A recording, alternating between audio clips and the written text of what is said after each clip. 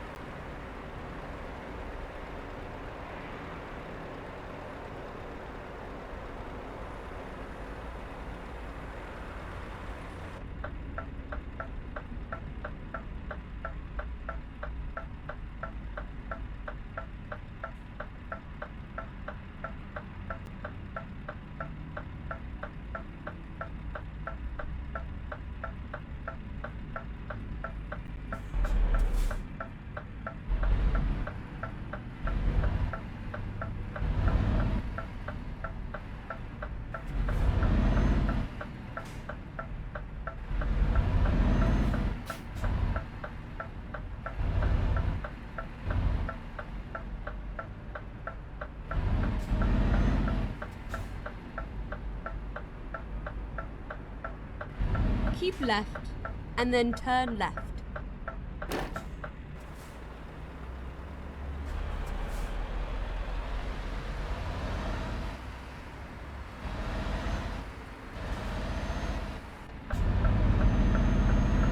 Turn left.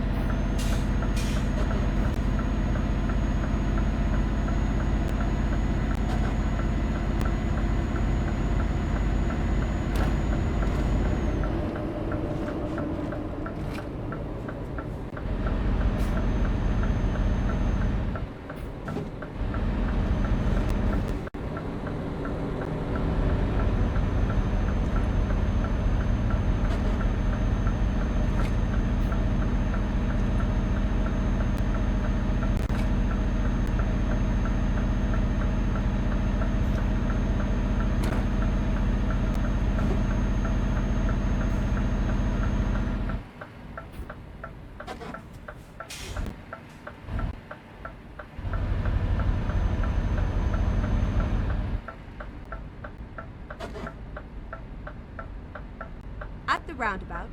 Take the first exit. Exit now.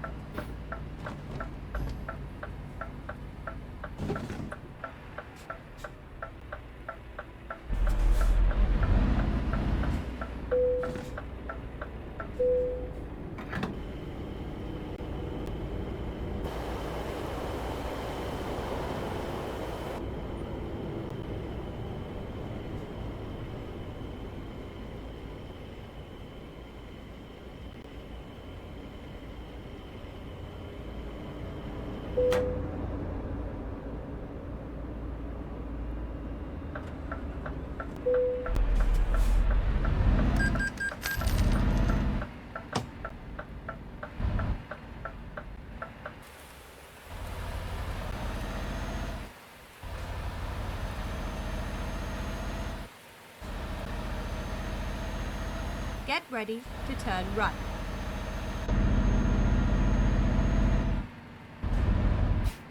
Turn right.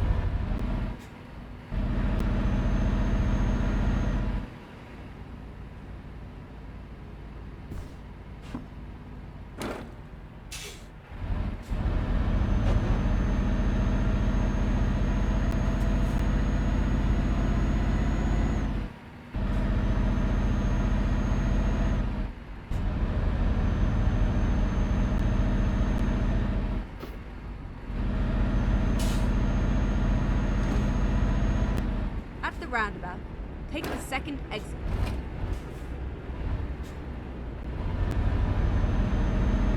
Exit now.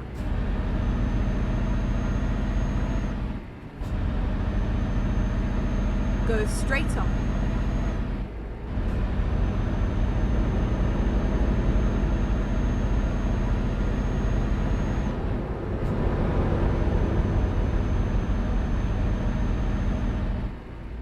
At the roundabout, take the second exit. Exit now.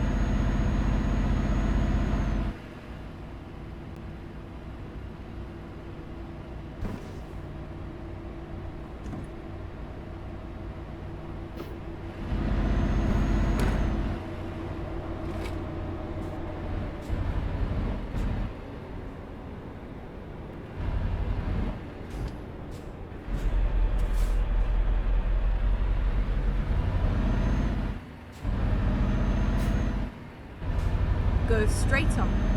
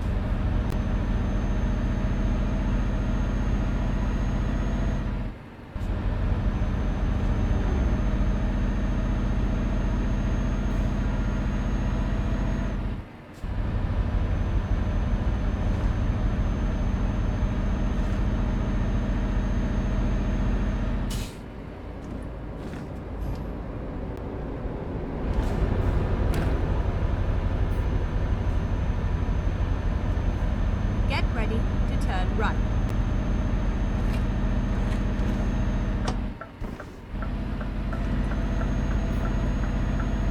Turn right.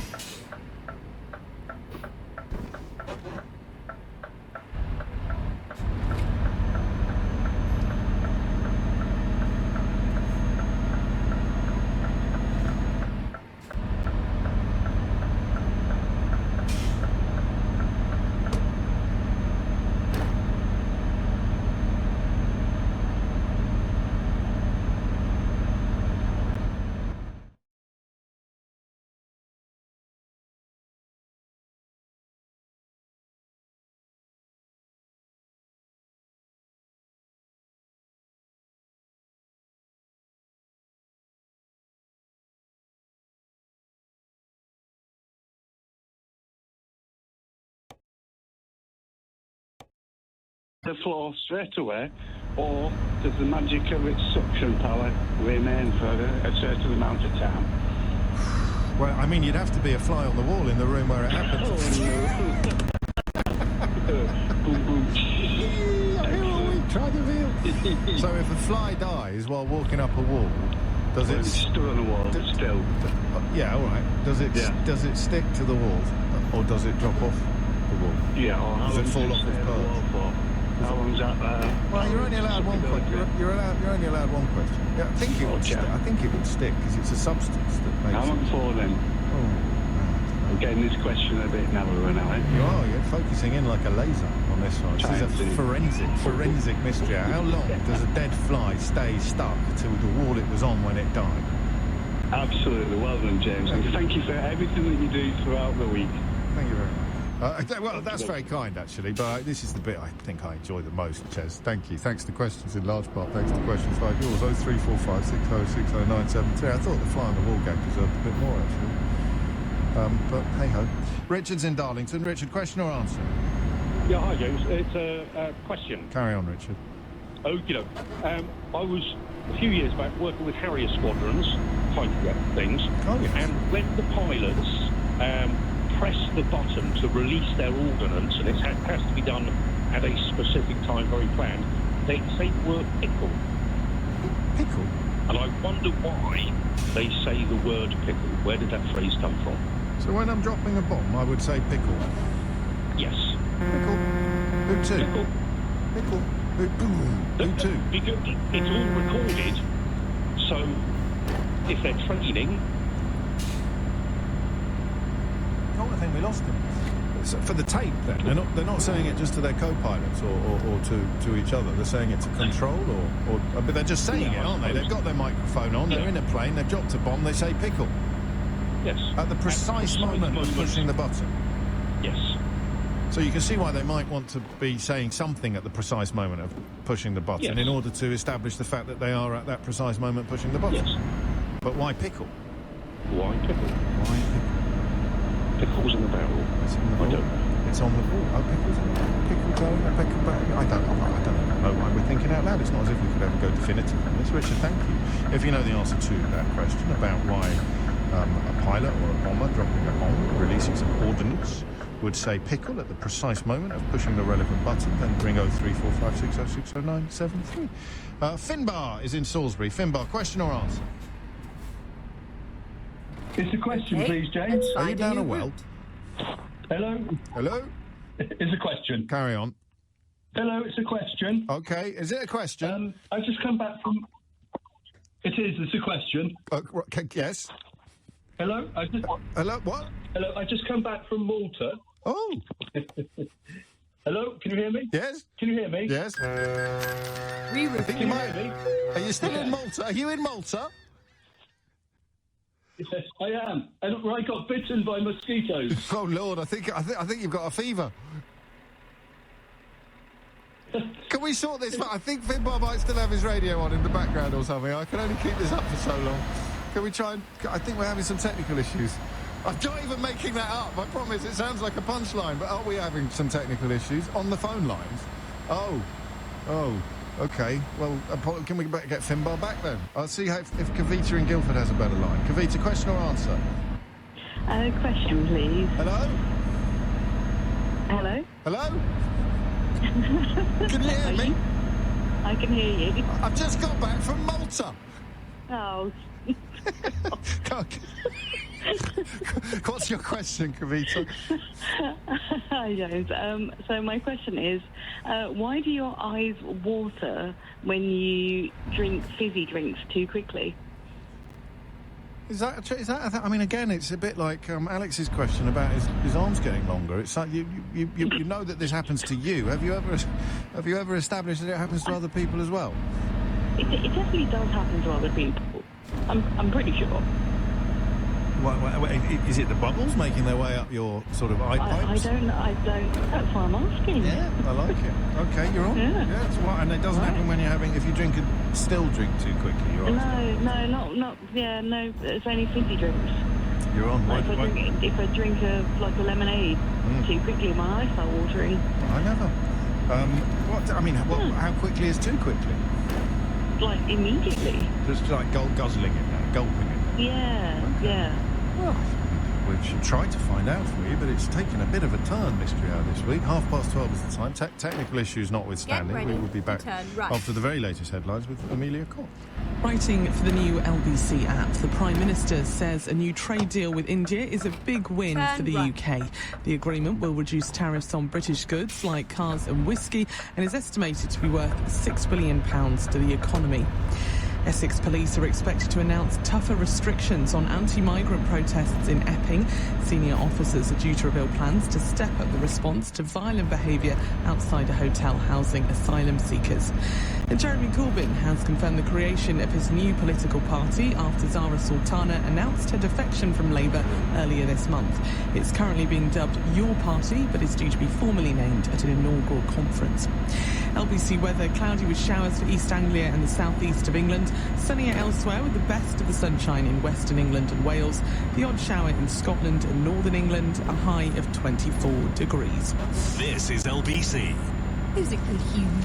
Jenny is, because Jenny will always do what's best for Bertie, her best ambassador. So if Bertie needs to go and wee, that's what they're going to do. Even if it is 3 a.m. and it's raining cat lots. That's why she also chooses Butternut Box for Bertie's meals. Freshly prepared, served straight from the fridge, and conveniently delivered right to your door at a time that suits you for once. Hey, Jenny. Oh. Ready to join thousands of good humans? Go to butternutbox.com to fetch 25% off your first box with code GOODHUMAN.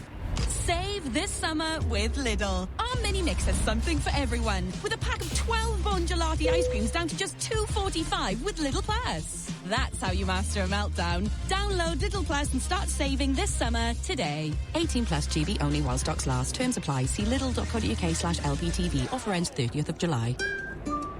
Car owners, you could be owed thousands in compensation. If you bought a car on finance from 2007 onwards, it may have been sold with hidden commissions. Text CLAIM to 86688. My Claim Group. Authorised and regulated by the Financial Conduct Authority. You don't need to use a CMC. You can claim direct to your lender and the Financial Ombudsman for free. Text CLAIM to 86688. Claims made simple when you're smiling. Banning Dental Group clinics with over 5,000 top-rated Google reviews. Keep on smiling. 40 million people listen to commercial radio each week. That's 80 million ears, give or take. Amplify your advertising at radiocentre.org. Feel the thunder of hooves, the tension as they race past, your heart in your chest, that split second of silence before the roar of the finish. That glorious Goodwood feeling. Qatar Goodwood Festival, presented by Visit Qatar, July 29th to August 2nd. Book now. This is LBC Mystery Hour with James O'Brien. Call 0345 6060 973. 33 after 12. You know what we forgot to do, don't you? We forgot to do the laugh out loud guarantee. It's always the way. Oh dear. Why am I mentioning that? Well, Alder's been in touch even to say this is a particularly hilarious episode of Mystery Hour. I'm wetting myself, laughing all the way out here in Grenada. Thank you. 12:33 is the time. Finbar's back from Malta. Hello. Hello, you all right? Yeah, I'm fine, thank you. So what happened then? Could you? What was there, an echo or something? Was there an echo or something? No, I think when you rang back it was perfect. I don't know what happened when I rang you. I was doing as commanded, but must be something like that. Well, where were we?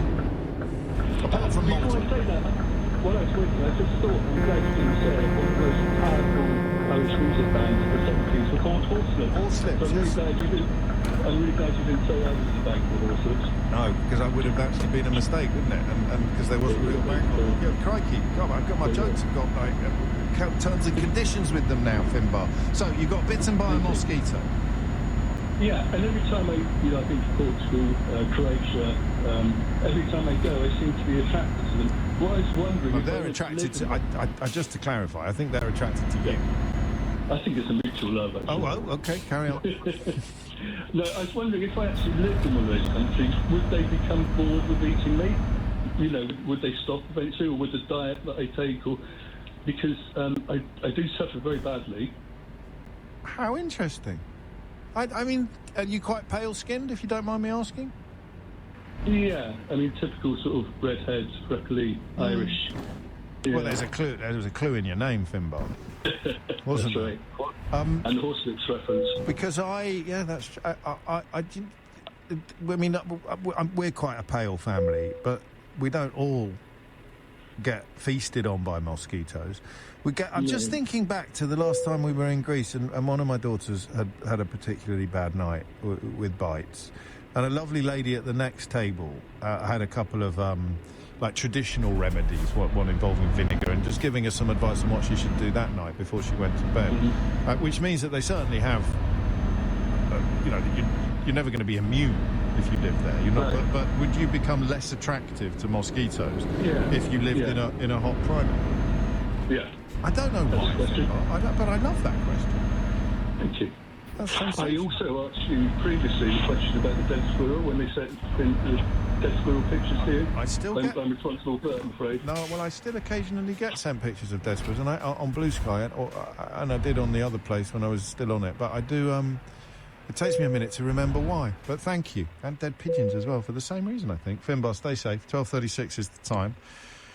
Mosquitoes, watering eyes, pickles, flies on walls, horselips, borehamwood, and Alex's long arm. Any of them? 0345 6060 973. Nargith is in Canning Town. Nargith. Hi there. Hello. Question or answer? Question, please. I'm absolutely shaking because this is the first time I've ever called in. Wow. But I love your program and I listen every day religiously. Well, not every day, every Thursday religiously. Thank you. What's wrong? What do you think I'm doing all the other days? I do have to spoil it. Yeah, just keep turning that off. Mystery Hour. It's Right. So, absolutely amazing. So this is an appointment to listen, but the rest of the week you try to listen whenever. Exactly that. That's absolutely fine. Carry on. What's your question? But listen, this is going to literally, I'm shaking. Go on. So yesterday, I'm a driving instructor, so I'm around the roads all the time in East London. Yeah. Teaching all these people how to drive. Yeah. Now, yesterday, and while I'm teaching them, sometimes I get a bit distracted, so I'm looking at beautiful trees and the nature and all of that. Well, you need to watch that. You need to watch that. What if they drive into a lamppost or so? You got the emergency brake? I've got peripheral vision. I'm well really done. good at this. All right, I've got carry on. experience. Yeah. Okay. I spotted bright pink fuchsia coloured pigeons. Shut up. Whereabouts? No, seriously. In Canning Town. Canning Town? I just Google mapped it right now. Yes. So Prince Regent Lane was the exact spot. There was 2 of them on one lamppost. I've sent your person that I spoke to before, Eleanor, the pictures and videos. They don't do justice to the beautifulness of them. They were bright pink. I can see them now. I can see. Yeah. I mean, this is not a drill. There are It's 2 not. bright pink pigeons on a lamppost in Canning Town. Sounds like a George Formby song. And I was just in awe. I had to get the girl to stop, pull over, and I was like, I need to get out and start recording this because this is something extraordinary. Now, I don't know where they've come from. What are they? Has someone just gone around spray painting them? Because that was my first... Well, no, it would be. But they're so beautifully coloured, it's impossible. With my naked eye, see it better. I mean, there are two. There are several possibilities here. One of which is that you're hoaxing me with these pictures, and you've somehow, you've somehow photoshopped them or something like that. But No, I mean, you'd have to impossible. be extremely good at it, I think, in order Yes. for that to have happened. It is absolutely crazy. These are raw footages. Raw I snatched footages. them. That was the name of my first band. Yeah. They're definitely not parrots. No. I zoomed in. I'll try and send more pictures on the WhatsApp link that I've got. Can you try and do that, and I'll post them up on my Blue Sky so everyone else can see them as well? Yes, because I've actually got quite a few, and Well, send us the literally, best I don't even know ones. what to say. They were just absolutely No, they amazing. are. I mean, did you say fuchsia, didn't you?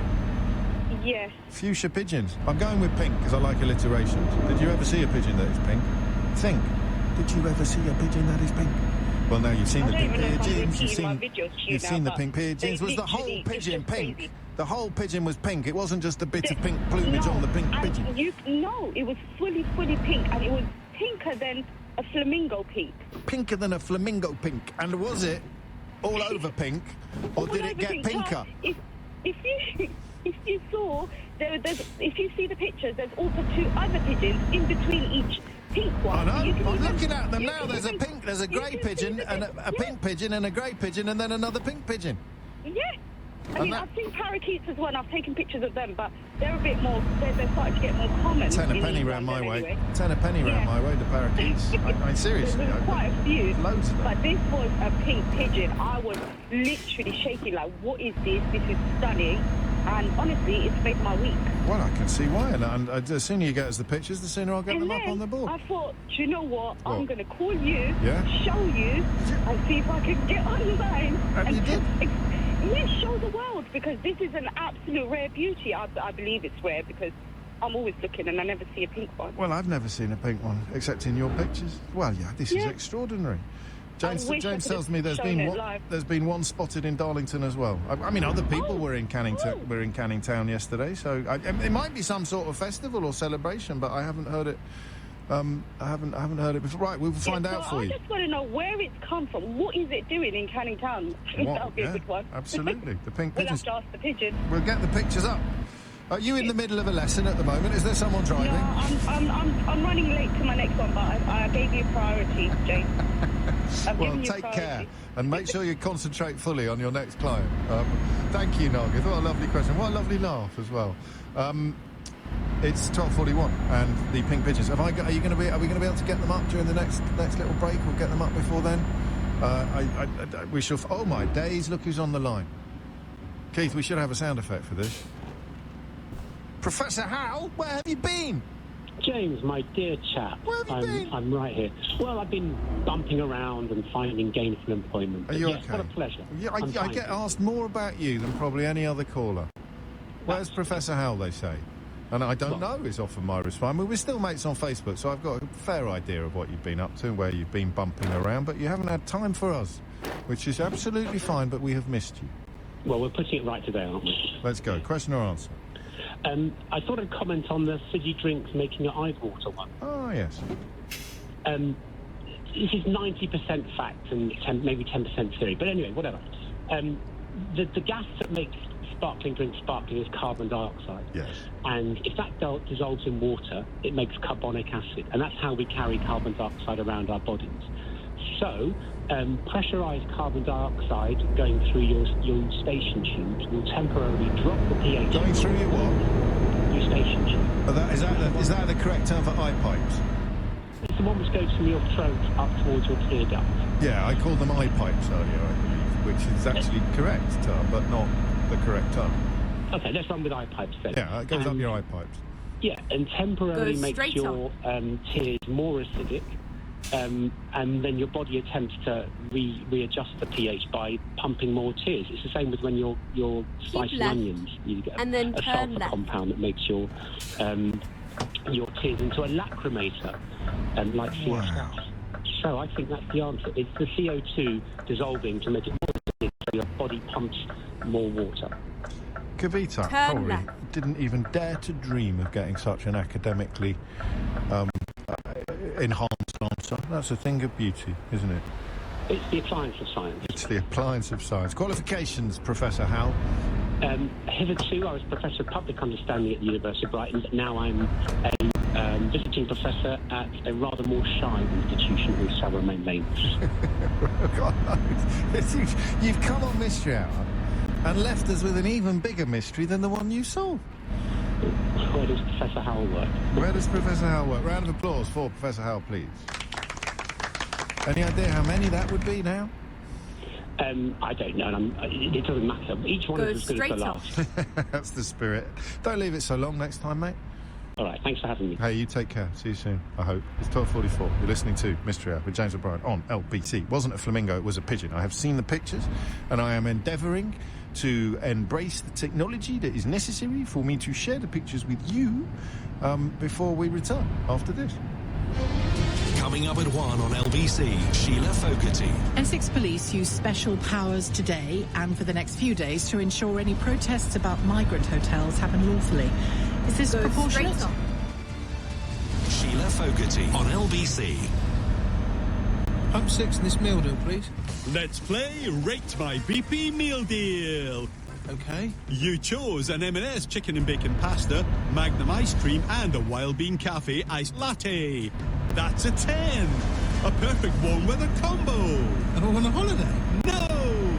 BP Meal Deal. One deal, millions of combinations, all for £6. T's and C's supply, subject to availability at BP M&S stores only. For details, see bp.com/latest offers. A safe trip begins with TRIP. Take a road trip with your family, get there safely. Do your trip checks. T, drop up on island fuel. R, rest every 2 hours. Do I inspect tire pressure and tread? P, prepare for the weather ahead. A safe trip begins with TRIP. A safe trip begins with TRIP. Do the 4 trip checks before every journey. National Highways. The longer days are here, and you know what that means. It's time for the Halfords Big Summer Sale. Grab up to 50% off a great range of motoring and cycling essentials for the holidays, like car cleaning, bikes, scooters and dash cams. So whether you're hitting the road, the bike trails, or your favourite camping spot, you'll find plenty of savings to suit you. Visit your local Halfords experts in-store or shop online. Offer subject to availability, full T's and C's and exclusions apply. See halfords.com for details. Make the O2 your playground this summer. Test your football skills at Toga Social. Take to the skies at iFly indoor skydiving. Or challenge your friends at Boom Battle Bar. Let the kids burn off energy at Oxygen Active Play. Perfect your game at Paddle Social Club. Or test your reflexes in the world of Activate. There's something for everyone at the O2. Feeling hungry? Choose from over 30 bars and restaurants and discover flavours from around the world. Search Do More at the O2 to start planning your perfect day. People ask me, what's my good place? Checking out the food trucks on the weekend with my partner.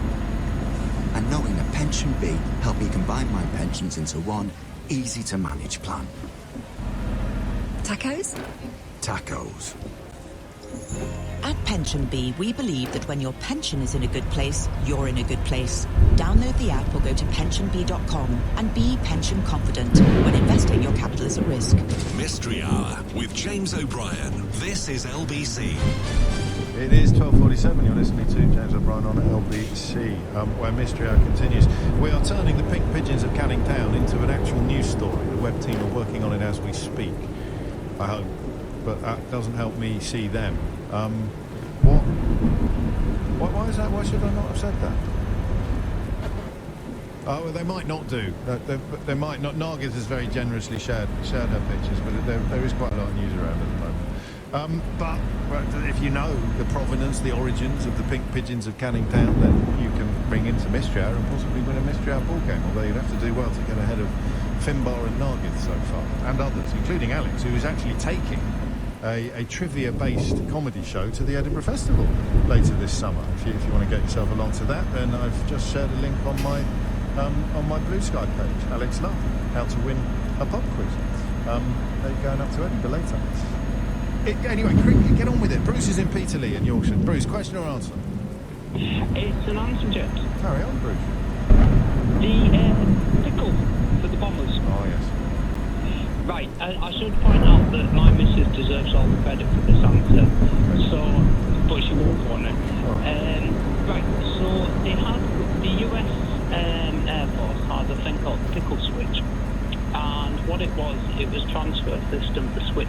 between guns and bombs. Right. And the inventor bragged that he could drop a bomb in a pickle jar to 20,000 feet. So you have to announce when you're pressing the button. And pickle so would be... basically, we're switching to bombs now. I've hit the pickle switch. Yeah. Okay. I like qualifications for your wife. Qualifications for my better half is that her father was in Bomber Command during the end of the Second World War and worked very close with the US Air Force. That's pretty strong. Round of applause for Bruce, I think. It? Well played, mate. And please be sure to pass that... Applause for Kirsty. Please, yes, I was going to say, you be sure to pass it on to Kirsty. Thank you very much indeed. I like that one. That's a nice one. 12:49 is the time. David is in Norwich. David, question or answer? Answer for you, James. It's about the names on the back of football shirts. Oh, yes. Now, the situation was, I think it came in about 94 that names became on the back of the football shirt for identification for TV and everything like that, and also to make a large amount of money because kids want the names on the back of the shirts. It was indeed. It was about 10 years or so after that. I think the rules were changed, at least in the UK, where you could have another name, possibly a nickname or a first name on. Which, tell you what, made a hell of a deal if you were putting up the former Hartlepool and the Middlesbrough goalkeeper Dimitrios Konstantopoulos' surname, where you went from having Konstantopoulos, which went all the way round the numbers, to just having Dimmy across the back. Because you pay per letter at most clubs. At some clubs you used to, but not the case anymore as far as I know. Guys, it's bad news for Vennegoor of Hesselink fans. Or just in Barnwell, Edinburgh. Barnwell, Edinburgh went really well. It actually reached down to the bottom of the numbers, down round in the curve. Well, so does Vennegoor of Hesselink. I can't remember who he plays for, but I read an article about where his name comes from. Really? Yeah, is it Dutch? Vennegoor of Hesselink. Yeah, yes. Qualifications? Used to be a kid, mate. Did you? Who for? Friends who, a football league club who just aren't even worth talking about, mate. Was it owned by a well-known chef? No. Oh, so it wasn't your local club then? No, nothing to do with them. I have no time for them at all, sir. Oh, down with that. Why won't you tell me which club it was? You don't have to. No, I'm stumbling into something here. I'm getting out quick. Give him a round of applause. Best not. No. Cheers. Is that what? With that and Professor Hal, everything's turning into a mystery. It's a mystery of mysteries. Mystery. Ollie's in Bramley. Question or answer? Answer, Ollie. I've got an answer for you, James. After all these years, I've got an answer. Yes. Carry on. Brilliant. So it's 50 Fly on the Wall. Oh, yes. Now, bear with me. You know Spider-Man? Not personally. Oh, I thought you would. Look, it's not like that with celebrities. We don't all hang out with each other at the weekends. Like that. I know a lot of civilians think that's how it works, but I know I've never been round Spider-Man's. Well, yeah, of course I guess, Spider-Man. Yeah, so you're secret safer. So, I was looking into it a few years ago because I started wondering how does Spider-Man stick to walls? Yeah. And then found out that with, with Tobey Maguire where grows those tiny hairs in his fingers. Yeah. So spiders have them too. Yeah. And it's similar in other insects. It's similar kind of build. Yeah. Right? So it's not that there's like a secretion or something like that. Yeah. Nothing sticky. It's even though they stick. But yeah, it's an electrostatic charge which is created from those hairs between the creature and a dry surface. So where it comes to the question of the fly sticking to wall if it's still alive, where the muscles eventually relax if it's on a dry surface, then that tension that charge is then lost because the muscles relax in the legs. Yes.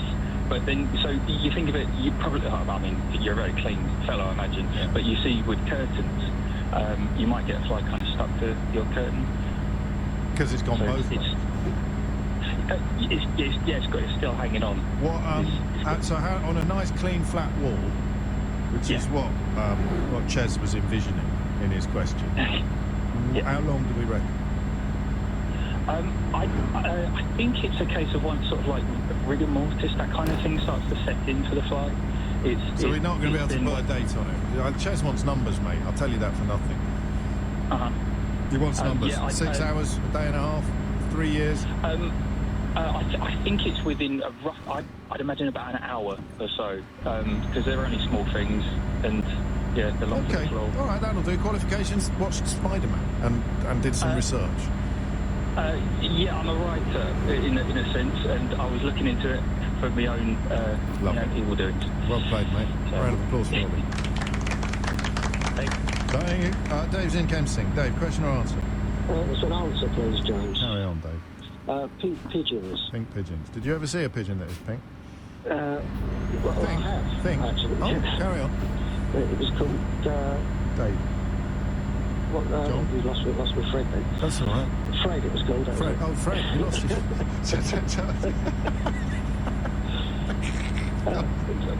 Pigeons, they're deliberately died.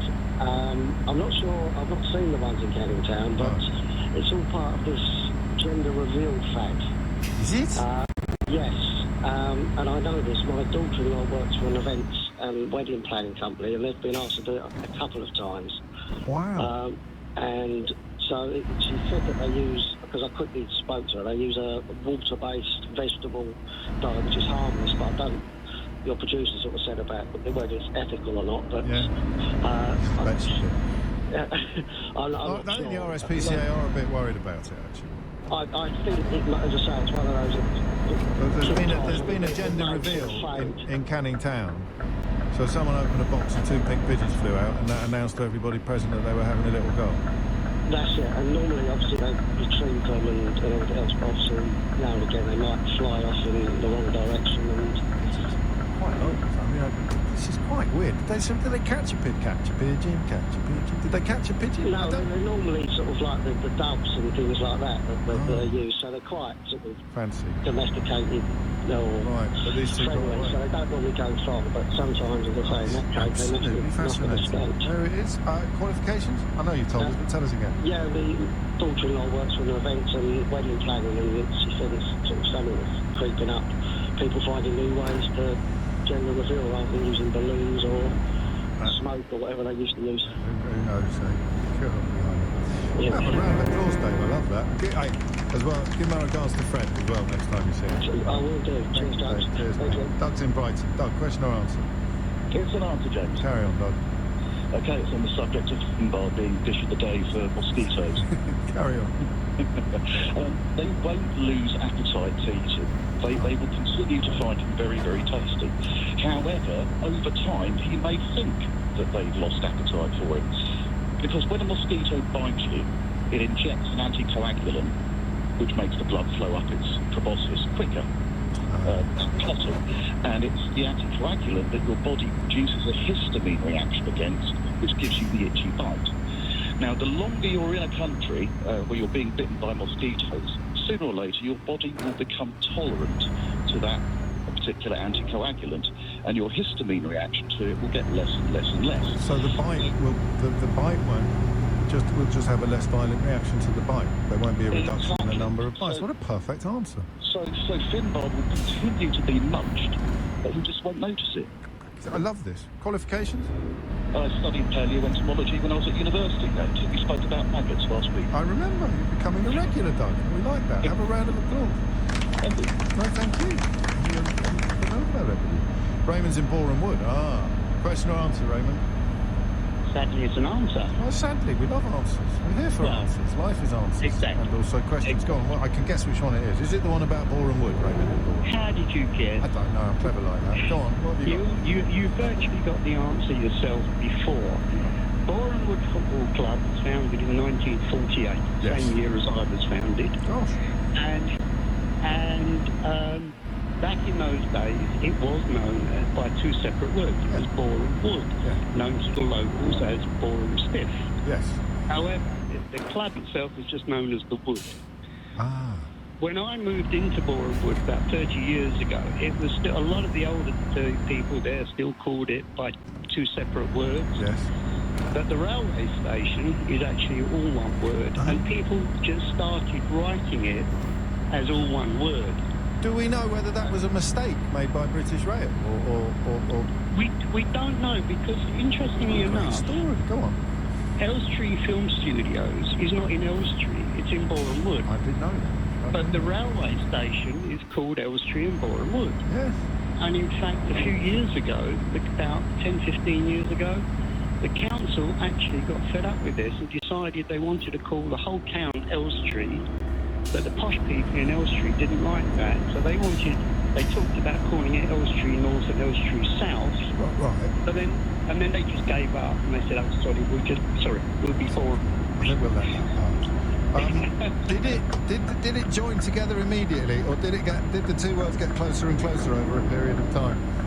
Well, when I first moved in there, I used to write it as two separate words. Well, I never.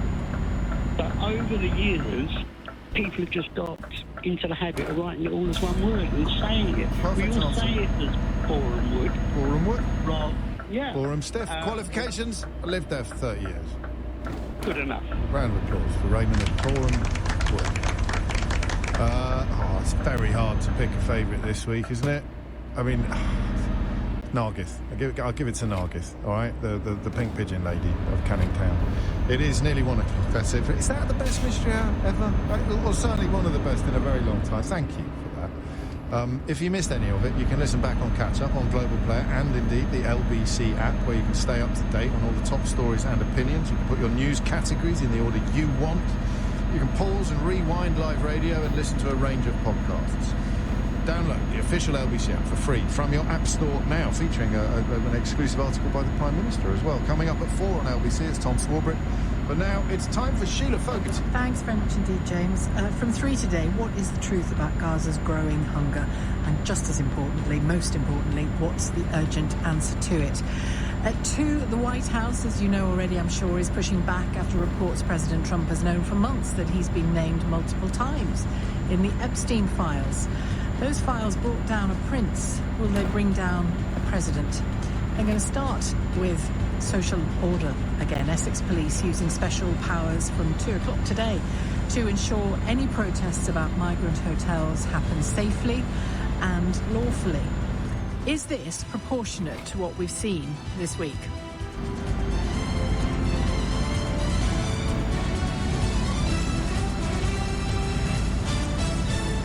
On your radio, on the LBC app, and Play LBC. leading Britain's conversation. This is LBC. From Global's newsroom at 1 o'clock, a free trade deal with India, believed to be worth £6 billion to Britain, has been signed off by Sir Keir Starmer and Narendra Modi. The Indian Prime Minister is on a 2-day visit to the UK to sign the agreement. It will see tariffs on British goods such as cars and whisky reduced. Director at the Scotch Whisky Association, Graham Littlejohn, has told LBC the deal will boost an already huge market for them. The current 150% tariff on Scotch whisky will come down immediately to 75% and then down to 40% over 10 years as a result of this deal. So that means that we can export more Scotch whisky to that key market and we can employ more people across Scotland. But it does mean that we're going to have to rely on the UK government for some short-term support in order to realise the full potential of that long-term deal. The Prime Minister has written an opinion piece on the deal for the LBC app. Essex Police are due to announce a series of new restrictions on protests taking place outside a hotel housing asylum seekers in Epping. They're due to step up their response to any violent behaviour at the Bell Hotel. The dispersal order is already coming into force in the next hour. Shadow Policing Minister Matt Vickers has told LBC that it must be a proportionate response. The people who suffer are the people who live in that community. It's pensioners who daren't leave their house at night because of what's gone on in the street. It's businesses who are having to close their door, youngsters who can't go to work because of these situations. So there are real consequences. We have to clamp down on it. We have to make sure everyone in that environment, in that situation, is safe. Jeremy Corbyn has confirmed the creation of a new political party after it was revealed by Zara Sultana earlier this month. The MP for Coventry South announced she was defecting from Labour. The movement is currently dubbed Your Party, but will be formally named at an inaugural conference. The number of shoplifting offences recorded by police in England and Wales has gone up by 20% in a year. More than 530,000 cases were logged in the year to March, another record high. And River Island is at risk of collapsing into administration if it fails to get a radical restructuring plan agreed. The high street fashion chain has put forward proposals to shut 33 stores and pay reduced rent on a further 71. It will also need to secure further funding later this year in order to protect its future. In the city, a short time ago, the FTSE 100 was trading up 88 points at 91.49. The pound buys $1.35 and €1.15. LBC weather, cloudy with showers for East Anglia and the southeast of England. Sunnier elsewhere with the best of the sunshine in Western England and Wales. The odd shower in Scotland and Northern England, a high of 24 degrees. From Global's newsroom for LBC, I'm Amelia Cox. Some companies try to reel people in by promising quick cash if you pay them to claim work expenses.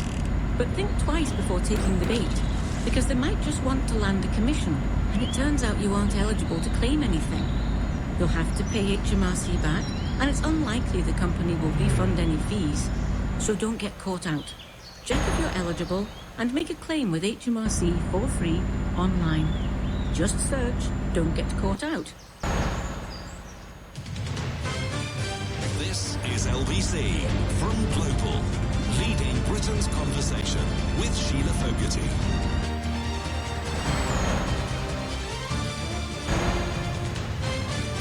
Hello there, good afternoon to you. I want to return today to the topic of social order or disorder, depending on what happens. We know that the government has expressed concerns about it. The police, particularly in Essex and London this week, have spoken about it and taken action about it. To that end, Essex Police, in 55 minutes, it will come into play, a dispersal order, so-called, a special power the police can use to ensure any protests likely to happen about migrant hotels in and around Epping or indeed Canary Wharf can happen lawfully and safely.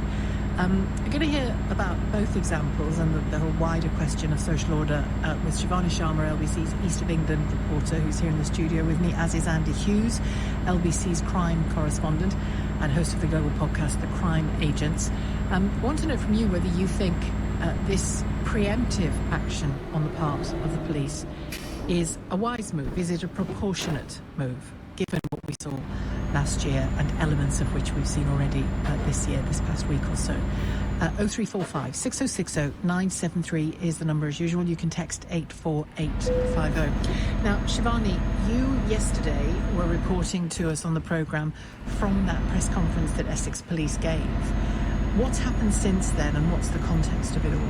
So since then, as you mentioned, there's a dispersal order that's been put in place that's about to start, and that will be in place until tomorrow morning. And it ties in really with what the Chief Constable was saying, which is the police are going to have no mercy really for people who continue to repeatedly show violence and throw missiles and bottles into the crowds. So they're saying really they're going to be stepping up their policing response from now onwards. Now, this is in anticipation partly for protests this evening when there's a council meeting taking place, and a member of Epping Council has told me that she believes things will get heated this evening, so they're trying to respond proportionately to that. We know the police have already been using Section 60 AA powers to make protesters remove face coverings, but LBC now understands that there'll be a noticeable step up in the policing operation for any future protests, following on from the press conference given by the Chief Constable Ben Julian Harrington yesterday. What has been unacceptable has been the people who have come to Epping and committed violence, who have attacked people who work at the hotel, who have attacked officers, who have damaged property and who have caused fear and disruption to the people of Epping. That is not tolerable. It will not be tolerated, and to that end we have made 10 arrests. We've learned, Sheila, that the police are likely to be more prescriptive about where people can and can't go during some of these protests, like we've seen in London with some of the national pro-Palestinian protests. We might see some of that in Essex as well. They're likely to make more arrests too if people don't remove face coverings because of that Section 60 AA in place. And they're also likely to tell violent thugs that they won't be able to bring Epping to a halt. Now, we're expecting an announcement on that at some point point today. I've also just got the reaction from the leader of the Lib Dems at Epping Council, John Whitehouse, and I asked him, of course, he's expecting to be at that meeting this evening when we might see some of those tensions that the police are preparing for, and I asked him how comfortable he feels about the police getting more robust powers in the local area. Well, I don't think it's a measure anyone wants to see, but when you've got people coming in to stir up division, obviously looking for confrontation, looking for violence, sometimes tough measures may be needed. Overridingly, what they need to do is keep local people safe. And, if that means using the law to prevent people coming in from outside, in masks and hiding their identity, and if it means being clear about where appropriate places to stand to protect local residents, that's fine. As I say, the right to protest is an important one, but it is done peacefully and democratically, and the police are quite right to crack down on criminality. That council meeting you mentioned there a couple of times, Shivani, am I right in saying that only, obviously councillors can be present, but only residents of Epping can attend if they want to attend as members of the public? Yeah, so they're cracking down on this, and I think this is in part security issue. So they've sent out a notice saying that you have to have an Epping postcode in order to attend the meeting this evening. It's a ticketed event for the first time ever. Normally residents are just able to sort of turn up, but for the first time they're doing it as a ticketed event, and I understand that there'll be a kind of bigger policing operation around that as well. Thanks, Shivani Sharma, LBC's East of England reporter. Andy Hughes is here as well, LBC's crime correspondent. These dispersal orders and the slightly tougher talk that we're hearing there from Essex Police, in a sense, if you go back a year, it's almost a year, isn't it now, next week, to the dreadful events in Southport and what that sparked in terms of public disorder, or was deemed to have sparked in public disorder.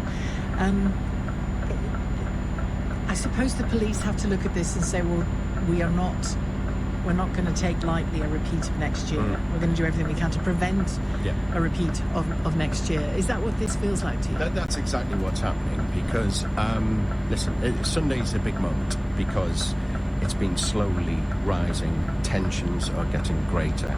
So Sunday could go one of two ways. What the police are trying to do here by putting these dispersal orders in is trying to nip it in the bud earlier. So what this, it doesn't stop people protesting peacefully. But the Chief Con made that point yesterday, that people have the right to assemble and they have the right to protest. Absolutely. But what it does do, if they see any hint of antisocial behaviour, this allows them to move people on. And if they don't, they will be arrested. Now, that could itself be a trigger point and a flashpoint. So how this is policed on Sunday could tell us exactly what's going to happen in the future. Because at the moment, we're nowhere near what happened last summer. But Sunday is a big day. But we saw how quickly that happened last summer. It did, yeah. And again, I'm conscious as we talk about this that we ourselves need to be responsible not to be stoking a pot that does not need stoking. I think some statistics I was reading this morning tell a story about last year that might be a kind of cautionary tale to anybody thinking of trying to repeat it. By the turn of the year, so these numbers will be bigger by now, 1,804 arrests had been made in relation to last year's riots. 1,072 of those arrests resulting in charges being brought by the CPS. Hundreds of people jailed for 2 years or more, one person up to 9 years sentence. The Prime Minister and the police, the Prime Minister in particular last year, made it clear they weren't messing about. And they sent that message. I wonder whether that and those kind of figures and the fact that people are still, to this day, being arrested over the riots last year might put some people who might have picked up a brick or a stone or caused disorder to think twice. Yeah, I mean, as you say, there is absolutely no evidence that we're heading to where last summer went. However, it all depends on how police this, because it just takes the smallest little thing for it to kick off, basically. And usually it's to do with something like police get heavy-handed with someone young or a female. That could trigger it. So the police will be well aware of this. And this is why all these orders are being put in, because it just means that police can get involved at an earlier and be very clear amongst themselves how they intend to respond. Yeah. I think it's worth bringing you back in here, Shivani, even though I've thanked you. Yesterday, 3 women spoke to you from Epping, didn't they? At least one of whom had called us the previous day on the phone. And these were perfectly law-abiding citizens, one of whom lived directly opposite the Bell Hotel, and she has concerns, and people will make their judgment about those concerns, but she has perfectly peaceable concerns about a big change to her community. And those voices absolutely have to be heard, not the ones with a rather more cynical motivation. Definitely, and I think that was one of the frustrations that was coming out of some of those chats that I was having with those parents from Epping. They were saying, we completely understand where people are coming from. We sympathise with some of the points that they're making, but they felt that these protests have been hijacked by people who don't live in the area, who don't understand Epping, who don't understand that there are diverse views that have been coexisting for many years. You know, those mothers have been living there for 20 plus years, and they've said they've never seen their town like this before. And agitators are coming in from outside to try and stoke tensions, and they don't feel comfortable with that being done. And they were saying, not in my name, you know. It's such a difficult balance, isn't it, for police, government, broadcasters, journalists, to talk about this and make sure it doesn't trip into the side of going, ooh, come on everyone, let's get down to Epping. You know, that's not the intention of this discussion or any discussion. Absolutely not, no. I mean, and it's also on that point, it's worth noting that these dispersal orders, they will be happening every single day all across the UK. This is not something special just for this. This happens every single day when, usually, if police see a potential of antisocial behaviour, they'll put a dispersal order in place. Perfectly normal. In related to, say, 2 particular football teams meeting. 2 particular football teams, a group of kids congregating on an estate, whatever it may be. Yeah. It could be applied to anything. And those agitators that Shivani's alluded to, again, in the heat of the moment, if you're just watching it on the news or something, it's hard to tell who's who and what's what. That's clearly a more complicated job. But we've had as well down at Canary Wharf, another hotel being, I think, prepared for asylum seekers. They're not in there yet. No, they're right? Not. That's already become a flashpoint as well, hasn't it? Yeah. So currently there's 3 locations that the police are looking at across the country. One is in Epping, the Bell Hotel. The other is the Britannia International Hotel in Canary Wharf.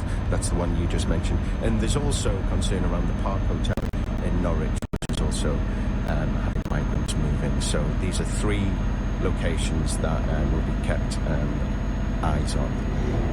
I heard one woman this morning talking to Nick Ferrari saying, a caller, saying that she wanted a much tougher response to people arriving by boat, even if they claim asylum. She said she wants good old-fashioned detention centres. What's the thinking on those? Because we've been moving away from detention centres, haven't we? Other than for some people facing deportation. Well, exactly. I mean, it's what message does that send? Just putting someone in a detention centre as soon as they arrive. I think the one of the concerns really is that the process is going on far too long. And there's some cases of people of establishing whether you can have asylum. Yeah, exactly. And so there's so many people in limbo, and criminal allegations are coming out against migrants, which is why communities are rightly and understandably concerned. But these processes, I think the length they're taking is one of the main points. Thanks very much to both of you, Andy Hughes and to Shivani Sharma as well. Over to you now. My question to you really is whether you think the preparations really and the use of a dispersal order in this case, and again, as Andy says, not massively unusual, but used specifically today, in this case from 2 today. Do you welcome this kind of preparedness by the police, this particular focus on making sure that last year's events don't blow up again? 0345 6060 973. In essence, do you think it's proportionate and wise? 84850. It's 117. This is LBC. Chase is the digital bank that could boost your savings. Ooh, tell me more. When you join Chase, you can earn 5% AER variable. That includes a 2.25% AER fixed boost for 12 months on top of our standard saver rate. Oh yeah, nice. Yep, our savings boost could help you reach your goals, like that dream holiday or a weekend getaway. Get our best easy access saver offer today. Search Chase Boosted Saver. Offer may be withdrawn at any time. 18 plus straight UK up. residents available to new current account customers for the first 31 days. Eligibility applies. 4.89% gross. Terms apply. A safe trip begins with TRIP.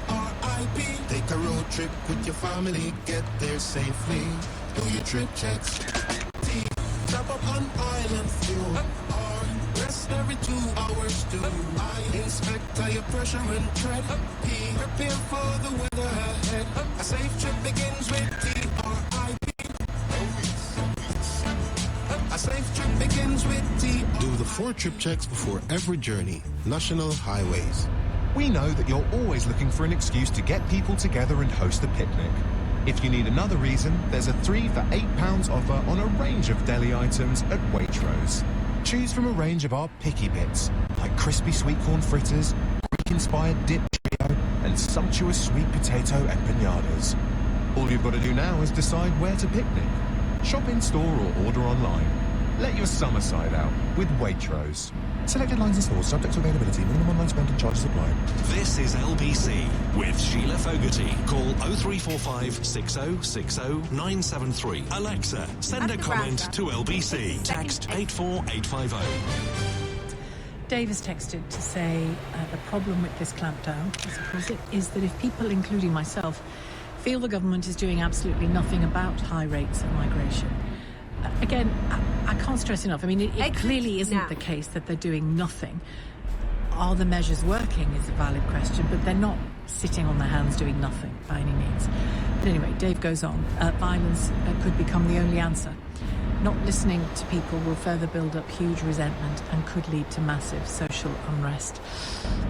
Again, very wary of phrases like violence is the only answer. It's not.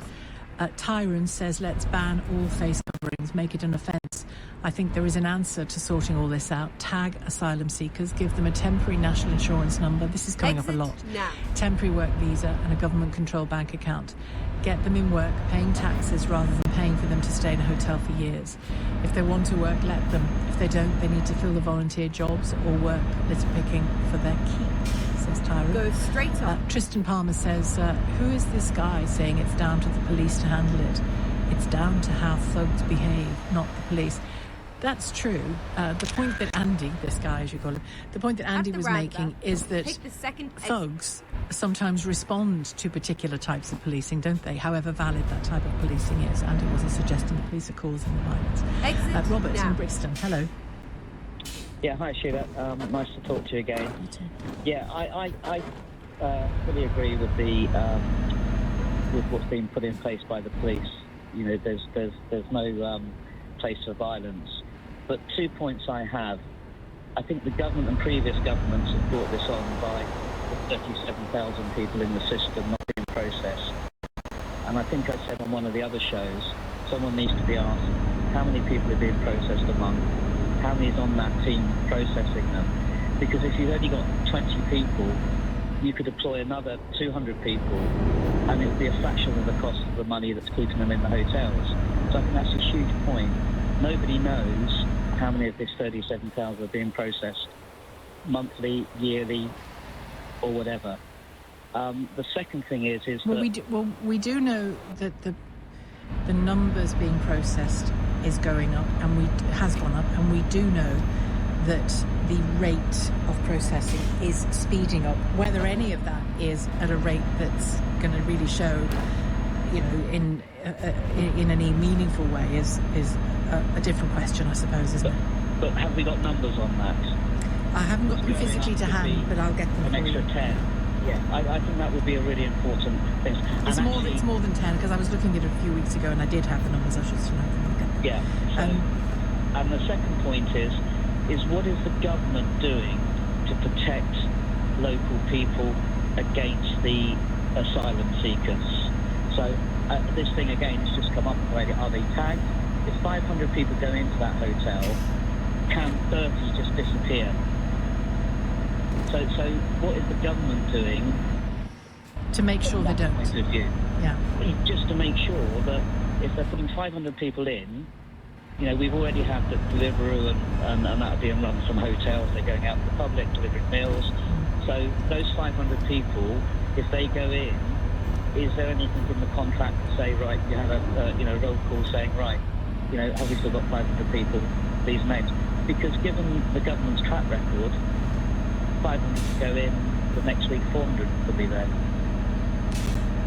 Well, I've got some numbers for you here. The number of returns assisted by the Home Office, affected by the Home Office, has more than doubled in the year ending March of this year compared to the previous year. So the previous year, when the Tories were still in office, it was 3,473 assisted returns, and in the year ending March of this year, it was 8,228. So that's a significant rise.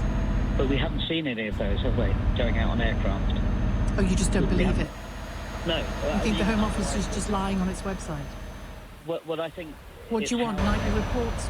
Do you want to physically see them happening? No, I just think what type of returns are there? Are they just returning anyway? It just seems that, if you had that amount of people going, they would fly out from the airport. There would be some interest from the press, wouldn't they? If we're having all the, interest on the boats coming in, have 3,000 people go out in a year, what are those people going out? That's on average 10 a day. What is it you think you're going to see? I mean, they're not going to be dragged kicking and screaming to the plane, are they? No, I agree with that. But what type of return is that? Because it could be a hypothetical paper return. Through people having visas cancelled or the like. As opposed to what? To actually going back physically to where they originated from, which would be France. No, I think a return would need confirmation that a person had left this country and gone to another one. Well, that's fine. Yeah. Yeah. Well, yeah. I would say that to me and you would be the thing. You just don't believe that we're getting the truth on it. No. Okay, well, we'll express your scepticism next time we have the Home Secretary and see what she's got to say about those numbers and the types of returns that we're actually talking about. Keen to know, thank you, Robert, for your call, Robert in Brixton. See, I think the police have got, and as you know, I have family members who are police officers and spoke to them at length last year about the riots that were happening. Really difficult job to police. I'm not suggesting what's happening in Epping is on that scale, and may that continue to be the case. But an incredibly difficult job to police these situations and to make sure that everybody's rights are protected and given room to breathe. I mean, we've seen, I think, in some of the protests down in London relating to the Israel-Gaza war, whether it's Israeli protesters or pro-Palestinian protesters, that not all of them feel like their right to expression is being supported, is being given airspace, to actually say what they want to say and be where they want to be.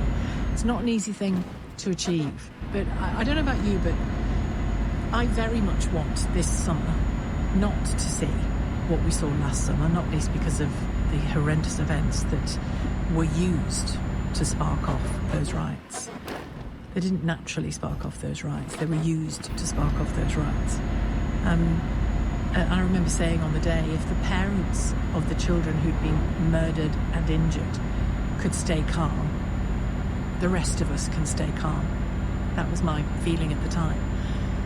However you felt about the killer, whatever you thought you knew about the killer at the time. But I do think in this case, whether it's the hotel in Canary Wharf, whether it's the one in Norwich that Andy mentioned, whether it's the Bell in Epping that we've all become familiar with in the last 10 days or so. Yes, protest if you wish to. Of course, particularly if it's your community. But people who travel even hundreds of miles to join those protests, what are you doing? What are you going for? I mean, on Merseyside in Knowsley a couple of years ago, there was a migrant hotel set on fire, and police cars set on fire, outside a migrant hotel. There was an attempt to set the migrant hotel on fire. And we saw that in the riots last year as well. I mean, this is proper mindless pitchforkery, isn't it? That kind of behaviour. You don't want to be part of that. And I firmly believe that most citizens don't intend to be part of that. I don't think that the people going to the council meeting in Epping this evening represent that kind of protesting, that kind of activity. Not for a second. So do you think that in order to protect the good from the cynical and the bad who would go down and stoke trouble and foment violence, the police have to do what they're doing, which is to, in advance, let people know they're not going to be given much wiggle room if they break the law, because they shouldn't be given any if they break the law in a situation like that, because the bottom line is it endangers lives. You know, you can forget about property for a second. You shouldn't, that's important too, but it endangers lives. So I'm rather more impressed with the people like the bricklayer from Warrington who first thing Tuesday morning after the attacks in Southport drove from Warrington to Southport to help the people in the mosque rebuild the wall that had been damaged in the vandalism the night before. I'm more impressed with people like that, people who will travel to support a community rather than travel in order to stoke up trouble in a community. And if you are, like some of the women who spoke to me the other day when we talked about Epping, some of the residents of Epping who rang the programme, they're already concerned about what's happening. They already have completely legitimate questions for the people who lead their community and run their community and the government. They have legitimate questions about what's happening in their community. Don't make life even more difficult and nervous for them by invading their space and deciding that you know better what they need in their community. Because that's what the troublemakers are doing. They are ignoring. They claim to be supporting and concerned about the ordinary residents of Epping, but they're not. They would cheerfully foment the trashing of Epping if it got them their kick, their racist kick. And I think the police do need strength and our support as ordinary citizens to challenge that when it happens, if it happens over the weekend, and let's hope it doesn't. 0345 6060 973. Do you support these measures the police intend to take, and do you think they're proportionate? I do, for the record. 84850. It's 1:30. Let's get the headlines from Amelia Cox. Sir Keir Starmer says it's a historic day as the UK and India formally sign a new trade deal at Chequers. The agreement is expected to bring in £6 billion to the economy.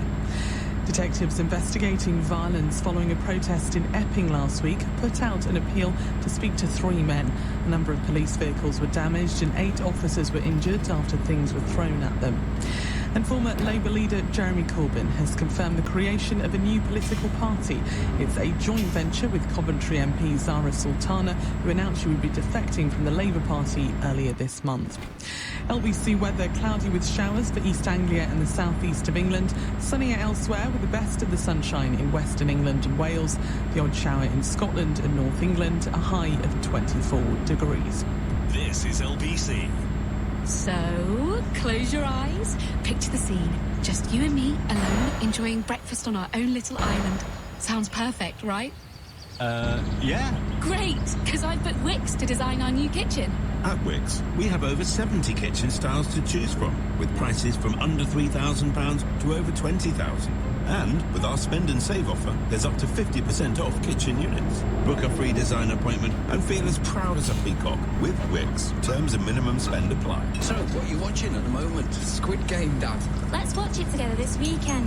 That'd be nice. What's it on again? Netflix. You've got EETV, so you just switch it on. What season are we up to? 4. That's Stranger Things, Mum. And what about the kids? Don't worry, they'll watch Cocomelon for the 100th time. Switch on Netflix with EETV. Plus change up sports and entertainment. It's TV with the ultimate flex for the whole family. EETV requires EE broadband. Separate 24-month contracts for TV and broadband. Content may vary, terms apply. Chase is the digital bank that could boost your savings. Ooh, tell me more. When you join Chase, you could earn 5% AER variable. That includes a 2.25% AER fixed boost for 12 months on top of our standard saver rate. For a whole year, nice. Yep, our savings boost could help you reach your goals, like that dream holiday or a weekend getaway. Get our best easy access saver offer today. Search Chase Boosted Saver. Offer may be withdrawn at any time. 18 plus UK residents available to new current account customers for your first 31 days. Eligibility applies. 4.89% gross. Terms apply. A safe trip begins with TRIP. Take a road trip with your family. Get there safely. Do your trip checks. T. Top up on oil and fuel. Rest every 2 hours too. I inspect tire pressure and tread. Prepare for the weather ahead. A safe trip begins with TRIP. safe track begins with TR. Do the 4 trip checks before every journey. National Highways. Leading Britain's conversation. This is LBC with Sheila Fogarty. Text 84850. Sally says, I agree that all the protests in Epping should have a hard line on them by police. I live in the Epping-Havering area, and the level of hate towards foreigners and racism here is shocking. Some individuals have taken a terrible situation and used it to express their hate, which is truly disgraceful. This protest is just a small part of what we're experiencing from hate-filled groups that are trying to influence local politics in favour of UK reform. We need to stand against these protests and promote a more inclusive and understanding community based on the truth. No scaremongering, but also no turning away from some hard facts as well, should they emerge, about the behaviour of some of those asylum seekers. Dave says, as is often the case, your current caller is judging the current government by the standards of the lying Tories. Gary says people are getting arrested for wearing a certain T-shirt in support of Palestine. How are people rioting, getting away with it? Well, I don't think people are rioting at this stage. Get ready Are the to turn right. Are the government that scared of the Reform Party? Andy's called from Erdington. Hello, Andy. Hello, Sheila. What did you want to say, Andy? Turn right. Yeah, it's quite interesting. I had an experience this morning, actually, where I was out for a breakfast with a member of the family in a small cafe, on what's basically a farm shop, just on the outskirts of Birmingham. And a place that we go to regularly. And 2 guys have walked in while we were sitting eating, who looked like they're working on a building site or something similar. And then they sat down, and one of the staff, who I'm familiar with, I've seen her there before, she works there regularly, they've suddenly said to her across the room, where we're all sat, we can all hear, why aren't you in Epping? And she's just replied, well, I couldn't go today, so I'm going to go to London on Saturday. So this is an hour and a half's drive away or train away. Yeah. And where I live, there are actually Exit hotels, right, with lurking on the doorstep here, where they've been turned over either to migrants or they're a part of the hotel turned over to migrants. So if she was a genuine, had a concern about what's going on in her community, she could walk down the road. And protest there, but you wouldn't know from looking at this lady or listening to her when she's at work normally that this was going to happen. So, as you say, what are these people going for? Well, you can imagine how the conversation went. It carried on. I've actually made a complaint to the establishment this morning when I got home, because they've then shared racist tropes across. Does she work there? Yeah, she works there. And that other was I wouldn't get involved because it was just something I'd listened to from 2 other customers amongst themselves, and that's fine. But this is a staff member of 2 other customers, and it's just and it just went on from there, and it carried on for several. We left, but it probably carried on after we left. I mean, can you give us? I get why you're being cautious, but can you give us a sense of what they were saying, other than I'm going to Epping? Well, we've got to get them out. To get them out was the basic theme. It's no good with doing this, that, or the other. We've got to bring cities to halt, and something that one of them said, we've got to bring cities to halt, we've got to do this. Well, this is, you can do that in Birmingham, so why you've got to travel to London to do that? But apart from anything else, what good does anybody think that's actually doing? Did she mention any groups? Well, no, there was no mention. I know what you mean in terms of actual groups and all. No, she didn't. But if she's planning to go to a protest in London, then she's not doing that by herself, is she? That she's not going as one person to go and protest in London by herself. So no, she's probably been. I mean, it may be a group of friends, it may be a group, but she's been sort of teed up for it. Yeah. But the main point is, as you say, travel the distance to go. When if it's a genuine concern, which I mean, we can argue about whether there's genuine concerns and what those should be or shouldn't be. But there are hotels here where we all. She lives here, I live here, that I could name for, which I won't. That she could go to now. And also, if you've got the energy and the money to go to London in order to get them out, wouldn't it be nice if she had the energy and the money to arrange? Well, not even money, just to try to arrange within the community to meet the asylum seekers? Well, that was my next point, because one of those, I won't give too much away because with the private, but I walk past it every day. If I go out for a walk, it's quite a rural, not rural location, but it's not right into a country park. And it used to be a quite well-to-do hotel, which got closed down because they were going to build houses, and then they decided not to. That hotel's been used for migrants now for 3 or 4 years. There's never any problems around there. Yes, they gather in groups outside the hotel.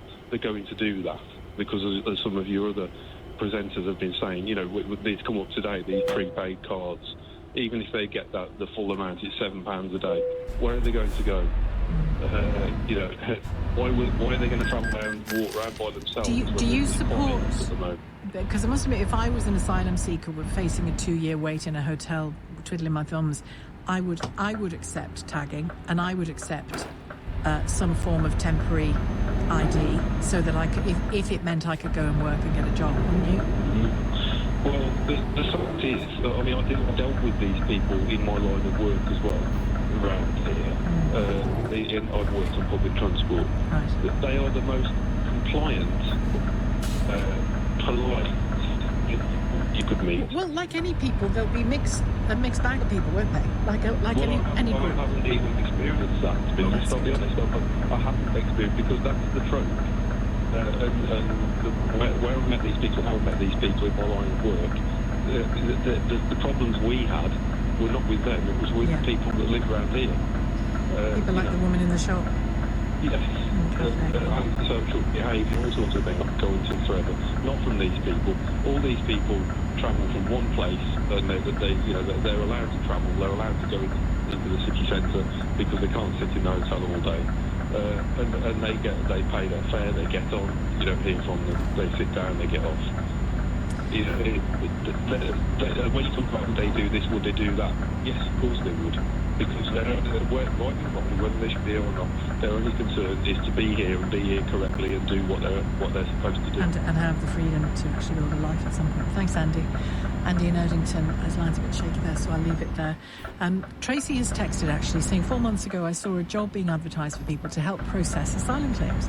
I went through all of the online tests and application, and every week I get an email saying they're still considering my application. If we want applications for asylum to be heard and dealt with quickly, they need to be getting more staff in to do the job and not leave people waiting for over 4 months. Good point, Tracy.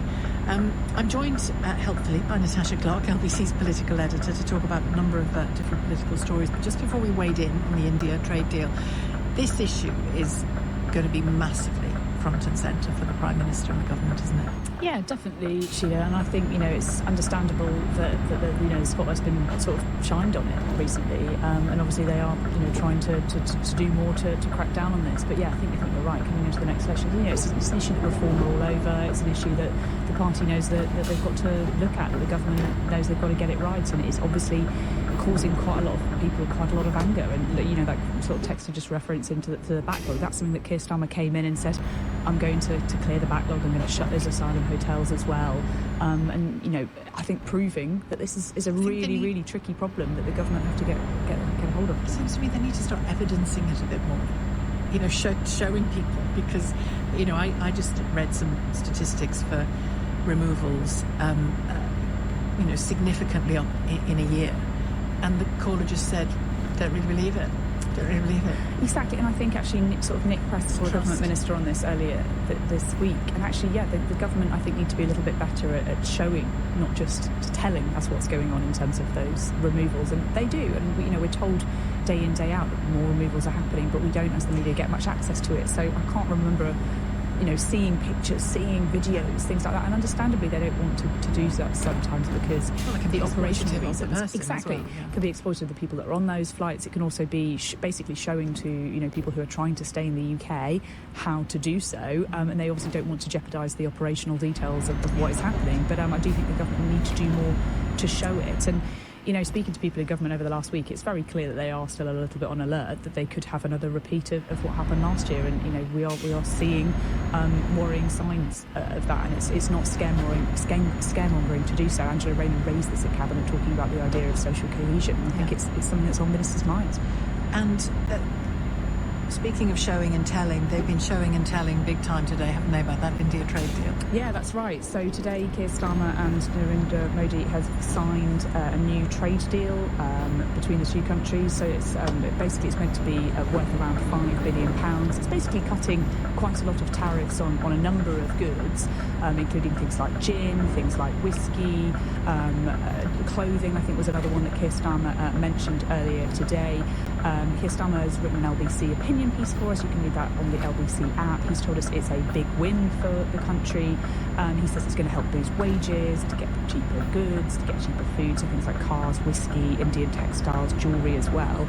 And interestingly, obviously, we've got Donald Trump visiting the UK over the weekend, and he's expected to visit with him some point next week. He's talking and trying to make the case ahead of that visit why it's so important to have these allies, have these relationships around the world. He's talking about the fact it's getting more dangerous, and it's fair to say that governments have been working on this trade deal for years, Sheila. The last government could not get it over the line. I remember when Boris Johnson said he was going to definitely get it done by Diwali. I think that was about 3 years ago now. Boris Johnson was in power. This deal has taken a really long time to get over the line. It's the biggest deal that the government got since Brexit. So will it really have an impact on the shops in our prices? Probably not huge, but I think the government will say, well, it's better than nothing. It's increasing our relationships. It's doing good for British businesses around the world. Well, Jonathan Reynolds this morning on air was doing a lot more than saying it's better than nothing, wasn't he? I mean, he was definitely doing the hard sell of it, wasn't he? And the positivity around it. And look, actually, to be fair, I do think the government need to be shouting more about the good things that they're doing, and this is a good thing, and hopefully it will be good for British businesses. Keir Starmer, I've got a short clip from what he said earlier today at the press conference. He's talking about the fact that it is showing that Britain is open for business. The UK has been negotiating a deal like this for many years, but it is this government that got it done. And with it, we're sending a very powerful message that Britain is open for business. And that is already generating huge confidence. Today we're announcing nearly £6 billion in investment and export wins between India and the United Kingdom, creating over 2,200 jobs for British workers. And he also said, like I just said a minute ago, it's the biggest trade deal that Britain has done with any country outside of the EU since Brexit. And we both know this is the biggest and most economically significant trade deal that the UK has made since leaving the EU. And I think I can say that it's one of the most comprehensive deals that India has ever done. So thank you, Prime Minister, for your leadership and for your pragmatism. And I'd like to thank everybody who's worked so hard to get this deal over the line. But of course, there will be obviously people saying we need to go further, and the Liberal Democrats want, EU-UK customs union, and say, well, actually, this is nothing compared to the trade we could get from the European Union if we had a closer relationship with them. And Keir Starmer's been very clear; he doesn't want to have to choose between the EU and the US, for example. And obviously, those people who say, we don't want to have a rehash of the Brexit argument, but obviously, naturally, the idea of trade just reopens up all those conversations all over again. Well, and particularly when things are so tough, and actually, exactly. Nice massive chunk of European trade would be quite nice. Exactly, wouldn't it? Let's talk about your party. My party? Your party. I haven't got a party. It's your party. Is it called your party? It's not called your party, but basically this is the former Labour leader Jeremy Corbyn has confirmed with Zara Sultana that they are launching a new political party. It's not called your party. It's not called your party. Why does everybody think it's called your party? Well, because it's something like yourparty.org.uk or something to sign up for it. They haven't formally named it, but basically they've asked everybody to sign up, and they have directed them to this website called Your Party. However, Zara Sultana has tweeted quite angrily saying it's not called Your Party. It's a little bit of a Partridge moment. It is now. Exactly. So, but anyway, they've issued a joint statement today. They both, Zara's recently quit Labour to become an independent MP. They've said it's time for a new kind of political party, one that belongs to you. They're encouraging people to sign up, and basically you'll have a say in what the name of this party will be if you sign up, go to the conference, vote in it. And they talk about things like NHS privatisation, of course, the war in Gaza, Palestine. That's something that Jeremy Corbyn and Zara Sultana have been very vocal on, of course. Zara Sultana has like I say, tweeted, "It's not your party," on X, but they believe they wanted people to get involved in what is called a real democratic alternative rooted in communities up and down the country. And actually there was a poll out, I think it was the week before last, suggesting that around 12% of people could be tempted to vote for a new Jeremy Corbyn-led outlet, and he will be the co-chair or co-leader of this. So yeah, Downing Street might be a little bit worried about some of their votes being hemorrhaged on the left. And for now, it is going to be called Your Party, isn't it? I think it will. I can't get away from it now. I think Their it will. Party, maybe, I think it will. All right, thanks, Natasha. Natasha Clark, LBC's political editor. It's 1:47. LBC this morning on Nick Ferrari at breakfast. We're looking ahead to events tomorrow when, of course, that doctor strike will take place. The doctors are saying that they believe that they still have the majority of public support. Do you support them? Lucy's in Muswell Hill. 100% support. Really? Yes. I think that they had a significant pay increase last year, which was fully justified. Nigel's in Temple Fortune. I think it's an absolute total disgrace, nearly 30% in a number of years. They have a duty to protect people. Nick Ferrari at breakfast. Back tomorrow morning from 7. Listen on your radio, on Global Player, and the new LBC app. Chase is the digital bank that puts you first. What does that mean? Well, most people don't bank 9 to 5. That's why Chase customer support is available 24/7. So I can contact them whenever works best for me? You've got it. You can chat to a real person through the app. That's handy. And you can always call up to speak with them directly. Now we're talking. Join the UK's #1 bank for customer satisfaction. Chase. See what your money can do. 18 plus UK residents. Eligibility applies. Claim based on YouGov UK Banks and Building Societies Rankings 2024. Verify at chase.co.uk/YouGov. Train to Worthing for scuba training. Yeah, we're that family now. Josh, flip us off until you're in the water, mate. Well, I look ridiculous, but they're loving it. Buddy, goggles the other way around, sweetie.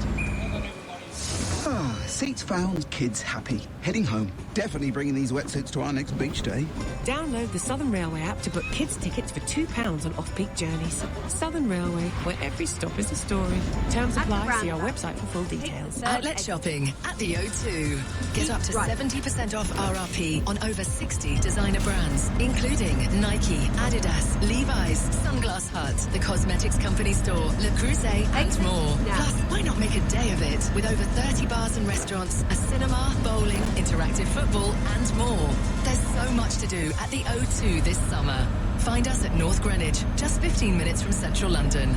Search Outlet Shopping at the O2 to start planning your visit. Do it for your wife, who told you to pick up bread, but instead you picked up Fred, your grandson, again. And now your daughter is calling because he missed football. That's the 4th time this month. He can wave his future career goodbye. If you don't do it for you, do it for your wife and little Freddie. Book a free test today at bootshearingcare.com and take advantage of our interest-free payment plans.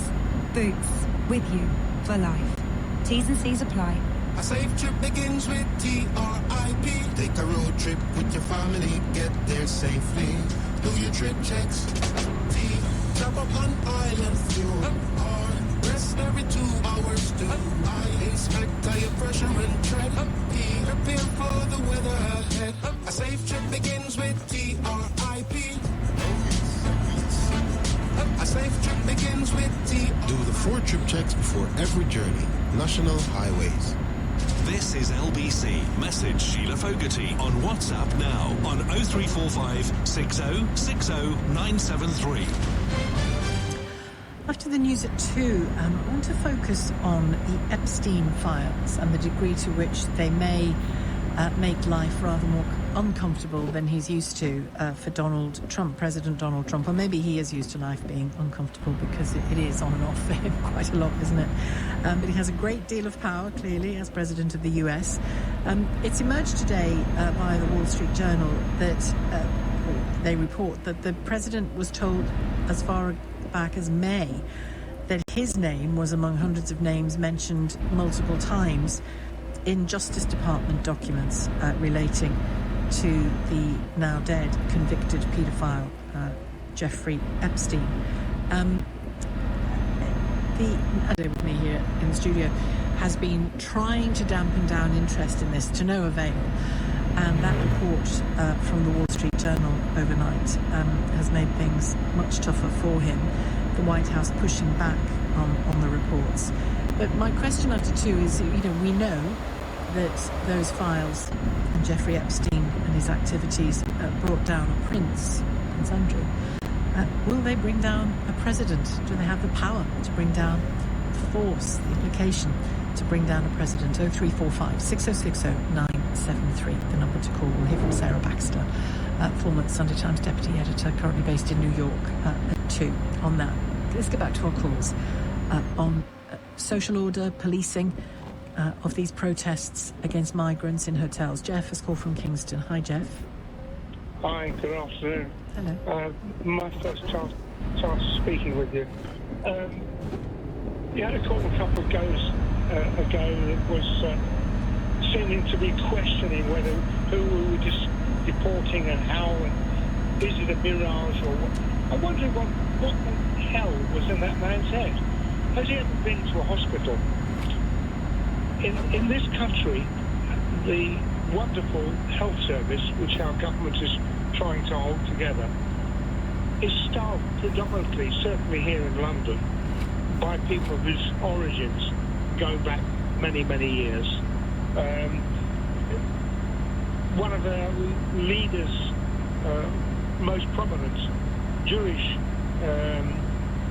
medical people, Robert Winston, has actually, and he came from this, his family came to this country at the same time as mine.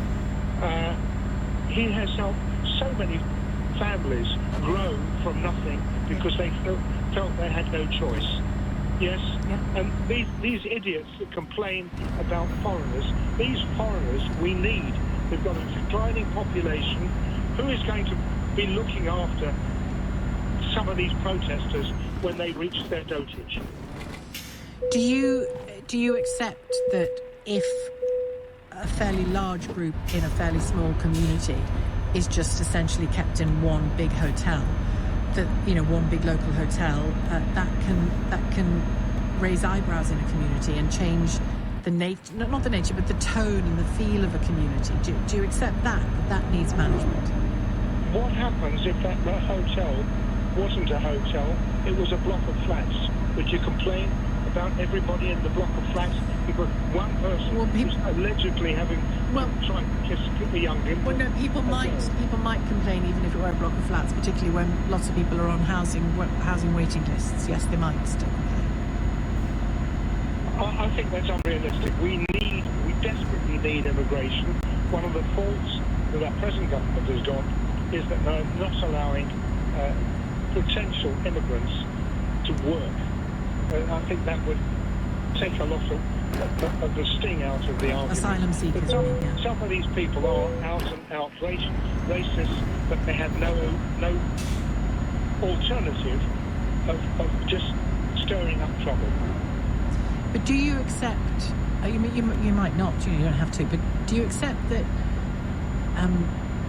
the government can't give the impression that Britain is just a big old open stretch of water that anybody can come to, come all comers, that immigration still has to be run by us, not by people who happen to arrive? Oh, look, I've travelled widely. There are immigrants coming into Europe. I was in Sweden last year. There are a lot of immigrants in Sweden. Immigrants are coming because of the appalling conditions in some of the other parts of the world, including people trying to escape from dictatorships. I'm aware of some of the push factors, but you also, the community that they go to still, I think, has the right, doesn't it, to not dictate, but shape its immigration. And you're not shaping your immigration if you're just handling people constantly arriving asking for asylum. All I can say is these people who are asking for asylum just want a new life, a chance to contribute. And generally, speaking as a former big employer, many of our immigrants are really hard working. And the majority are given asylum from the boats. Absolutely. And it's a good thing. Who's going to look after the next generation?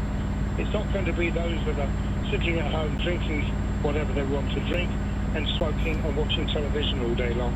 All right, Jeff, thank you. Jeff in Kingston. Mike has called from Finchley before the news. Hello, Mike. Hi, Sheila. Thank you so much for taking my call. It's an absolute pleasure to talk to you as well. I think there's three factors that I think relate to the violence and the anger seen on the streets from crowds and riots. One, I think, is misinformation that leads to this. And so, of course, get a lot of people wound up. There's misinformation in the media, on social media. There's even been misinformation from one of your colleagues. For which he's apologised.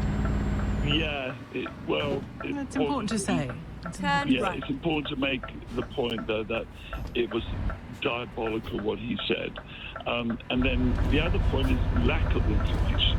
So there's an awful lack of information for people to have a better understanding of what it is they're complaining about. And the third point is, I'm trying to struggle to put this into as short a phrase as possible, but it's the imbalance the unjustified benefit given to people. For example, we've been talking about migrants, illegal migrants, given a hotel room that costs far more than most of the locals can ever afford to pay. And so that winds up against them. It makes them feel that there's benefits, fine, okay, to give benefits, but why are they giving such huge benefits compared to what locals could possibly ever afford? And so where does a person who gets a council flat ever get a council flat worth £400 a night? So is that imbalance, unbalanced, whatever you want to call it? So you think people's ordinary concerns, not racist concerns, but ordinary concerns, need to be addressed better by the government? Is that what you're saying? I'm saying put aside the racists and the far right, and put aside the extremists from either quarter, right? Put them aside. They've got their own issues, okay? I'm saying it's the average person in the street, okay, middle of the road, with no extremist views. They just feel a sense of unfairness about why is it that certain groups of people who have come over, for whatever their reasons, are given benefits far bigger than a British player who's staying in a British citizen, who's staying in a council flat would ever get, would ever dream of it. Or in a hostel. And that seems to be a bit unfair. And that's one example. Not all people who are complaining and turning up at these hotels, I believe, are all far right. Of course not. We've made that very clear, and those people who've spoken to us have made it very clear by the conversation that they've had with us that they're not far right. Some are, though. Thanks, Mike, for your call. Mike in Finchley. The news now, it's 2 o'clock. On your radio, on the LBC app, and Play LBC. leading Britain's conversation, this is LBC. From Global's newsroom at 2 o'clock, the Prime Minister has told LBC a new trade deal between the UK and India is a big win. His Indian counterpart, Narendra Modi, is on a 2-day visit to sign the agreement at Chequers. It will see a reduction to tariffs on British cars and whiskey and is estimated to be worth £6 billion. LBC's political editor, Natasha Clark, says the government will be relieved to get it signed. It's fair to say that governments have been working on this trade deal for years. The last government could not get it over the line. I remember when Boris Johnson said he was going to definitely get it done by Diwali. I think that was about 3 years ago now. Boris Johnson was in power. Yeah. This deal has taken a really long time to get over the line. It's the biggest deal that the government have got since Brexit. So will it really have an impact on the shops and our prices? Probably not huge, but I think the government will say, well, it's better than nothing. You can read the Prime Minister's exclusive LBC opinion piece on the new LBC app. Essex police have put out an appeal to find 3 men they want to speak to following violence outside a migrant hotel in Epping. A number of police cars were damaged during protests last week and 8 officers were injured after items were thrown at them. The dispersal order outside the Bell Hotel has just come into force, and the force is also expected to announce plans to step up its response. Home Secretary Yvette Cooper says officers are doing a brilliant job. It's really important, frankly, that people support our police rather than just attacking them continually, as we've seen Reform one day calling for chief constables to resign, the next day attacking women police officers who are out on our streets every single day of the week. I think think it's really important across the country that we all support our police who work so hard to keep communities safe. Independent MP Jeremy Corbyn has confirmed he's creating a new political party. Earlier this month, Sara Sultana announced she would defect from Labour to build the new venture. It's currently being dubbed Your Party, but will hold an inaugural conference to decide its direction with members. The number of shoplifting offences recorded by police in England and Wales has risen 20% in a year. More than 530,000 cases were logged in the year to March, another record high. And Police Scotland has confirmed airspace restrictions ahead of President Trump's arrival tomorrow. Officers are also preparing for possible protests during the 5-day private visit to his golf resorts in Ayrshire and Aberdeenshire. Mr Trump is due to hold informal talks with Sir Keir Starmer on Monday. In the city, a short time ago, the FTSE 100 was trading up 90 points at 91.52. The pound buys $1.35 and €1.15. LBC weather, cloudy with showers for East Anglia and the southeast of England. Sunnier spells elsewhere with the best of the sunshine in Western England and Wales. The odd shower in Scotland and North England, a high of 24 degrees. From Global's newsroom for LBC, I'm Amelia Cox. This is LBC from Global, leading Britain's conversation with Sheila Fogarty.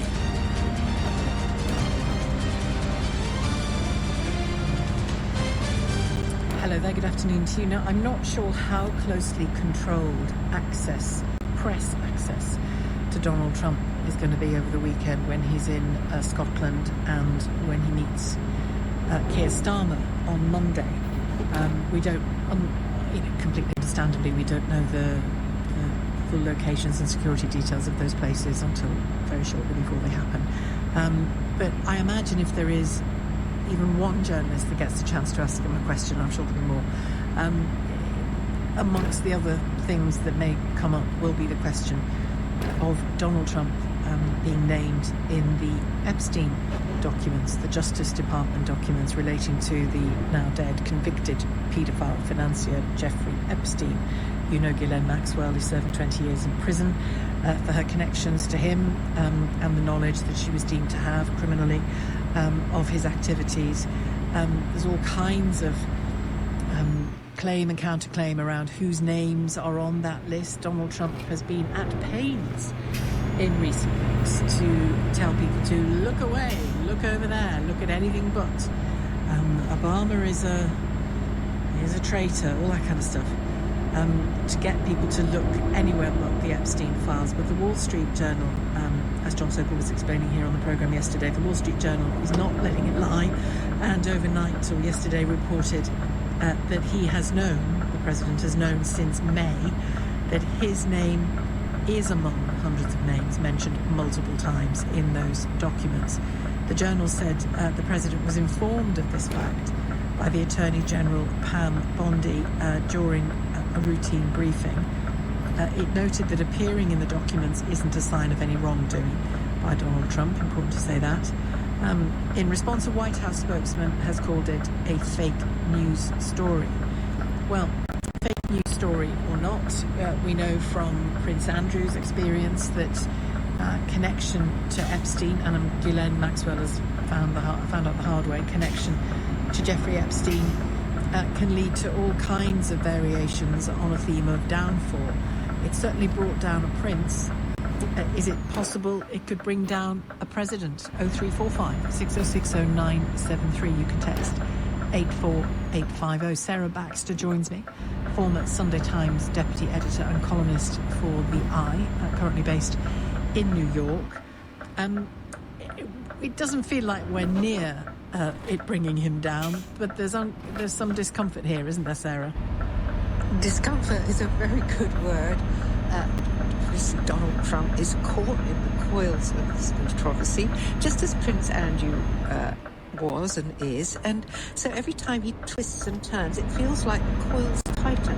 Now, he's far from finished. My goodness, think how many controversies Donald Trump has survived. Access Hollywood tape, Stormy Daniels, you name it. I mean, the man said he could shoot somebody on Fifth Avenue and his voters wouldn't care. But that's not true about Epstein. You're right that Epstein has this way of getting under people's skin to escape his shadow, but can't quite. I kind of think there's going to be a drip feed about it. Do you remember how the Hunter Biden controversy dogged Joe Biden for years? And then came to fruition all of a sudden. Yes, exactly. Also, the whole business of him getting away with anything. I mean, his own MAGA fan base, politically and in media terms, in terms of voters and journalists, they've been pushing on this and not in his favour, haven't they? They have. On the other hand, we're at a point now where a lot of the MAGA base is rallying to Donald Trump. Funnily enough, sparked by that Wall Street Journal story about the letter in which Donald Trump allegedly drew a lewd picture of a woman and made naughty references to a secret with Jeffrey Epstein. Because Trump said this is fake news and it's not true, and he's suing the Wall Street Journal and Rupert Murdoch personally, by the way, which is fascinating. Then goes straight on. It's sort of become another mainstream media, in inverted commas, hoax. And if you remember all those legal actions against Donald Trump worked in his favour, he's hoping to pull off the same thing with MAGA. Now, some of his base is going with him on this, saying enough already, including Elon Musk, by the way, who defended Trump over the Wall Street Journal letter, but actually had been hammering Trump up to that point over Epstein. So, but on the other hand, there are enough of his sort of those podcast bros and other supporters who are still wanting answers to keep this as a problem for him. The fact that the Deputy Attorney General went to see Ghislaine Maxwell in prison is really quite extraordinary, isn't it? Unprecedented. Yeah, well, that's right. We don't know what Ghislaine Maxwell is telling the Todd Blanche, who's the official going to see her, but or what they are telling her, potentially. Do you know what I mean? Yeah, I hear what you're getting at, Sheila. It seems extraordinary. I mean, even Republicans are saying, well, can we really trust her testimony? Now, Ghislaine Maxwell, who was the daughter of a very, very prominent man, Robert Maxwell, who ended up being a bad and a wrong one, then fell into the clutches of Jeffrey Epstein, either deliberately or somehow, as a sort of, due to her upbringing, felt her job was to somehow be in the service of rich men. But she denied until she was blue in the face that she'd done anything wrong. That she said she didn't lure young women to Epstein's, private island and household, etc., etc. And she's, been trying to appeal and claiming she's innocent all along. And yet, at the same time, there's this sort of nod, wink, that she might have compromat on the so-called friends of Jeffrey Epstein and people who are named in the Epstein files or whatever form they may take, i.e. people like Bill Clinton and, yes, Donald Trump, who hung out a lot with Jeffrey Epstein, as did many powerful men. Isn't one of the problems for the White House administration and therefore the president that they, not just him, but they have constantly either spoken about the worst of what's in the files or even inflated what's in the files, but they've done it with an arrow pointing at their enemies. If that arrow can legitimately turn on him, they've almost, or potentially anyway, been hoisted by their own petard, really, haven't they? Yeah, I mean, Donald Trump has been trapped and cornered by his own base over this because obviously it was very convenient to suggest that there's some sort of paedophile conspiracy involving prominent Democrats, which predates the Epstein files, by the way. The Epstein scandal was just another thing that you could hang on Democrats for allegedly being bad uns. Yeah. And the fact that throughout, for about 15 years, Donald Trump and Jeffrey Epstein, at a minimum, went to many of the same parties in New York, and Jeffrey Epstein was a guest at Mar-a-Lago. But none of that is new or a surprise to anybody, is it? Well, no. And what happened early on after Trump was elected is that his Attorney General, Pam Bondi, tried to fob off all the MAGA base with old news about that stuff, just as you mentioned. And then they said, well, there's nothing here that we didn't know already. Give us the real dish. Because we don't know if there's a real dish or not unless they release the evidence, which... Well, again, and that drip feed you talk about, that is what happened with Prince Andrew, isn't it? And ultimately the palace caved and settled to the tune of about 12 million, didn't they, with Virginia Giuffre? Yes, of course, Donald Trump's motto is never apologise, never explain, just keep blustering through. But that didn't work out very well for Prince Andrew in his infamous Newsnight interview. Donald Trump does have a habit of getting away with things, though. But this is the closest he's got yet to being really scorched. And he's definitely squirming about it, and he's rather furious because, clearly Donald Trump has never made any secret of liking the company of beautiful, youngish women, shall we say. And there's just too much evidence around to make it clear that he was one of Epstein's better friends. Well, it's worth remembering, isn't it, that Prince Andrew was often referred to by the tabloids as the Playboy Prince before he married and then after his divorce. Yeah, I know. I'm suddenly thinking of a tabloid headline I hadn't thought of for a long time, which rhymes with Andy, that he was known as a young man. Don't be shy, Sarah. Randy Andy, we can say that on the radio. Oh, good. In this day and age, yeah. But they, it's...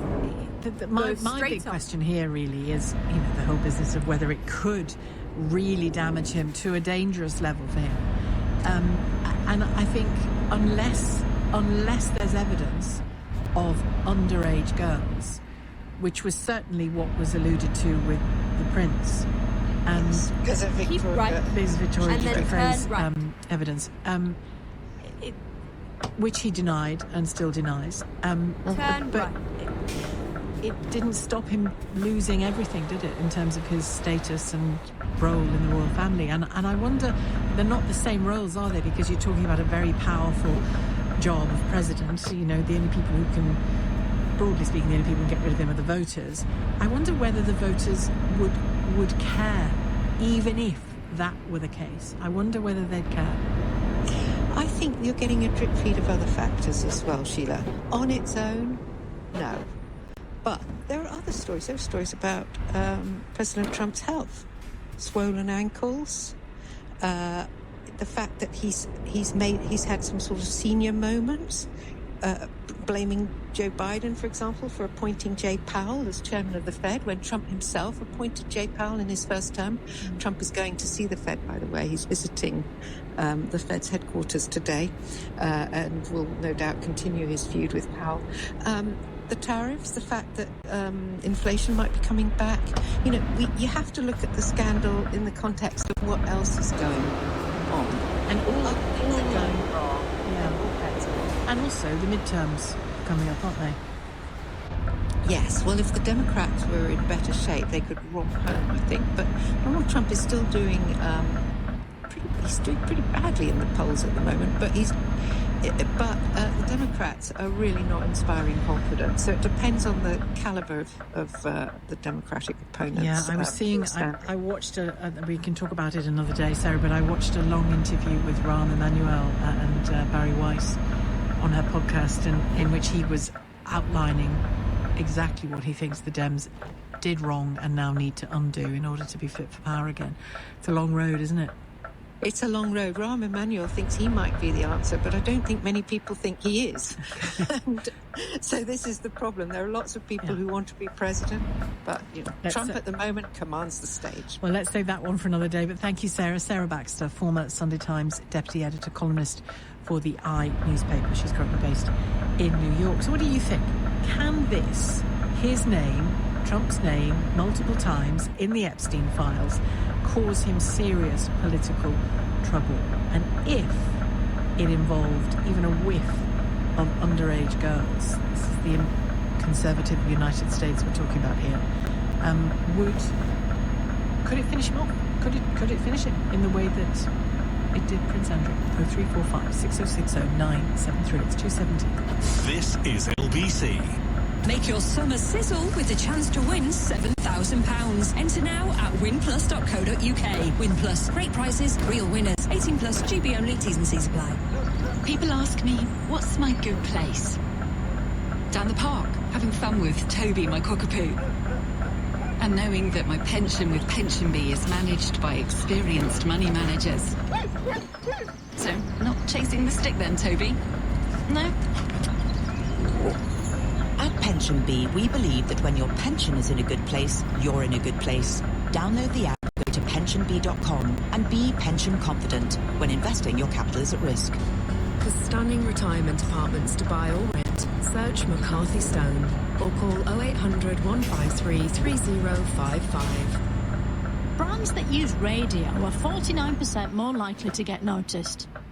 Amplify your advertising at radiocentre.org, assuming you want to get noticed. A safe trip begins with TRIP. Take a road trip with your family, get there safely. Do your trip checks. T, top up on island fuel. R, rest every 2 hours too. I, inspect tire pressure and tread. P, prepare for the weather ahead. A safe trip begins with TRIP. A safe trip begins with TRIP. Do the 4 trip checks before every journey. National Highways. Sheila Fogarty on LBC.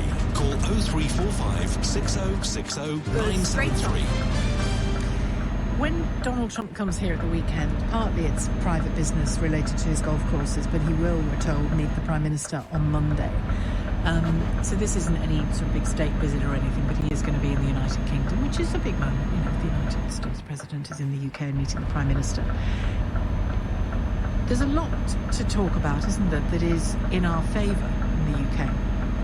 Trade deals, tariffs and the like, and good relations. And so far, I think Keir Starmer is considered to have got it just about right. I mean, unless you want him to blow up the room, politically speaking, you know, you might be critical of him. But in terms of just sensible, diplomatic sort of statesmanship and getting on with the people that you've got to get on with, he's done a decent job of that, hasn't he? I wonder whether you think when Donald Trump is here, if there is any access and questioning from journalists, what you would want them to focus on.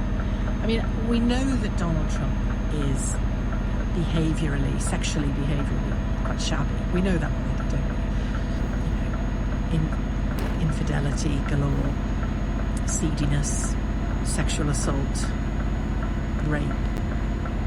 He denies it still, but there have been civil cases of rape successfully brought against him, and you name it. You know, you heard the tape in the original 2016 election campaign, the quotes locker room banter tape. Do you think this, the Epstein stuff, the Department of Justice Epstein files, is of a different order of magnitude? I think it is. It depends. Again, him being named does not mean he is guilty of anything. Important to say that. But it's bothered him enough to, in the middle of everything he's got to do as president, it's bothered him enough to spend significant amounts of time trying to divert people's attention away from it, trying to cause enough of a cacophony about other things that nobody bothers to look seriously at him and Epstein. And really what I'd like to know from you is whether you think at all, but certainly on Monday, he should be pushed on that, or for the sake of our own country and our own interests when it comes to America, should we just keep away from that subject with him and just ask about trade, ask about, you know, the big important, really important wars that he's having to try and use American influence to bring to an end? I'm thinking Ukraine and the Middle East. Is Epstein, for all the distress that Epstein clearly caused people and pain he clearly caused some of those young women, how does it rate for you as an issue that Donald Trump, the President of the United States, should be made to pay attention to because of public interest? Is it in the public interest for his involvement with Epstein? And you know, because he's the President of the United States, this is an international question as much as an American question. When it comes to him here in the UK, both for any state visit that happens, certainly the one at the weekend the visit of the weekend and on Monday with the Prime Minister. Do we leave it? Do we just leave the question of Epstein and his involvement with him? Or is it just as important as all of the other things that I mentioned? 0345 6060 973, the usual number to call. You can text 84850. You can send a message as well on that long number. You can send it on WhatsApp, 0345 6060 973. Some of you have been doing that already. Probably depends what he was doing in it. I suspect the likelihood is it will never see the light of day if it's that damning, says Matt. Saul says, look at the hypocritical stance of the society Epstein is related to Trump. I'm not quite sure what that means. Trump doesn't want anything to do with it. Hardly gets a mention about getting him shot over this. Even that's how bad it is. But when an asylum seeker or someone comes from a different country to the UK and kisses a girl on the lips, causing her harm, then the whole thing kicks off or is going on. I'm not quite sure of the connection that Saul is making there. Rob says the man is guilty as sin, allegedly. He told us early on what the rich and powerful are able to grab. This goes higher than Trump and will burn all parties if it ever sees the light of day. You do have to wonder what the Deputy Attorney General is saying to Ghislaine Maxwell, because I can't guess for a second what she might be thinking and feeling, having been the only person to really suffer any judicial pain, any real judicial pain, going to prison for 20 years because of Epstein's activities and her knowledge of them. But I wonder whether she'd be minded to come to some kind of deal and say that she'd say nothing as long as they can get her out. But the files don't, unless somebody shreds them, the files don't go away, do they? And there'll be another president one day. John in Wembley, hi. Hi. Could it finish Trump? Yeah, he's definitely finished on this one.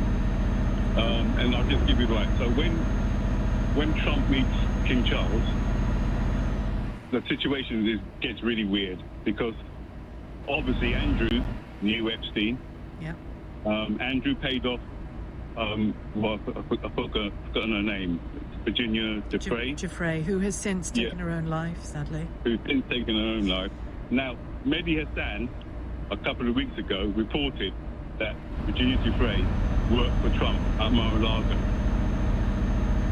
And they all knew Ghislaine Maxwell. I mean, it just gets too weird.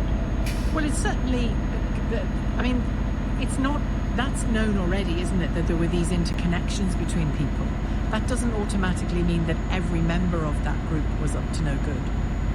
No, that's fair enough. But then you get to the common sense part of Trump's problem. If I told you that I knew somebody who had owned a strip club and I visited that club 7 times, like Trump visited Epstein's Island 7 times, what would your conclusion be? Why I was visiting that the sex club? Yeah, I personally would jump to a million conclusions. Yeah, but that's not what courts do, is it? No. Quite rightly. But, but we're talking about the public opinion. Yeah, because that is why Prince Andrew is where he is, purely because of public outrage. Yes, because nothing was proven, was it? Yeah, and then the decision. Well, nothing was proven, but the point is that I think there's a cover-up even with him, because in the sense that they're now saying that the picture with Virginia Giuffre was a fake or whatever. Well, if Virginia Giuffre came into the country, there would be a record of it. Why haven't the police or the services produced all that evidence? Well, I'm sure if she did, there is, but that doesn't necessarily mean. I mean, from Prince Andrew's perspective, I mean, I don't want to particularly relitigate the Prince Andrew thing, but that's not the same as the picture having been taken, is it?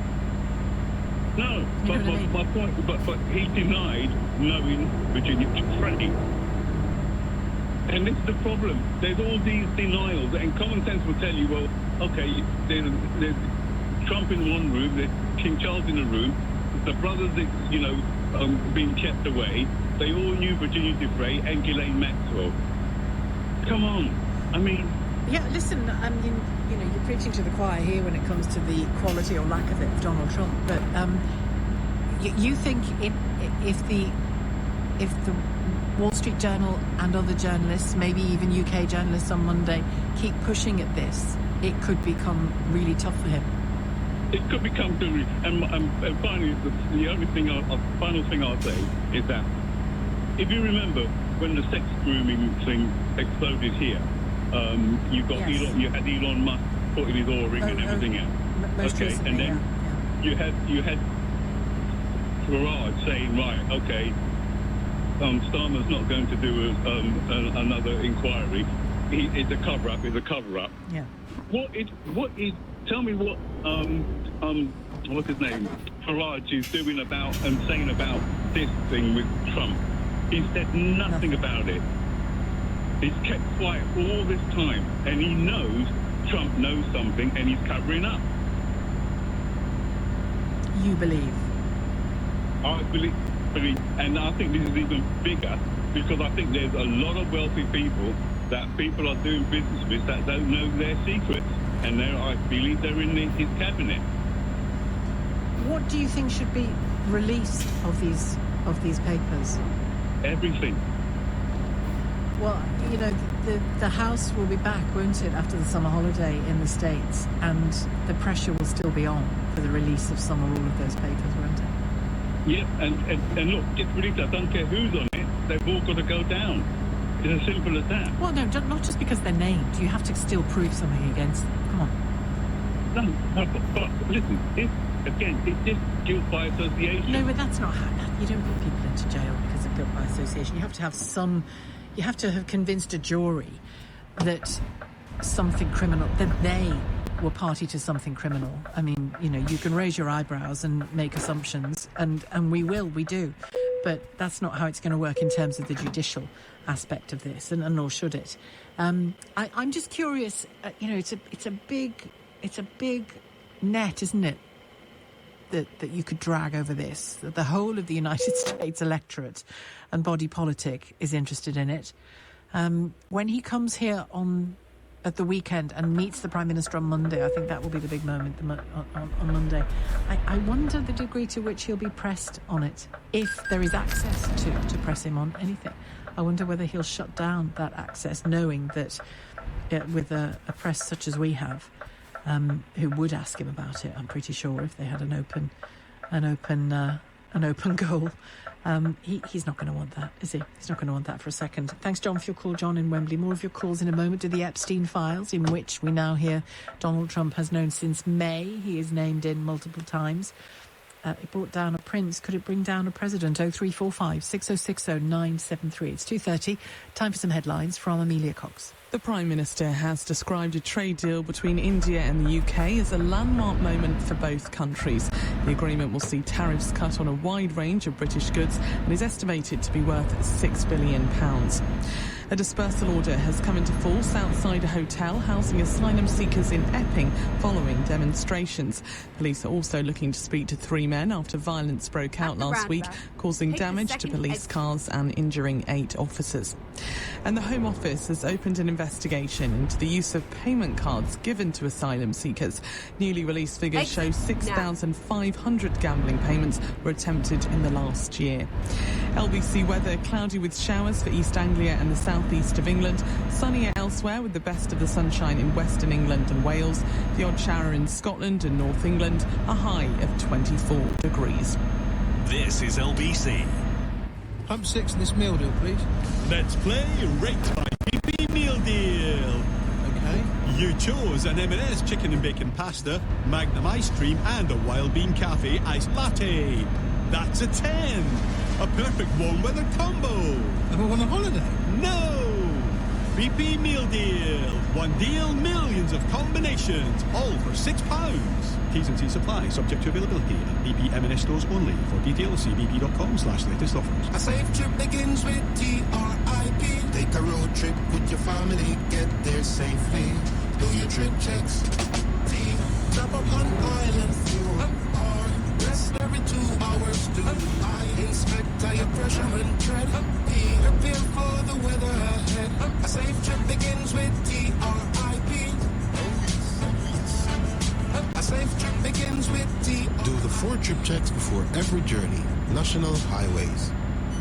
Canal Adventures in St Pancras. That's a new one for us. Oh, kids, cafe's this way. Oh, eat your heart out, Venice. This is lovely. What's that?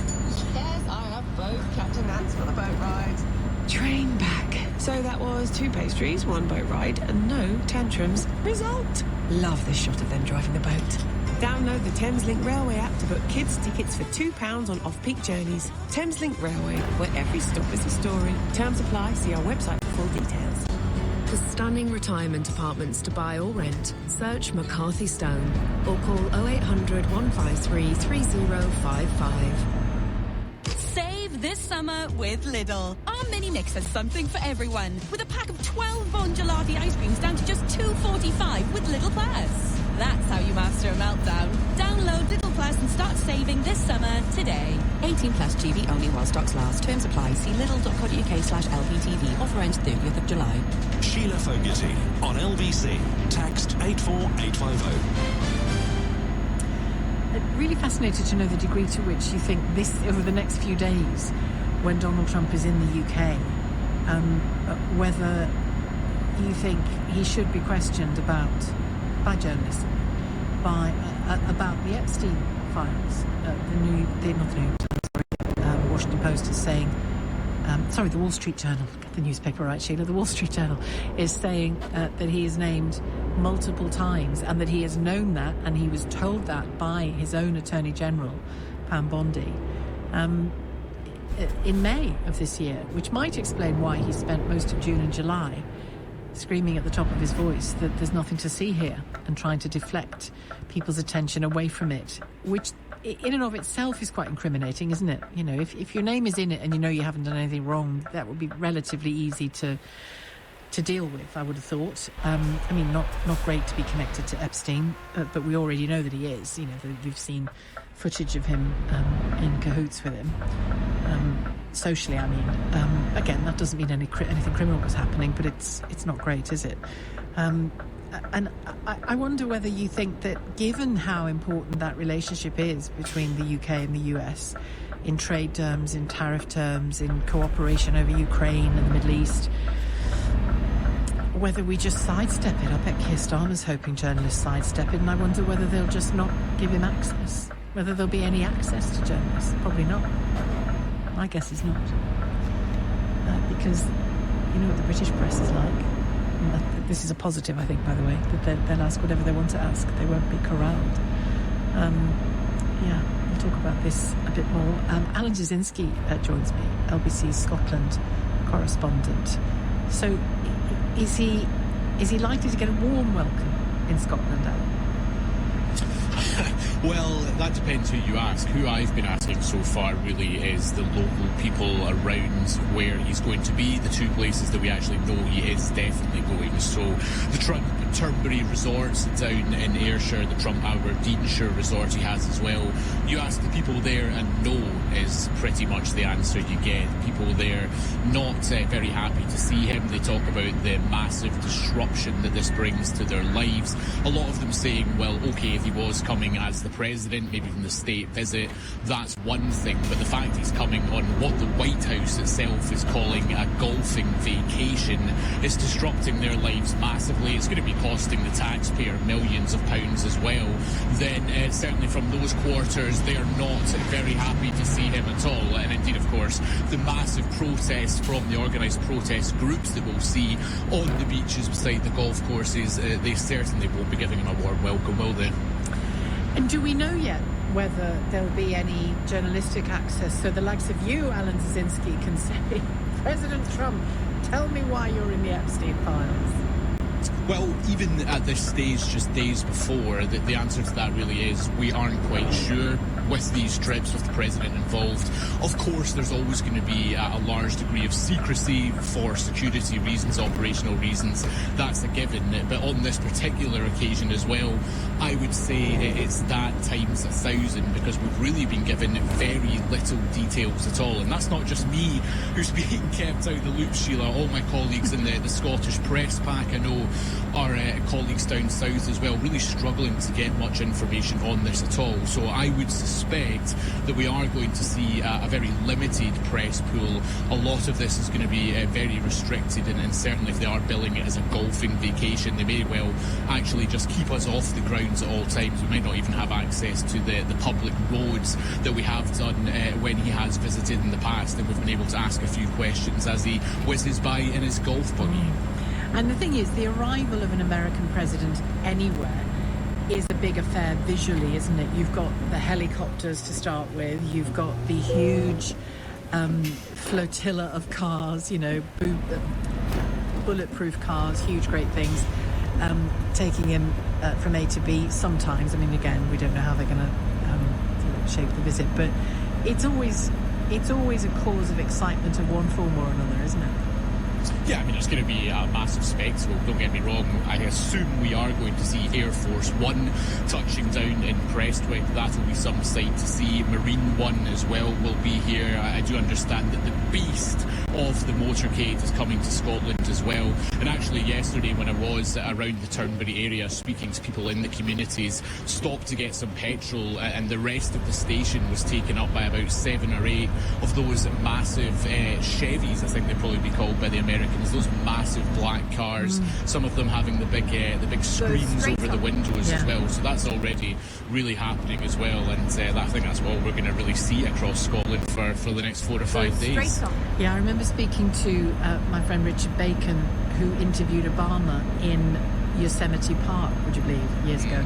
And he said that what you don't, you know, there were these nice shots of them. I mean, it's not difficult to make a shot look nice in Yosemite Park, is it, the national park? But he said that just off screen, out of vision, was this huge number of cars of security, 2 ambulances that travel all the time with an American president, whoever he is or she is, you know, just in case, I guess, just in case. And he said he'd never seen anything like it in his life, you know, and it was all just off to the side while they had a very pleasant conversation amidst the trees and beauty of Yosemite Park. But there was no doubting that, you know, Caesar was in town, if you see what I mean. Thank you very much, Alan. Enjoy whatever bits of it you're allowed to enjoy anyway when it happens. Alan Tuzinski, LBC Scotland correspondent. Lauren MacDonald isn't particularly minded to enjoy it. Scottish activist and lead campaigner with Stop Rosebank. You don't think he's that welcome, Lauren?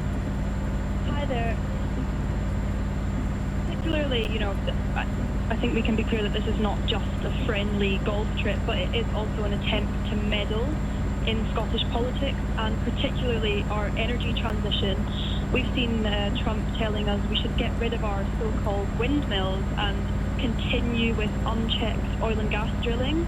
I would like to point out that this is completely at odds with Scotland's national interest. It's not what people in Scotland want. So it begs the question, why should we listen to Trump, who is the cheerleader-in-chief for the oil and gas industry? You know, he might own a bit of land here, he might enjoy the Scottish countryside and his golf courses, but at the end of the day, I struggle to see what right that gives him to meddle in one of our key policy areas, which is how we are going to transition away from oil and gas. If people do get access to him for questions, would you presumably would prefer them to focus on climate than Epstein? Well, you know, Trump is widely unpopular in Scotland for many reasons, and I think it's quite clear that he deeply offends the values of Scottish people in general. But particularly what I focus on is fossil fuels and oil and gas and the energy transition. So some of the questions that I might ask would be, you know, around the millions of dollars that he's received from oil and gas interests to finance his own political ambitions, the fact that he's withdrawn the US from the Paris Agreement, which is the best that we have in terms of an international agreement to limit climate change, not once but twice. And he's also rapidly dismantling domestic climate policies in the US. Scotland isn't asking for that. Scottish people are ready to do our bit to fight climate change and to fight for a just energy transition that is reliable, provides good jobs, and doesn't wreck our climate. So I think he should also answer the fact that he is trying to meddle in a transition that Scottish people want and are asking for day in and day out. So you believe he's here entirely for himself? Well, you know, will of be. course, as I've said, it's not just a friendly trip to hang out on his golf courses. It is also an attempt to meddle in politics. And when we look at the things that he's saying about our energy transition, he is being quite clear in that he thinks that the UK is making what he calls a massive mistake by trying to transition to renewable energy instead of doubling down on oil and gas. And he's peddling falsehoods such as the fact that we have many years of oil and gas drilling left in the UK, which is just not true. We have seen in the past decade jobs supported by the oil and gas industry. We have more than halved, despite hundreds of new oil and gas licenses being issued in this period. And also we have a climate crisis on our hands. We have seen unprecedented wildfires this year in Scotland. We've had farmers telling us that they are less able to grow the crops that are going to feed us. So these are, of course, also very important questions when he is trying to derail our energy transition. Thank you very much, Lauren, for speaking to us today. Lauren MacDonald, Scottish activist and lead campaigner with Stop Rosebank. Let's talk to Anne in St Albans. You think people are being a bit too hasty about these Epstein files, do you? Hello, Anne. Can you hear us? Oh, she's gone. We'll try and get Anne back. Let me read a couple of texts that you've messaged. Look at the hypocritical stance of the society. I'm sorry, I've read this one already and it barely made sense to me the first time. Rebecca says it's not just a question of Trump's association with Epstein, it's a question of his character and his choice of behaviour. That's what I think, that his previous character, particularly on matters sexual, it's not great, is it? It's shabby to say the least. And he's a street cat, really, isn't he? So if his name's in the Epstein files, it's certainly reason to be suspicious, but it's not definitive by any means. It's in the public interest to ask him about this. He comes into contact with them. It should finish him, but up until now he's had religious backing in spite of it all. So who knows? I wonder whether Rebecca means sort of religion style backing, or do you mean actual religious backing, as in the backing of the churches? He certainly does have the backing of the Christian right in the States. Noel says, if another elected leader was implicated in or connected with an intentionally renowned paedophile ring, the country would be out with their pitchforks and torches to bring him to justice. Why does being POTUS, President of the United States, make it any different for Donald Trump? Trump has circumnavigated charges brought against him in incredibly shady ways to avoid custodial sentences for sex-related crimes. It would not be an enormous leap or stretch of the imagination to think he may be involved with Epstein's activities. Now, texts. It's 2:45. LBC this morning on Nick Ferrari at breakfast. We're looking ahead to events tomorrow when, of course, that doctor strike will take place. The doctors are saying that they believe that they still have the majority of public support. Do you support them? Lucy's in Muswell Hill. 100% support. Really? Yes. I think that they had a significant pay increase last year, which was fully justified. Nigel's in Temple Fortune. I think it's an absolute total disgrace, nearly 30% in a number of years. They have a duty to protect people. Nick Ferrari at breakfast. Back tomorrow morning from 7. Listen on your radio, on Global Player, and the new LBC app. When you're smiling. Banning Dental Group clinics with over 5,000 top-rated Google reviews. Keep on smiling. Train to Bedford with the crew for a music festival. Scenes. Georgie, is this too much glitter? Yep, lost them. I'd offered to get drinks on my own. It's okay, find the flag with the DJ and cat. Oh, there they are. Back on the train, glitter gone, feet destroyed. Totally worth it. Oh, I can't wait to post this selfie of us.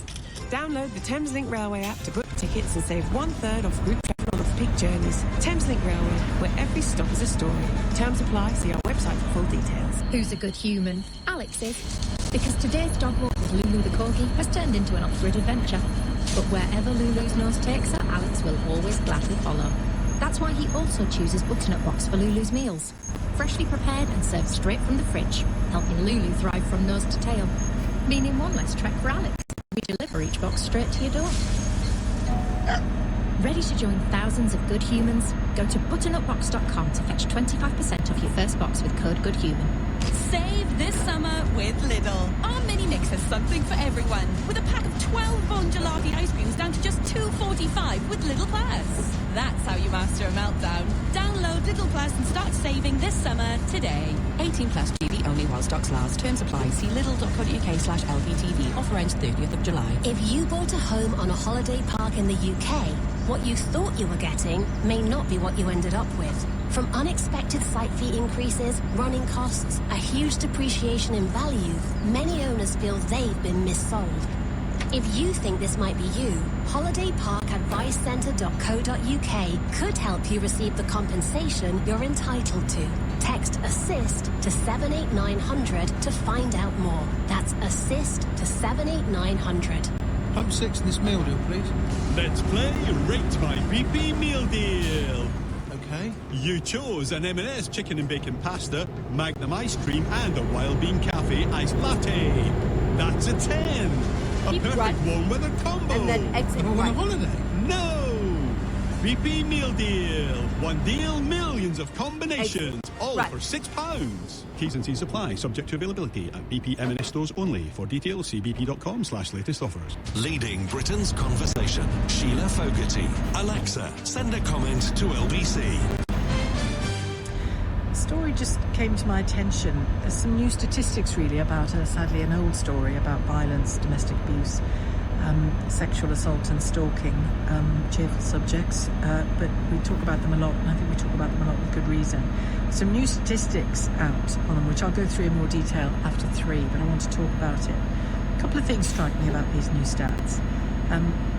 1 in 8 women were victims, and by women they mean anyone over 16, females over 16. 1 in 8 women were victims of either domestic abuse, sexual assault or stalking, and of course sometimes it can be all 3 in one case. 1 in 8 in the past year. Around 3.2 million women aged over 16 were victims of at least one of these offences. Now, typically there will be multiple if they're stalking and if they're domestic abuse, obviously. But it's important to stress that this is figures for over 16s. A lot of under 16s are sexually assaulted as well. And victims of domestic abuse as well. I think we've forgotten children too much in conversations around domestic abuse, and too often and for too long. But another interesting element in this, and rather depressing element, is that the same crimes were committed against 2 million men over 16 over the same 12 months from March of last year. That's a rate of 1 in 12. So 1 in 8 when it's women, 1 in 12 for men and youths over 16. So let's talk about that, because the government has pledged, hasn't it, to halve rates of violence against women and girls within a decade. But clearly there's a fairly high rate there of those particular offences against boys and men, or youths over 16, I should be more specific. And then let's talk about that and what's driving that. We know that pornography is driving some of it, won't be all of it. And I wonder of your own experiences as well. I mean, I think that is an incredibly ambitious target to halve violence against women and girls in a decade. It's a laudable one, but it's a very ambitious one. Is it achievable? 0345 6060 973. We'll talk about that after 3. But Anna's called from St Albans, first of all, to carry on our conversation about the Epstein files and Donald Trump's name in them multiple times. He doesn't like it, and he doesn't like that we know that. Yes, I mean, do we actually know it? I mean, it's been said. I would like everything else, I'd like to see some actual proof. I'd like to see it myself. As with Prince Andrew, he was guilty by association, but we never saw any proof. He never went to court. He paid the woman off because I think court, if I remember correctly, and I've lost some of the details now, but if I remember correctly, court was the next thing, wasn't it, before the payoff? Yes, and I believe it was a remarkable year for his mother, and had he gone to court, the trial would have been on at the same time as all the celebrations were going on, and I do honestly believe that's why he didn't go ahead with it. And sadly, she died that year as well, didn't she? That's right. I mean, another thing, Robert Maxwell, for example, I danced with him at a dance in Surrey years and years and years ago, and he took my name and he gave us an autograph, as he did with lots of ladies in the room. Oh, you're a list in his pocketbook somewhere. How easy it is to have your name taken and associated when you really have nothing to do with it. It's not quite the same example as the now President of the United States, is it? Who was already a figure of great notoriety at the time. Well, he's always been a flamboyant figure right the way from day one. He's got great charisma. I don't know whether it's backed up by anything solid, but to me he's got great charisma, which is why, and he wasn't Biden. And I think that's why he had the landslide that he did, because he wasn't. Oh yeah, he knows how to do his politics to win, for sure. Yeah, I mean, I take the point that you're making, but we've got the Attorney General Pam Bondi briefing him on it.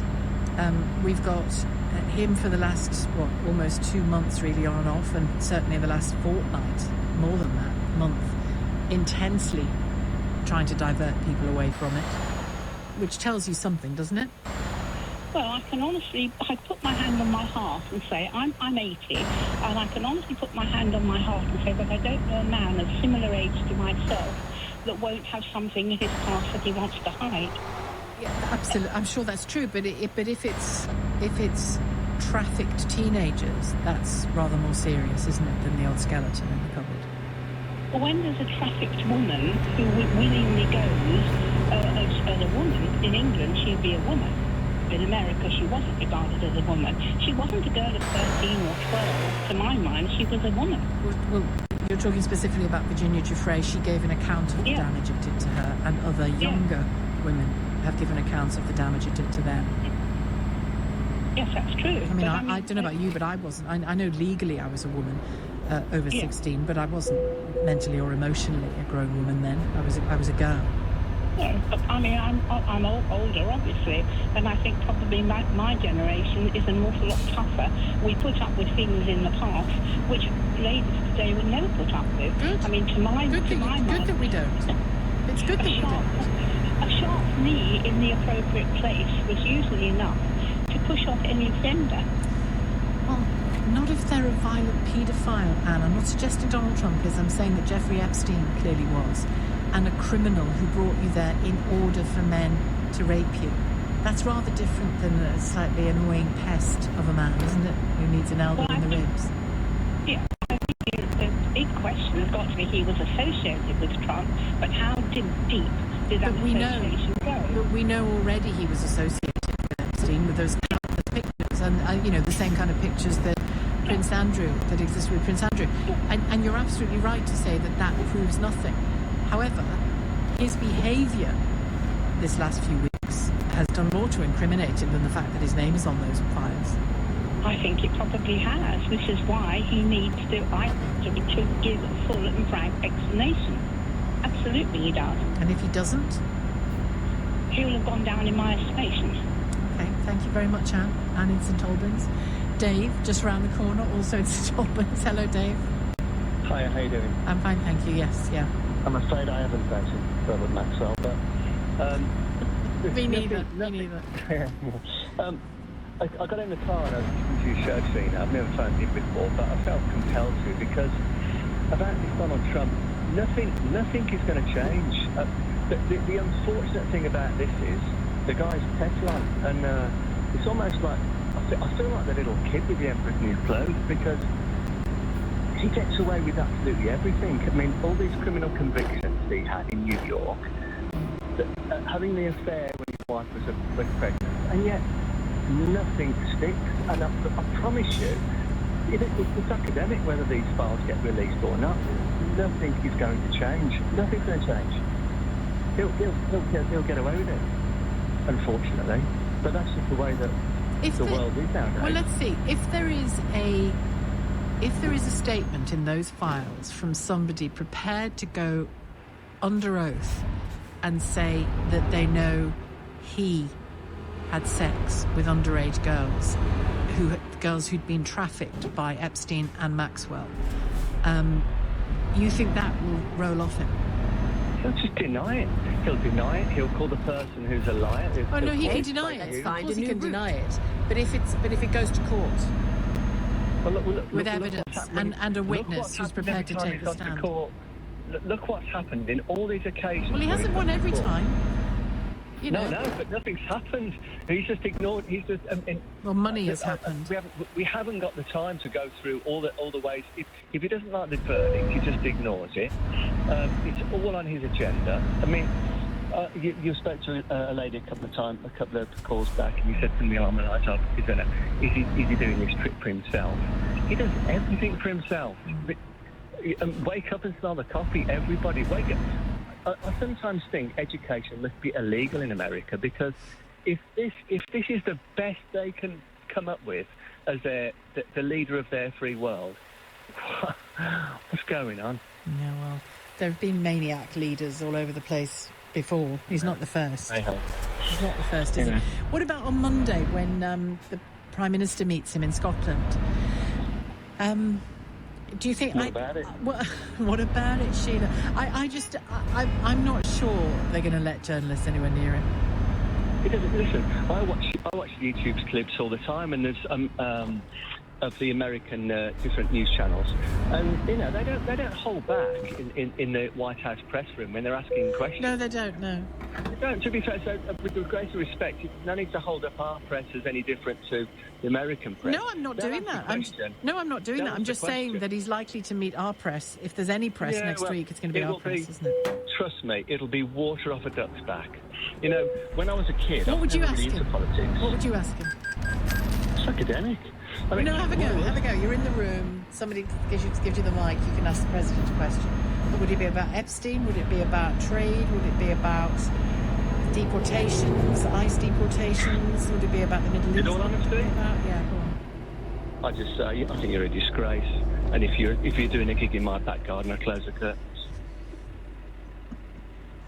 Common decency has gone out the window. When I was a kid, I remember Mum said to me about Norman Tebbit, and she said, he's a really decent guy. And he passed away recently. He has. And I just thought, you know, with his kind of common decency, also a lot of morals went out the window as well since then. And I rarely see it in politics these days, but it's Trump takes the biscuit as far as I'm concerned on all of it. Okay, well, maybe we'll talk about it again on Monday. If so, do call back, Dave. That's all right. Thank you. Dave's not having it, is he? Dave in St Albans. Thanks for your calls on that. It's going to be interesting to see what unfolds over the weekend, isn't it? Your calls after the news on those new statistics I outlined. I'll outline them in a bit more detail. And then exit right. On domestic abuse, sexual assault and stalking. It's 3 o'clock. On your radio, on the LBC app, and... Play LBC. Leading Britain's conversation. This is LBC. From Global's newsroom at 3 o'clock, Sir Keir Starmer has told LBC his government has got the job done after signing a free trade deal with India. The Indian Prime Minister Narendra Modi is in the UK for a 2-day visit. The agreement is estimated to be worth £6 billion to the British economy and will cut tariffs on British goods. Akyuth Anil is a researcher at the Centre for Inclusive Trade Policy. He's told LBC the deal will also mean a lot to India. I mean, the benefit is multifold. As you know, the tariff for UK specifically is reducing from 15% average tariffs to, say, 3%. That is significant. I understand that UK already has lower tariffs, but in confirming it to zero tariffs for a lot of products, especially, say, textiles, is a great benefit for India because India is facing a lot of competition in these sectors from, say, countries like Bangladesh and Vietnam. You can read the Prime Minister's exclusive LBC opinion piece on the new LBC app. A dispersal order has come into force in Epping following protests outside a hotel housing asylum seekers. Essex police are also introducing designated cordoned areas for demonstrations. Protests began after a man was charged with sexual assault earlier this month. The Cabinet Minister has told LBC it's very concerning that some asylum seekers are using their allowances for gambling. People awaiting an asylum decision are given an Aspen card loaded with up to £50 a week to pay for essentials. Newly obtained figures show 6,500 such payments have been attempted in the last year. Business Secretary Jonathan Reynolds has told LBC that an immediate investigation is underway. You shouldn't be able to use Aspen cards for this. The support for asylum seekers in the UK is it's not a lot of money. It's about £7 a day, I think, for essentials. But you should be using that for essentials. You shouldn't be able to use it for this. So it's very concerning. It shouldn't happen. There's an immediate investigation to find out exactly what has gone on here. Thailand and Cambodia have exchanged fire on their border in a sharp escalation which has so far killed 11 people. Relations between the two countries have deteriorated sharply since an armed confrontation in May which killed a Cambodian soldier. And Jeremy Corbyn has confirmed the creation of a new political party after it was revealed by Zara Sultana earlier this month. The MP for Coventry South announced she was defecting from Labour.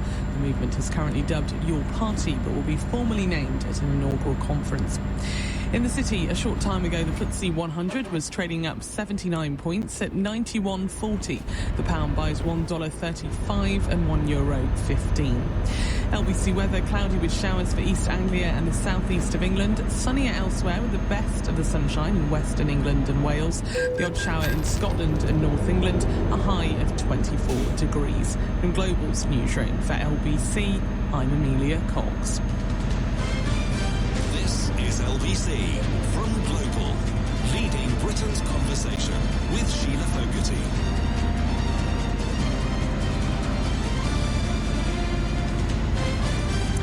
Hello, good afternoon if you're just joining us here at LBC. In about 10 or 15 minutes' time, I'm going to be speaking to the former First Minister of Scotland, Humza Yousaf. He's been posting on social media about his and his wife's desperate concerns for their family in Gaza. You might remember at the beginning of the war, in the early weeks and months of it, his mother-in-law and other relatives were trapped in Gaza, and some eventually got out.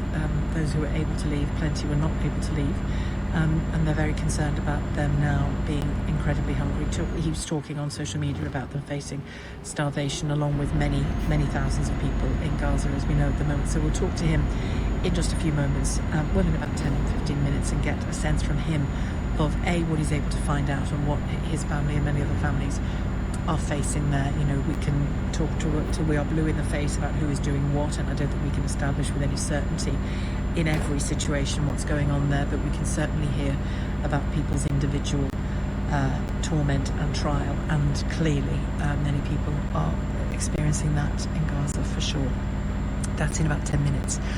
Before that, though, and what I'd like to invite calls from you about are these new statistics on domestic abuse, sexual assault or stalking. I mean, sometimes, God help whoever is experiencing it, come in, all three can be experienced at once over a period of time. Domestic abuse clearly is typically a repeat crime. Stalking is a repeat crime, obviously. Sexual assault can be a one-off, but isn't always. But the new statistics are an element of them are quite shocking, actually. But not all of them are shocking. They're revealing. 3.2 million women, those over 16, were victims of at least one of those offences in the year to March. The ONS, the Office for National Statistics, is attempting to more accurately estimate the prevalence of violence against women and girls by including domestic abuse, sexual assault and stalking offences in its regular survey of the public's experience of crime. So that's a good thing to get a better picture.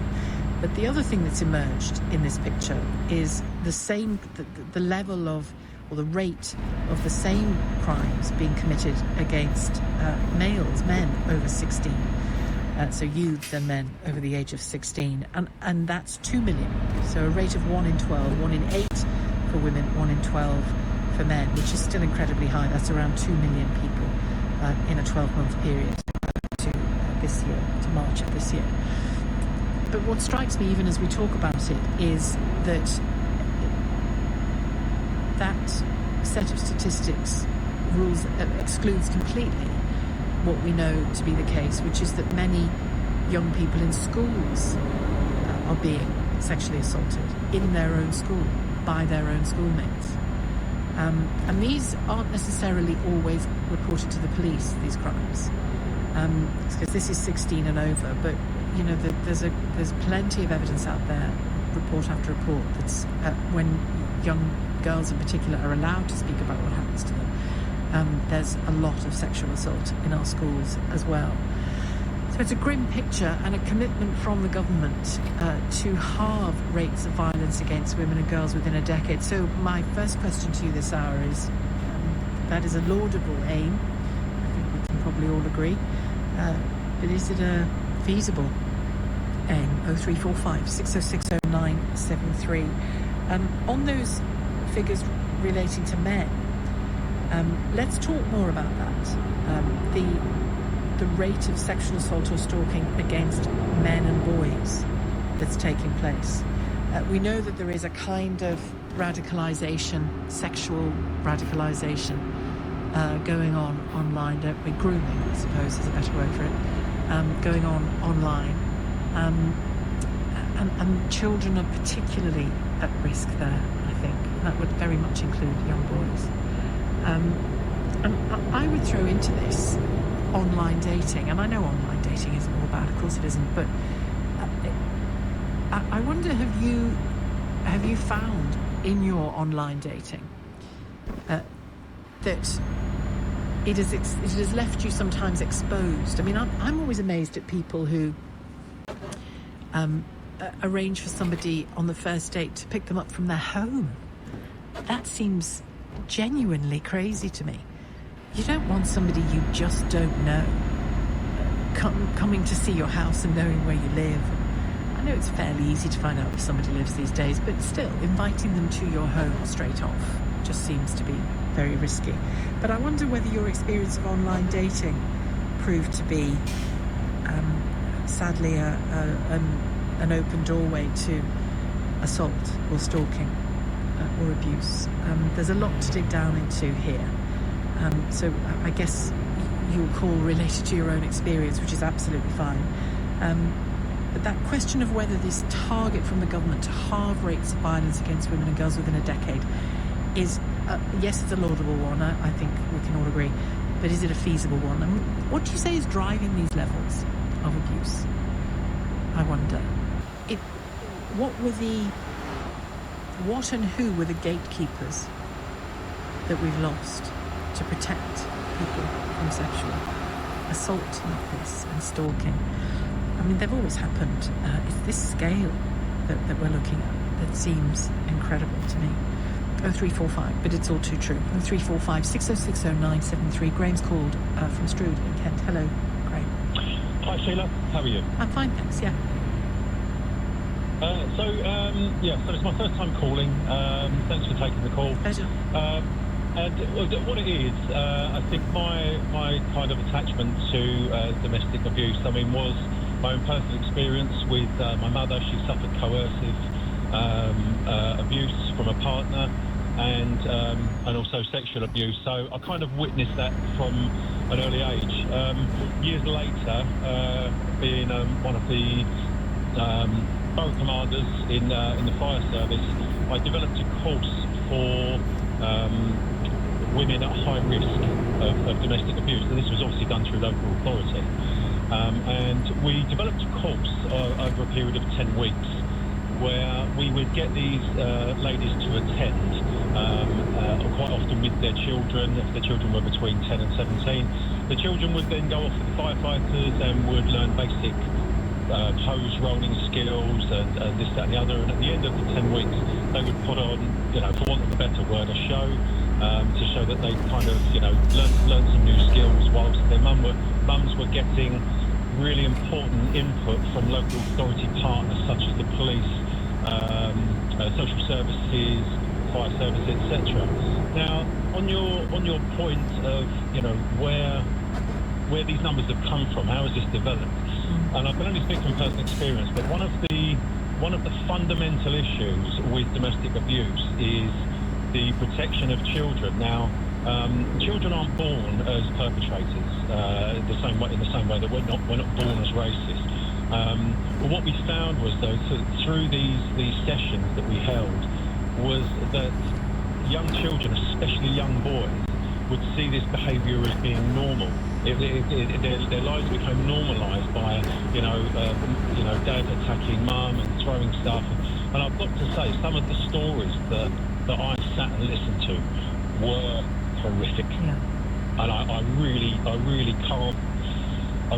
can't emphasise that enough. I won't go into explicit detail. And what it does, I mean, I haven't got any personal experience of it, but as a reporter, listening to similar kinds of stories of people's upbringings, you can't come out of a childhood like that without issues.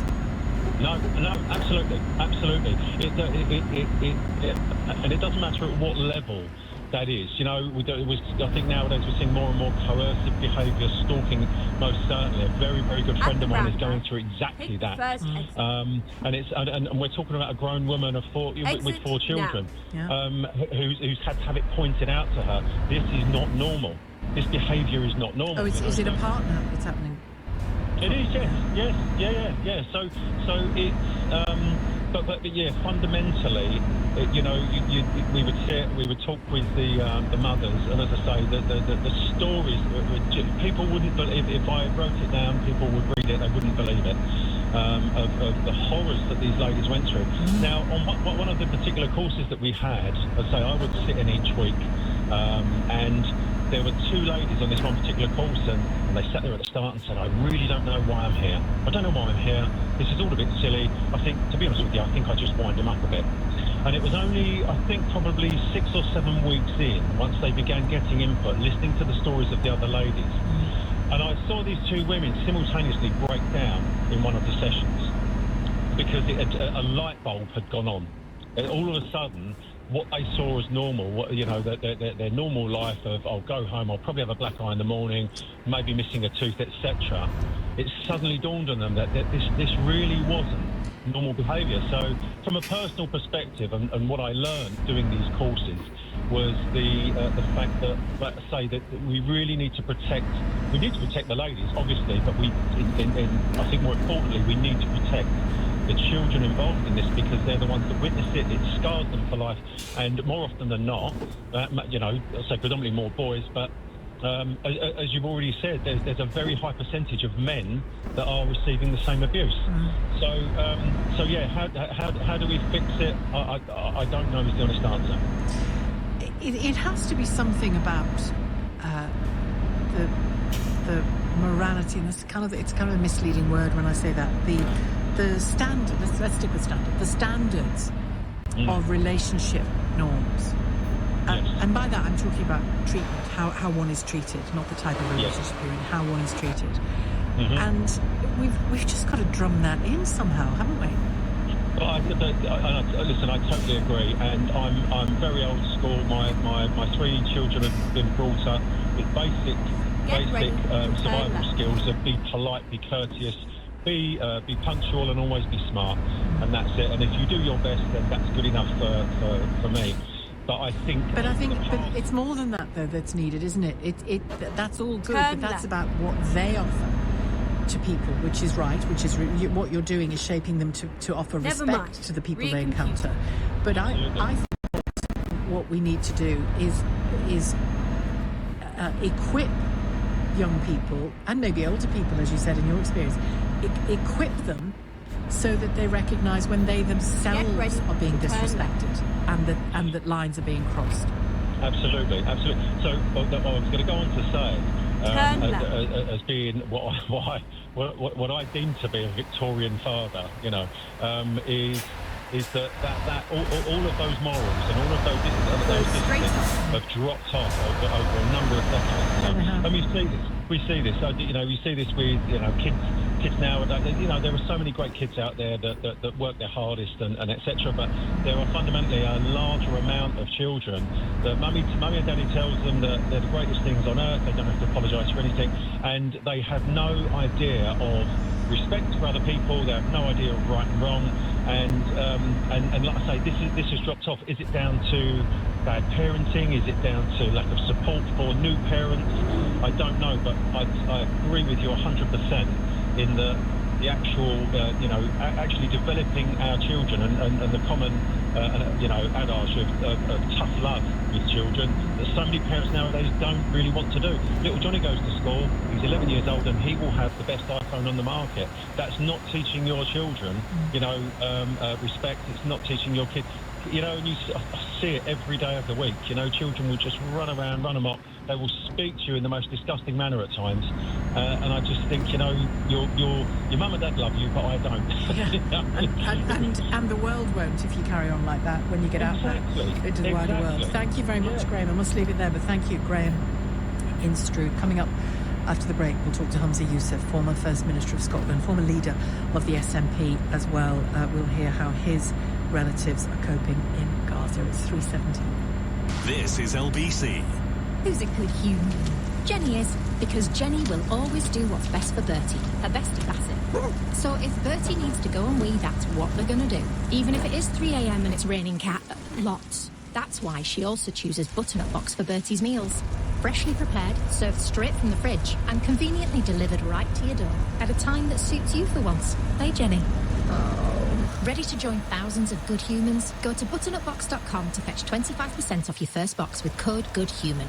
The road stretches before you, but there's trouble ahead. Stationary cars. You're faced with a McDonald's side mission. Do you, A, join the ever-growing queue, or B, take the next exit and treat yourself to a glorious Mackey's? Detouring to McDonald's. Start your side mission today. So, close your eyes, picture the scene. Just you and me, alone, enjoying breakfast on our own little island. Sounds perfect, right? Yeah. Great, because I've booked Wix to design our new kitchen. At Wix, we have over 70 kitchen styles to choose from, with prices from under £3,000 to over £20,000. And with our spend and save offer, there's up to 50% off kitchen units. Book a free design appointment and feel as proud as a peacock with Wix. Terms and minimum spend apply. Combine your pensions with Pension Bee and take control of your retirement. Because when your pension is in a good place, you're in a good place. When investing, your capital is at risk. Sheila Fogarty on LBC. Call 0345 6060 973. Now, the United Nations is saying that 6,000 lorry loads of aid are ready to enter Gaza, and they're urging Israel to allow access. Israel, for its part, is saying that 1,000 trucks have been languishing on the Gaza side for some time that came in from inside Israel. And and again, I can't establish the truth or otherwise of either of these claims, but they say that the UN is refusing to cooperate with the IDF to secure those trucks to deliver aid. So whatever the rights and wrongs and rows going on at that level, it's very clear that great suffering and hunger is going on in some parts of Gaza on the ground. And I'm keen to talk now to Humza Yousaf, former First Minister of Scotland and former leader of the SNP. We will get on to that wider question in a moment, but your own family, people will be familiar, I think, with your story because your wife's parents and other relatives were in the thick of that early fighting, weren't they? And I know that your in-laws did get out eventually, but it was an incredibly stressful time for your family. Your relatives now, what's going on with them? So some of Nadia's relatives are still in Gaza. We did a video yesterday actually in relation to an update of a couple of our relatives. Her first cousin Sally, who's there with her 4 children, her aunt Hanan, who's got young children and grandchildren as young as 7 months old. And what else is there to say, Sheila? Everybody is witnessing the images. It's, in my opinion, the first live stream genocide we ever witnessed. We are seeing children emaciated. We are seeing families just be in the most atrocious humanitarian conditions I think we've ever witnessed.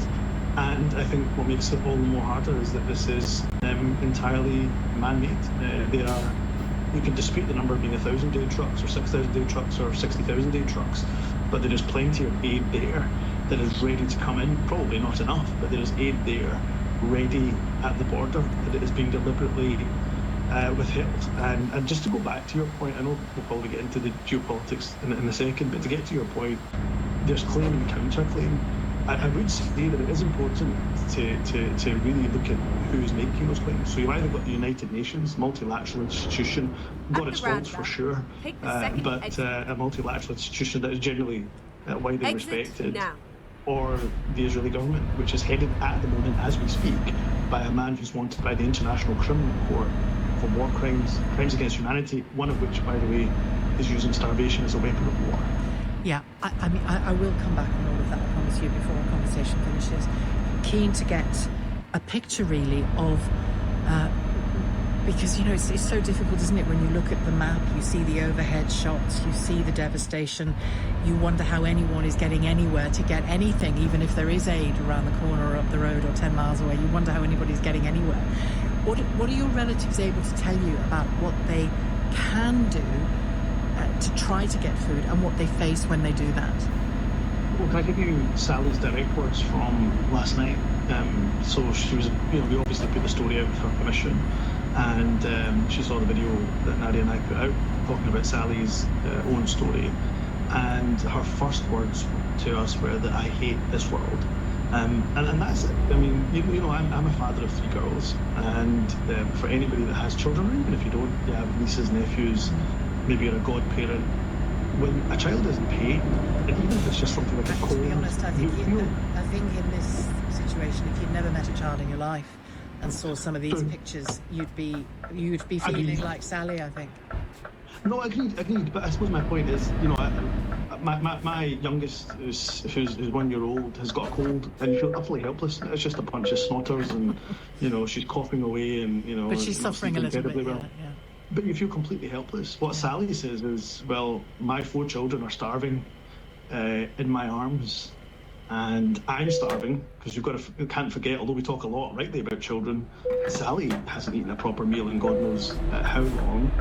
And Sally at least has family in the UK. Although we can send her money, actually, there's no way for her really accessing that money. But she at least is able to, even if a loaf of bread is costing $17 or $20. She's able to maybe, if they can find it, get it. But as I understand it, it's not, in many cases, it's not a money problem. It's it's an empty markets problem.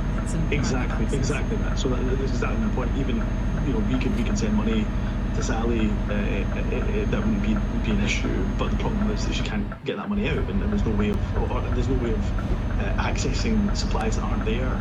And I think the other thing that Sally says is you have to remember, these people, I'll give you Sally's example, has been forcibly displaced. Well, she's not counting, but last count was 15 times. Now, being displaced once is traumatic in itself. 15 times. And that is 15, and that's not unusual, of course. And so now living in 10 and 40 degrees heat, and we've just had this heat wave in the UK, where we maybe got to temperatures of maybe at highest kind of 35 or something, and it was quite unbearable for most of us, and we lived in our houses with fans and so on and so forth. So it's a miserable situation. It's really hard for me to describe. I can tell listening to you that you are conscious of your own creature comforts in a painful way. Yeah, absolutely. I mean, I think Nadia and I, we try to make sure that we instill in the children even more gratitude for everything we have, and saying how lucky and blessed we are for everything we have, and to be frank, feeling guilty for the fact that we have so much. And this is Nadia's cousin, it's her uncle's and auntie's daughter. It's a very close relation. These are the people that your wife's parents were visiting at the beginning of this war. Exactly. And how are they doing? Nadia used to go back to Gaza every single summer until the blockade took place. So these are people that she's exceptionally close to. Sorry, you were about to say. I was about to say, how are Elizabeth and Magad now since they've come back? I mean, they're never going to be the same, if I'm being to be frank with you, I mean, 4 weeks, and you can say, okay, it was 4 weeks, but it was 4 weeks in a war zone where they didn't know whether they would live or they would die, and the things they saw will never leave them. And my father-in-law, I think, has become maybe a shell of a man compared to what he was before October the 7th, before he was there. And my mother-in-law, I think, deeply traumatised by what we see. And I don't think they'll ever be the same again, in truth, but their focus is on their family there in Gaza now. If you think about what they went through in 4 weeks and what the family that are still there are going through 21 months later, it's the psychological torment, I think, is something that will be with them forever. So listen, what is gonna urgently break this deadlock that exists? Because the new food distribution process clearly is massively problematic.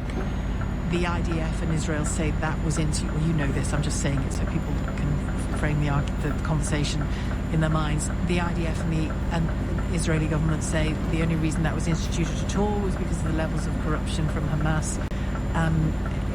With the original food distribution system, which was clearly more effective. Now you've got this business of the UN saying, let the 6,000 lorries in, and Israel saying, well, we've got 1,000 already on your side, but you won't deliver them, and that will go on. But how do we break that dreadful, almost game that we see being played, so that food gets to people who need it, and medical aid, of course? Go straight on, and then turn right. Turn right.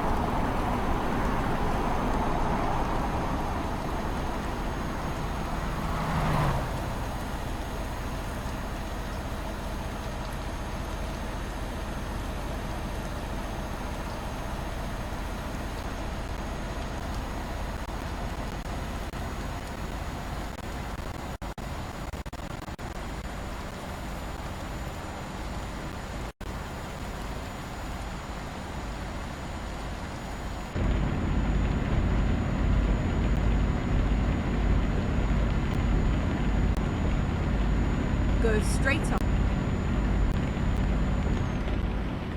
Turn left.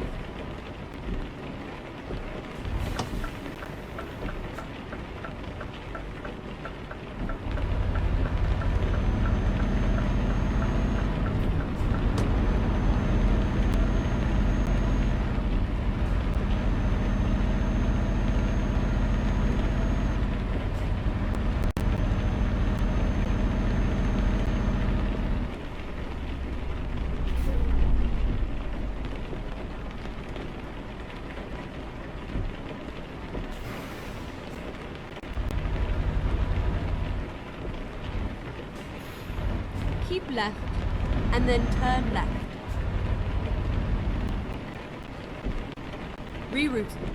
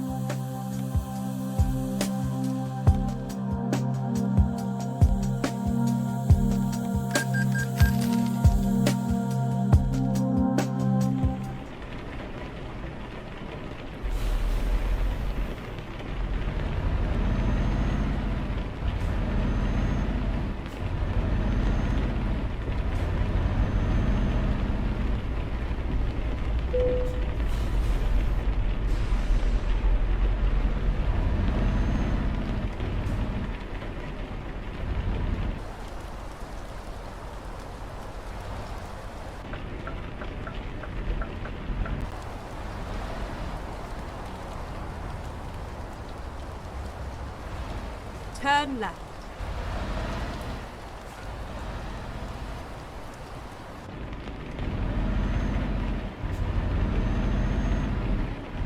Keep left, and then turn left. Turn left.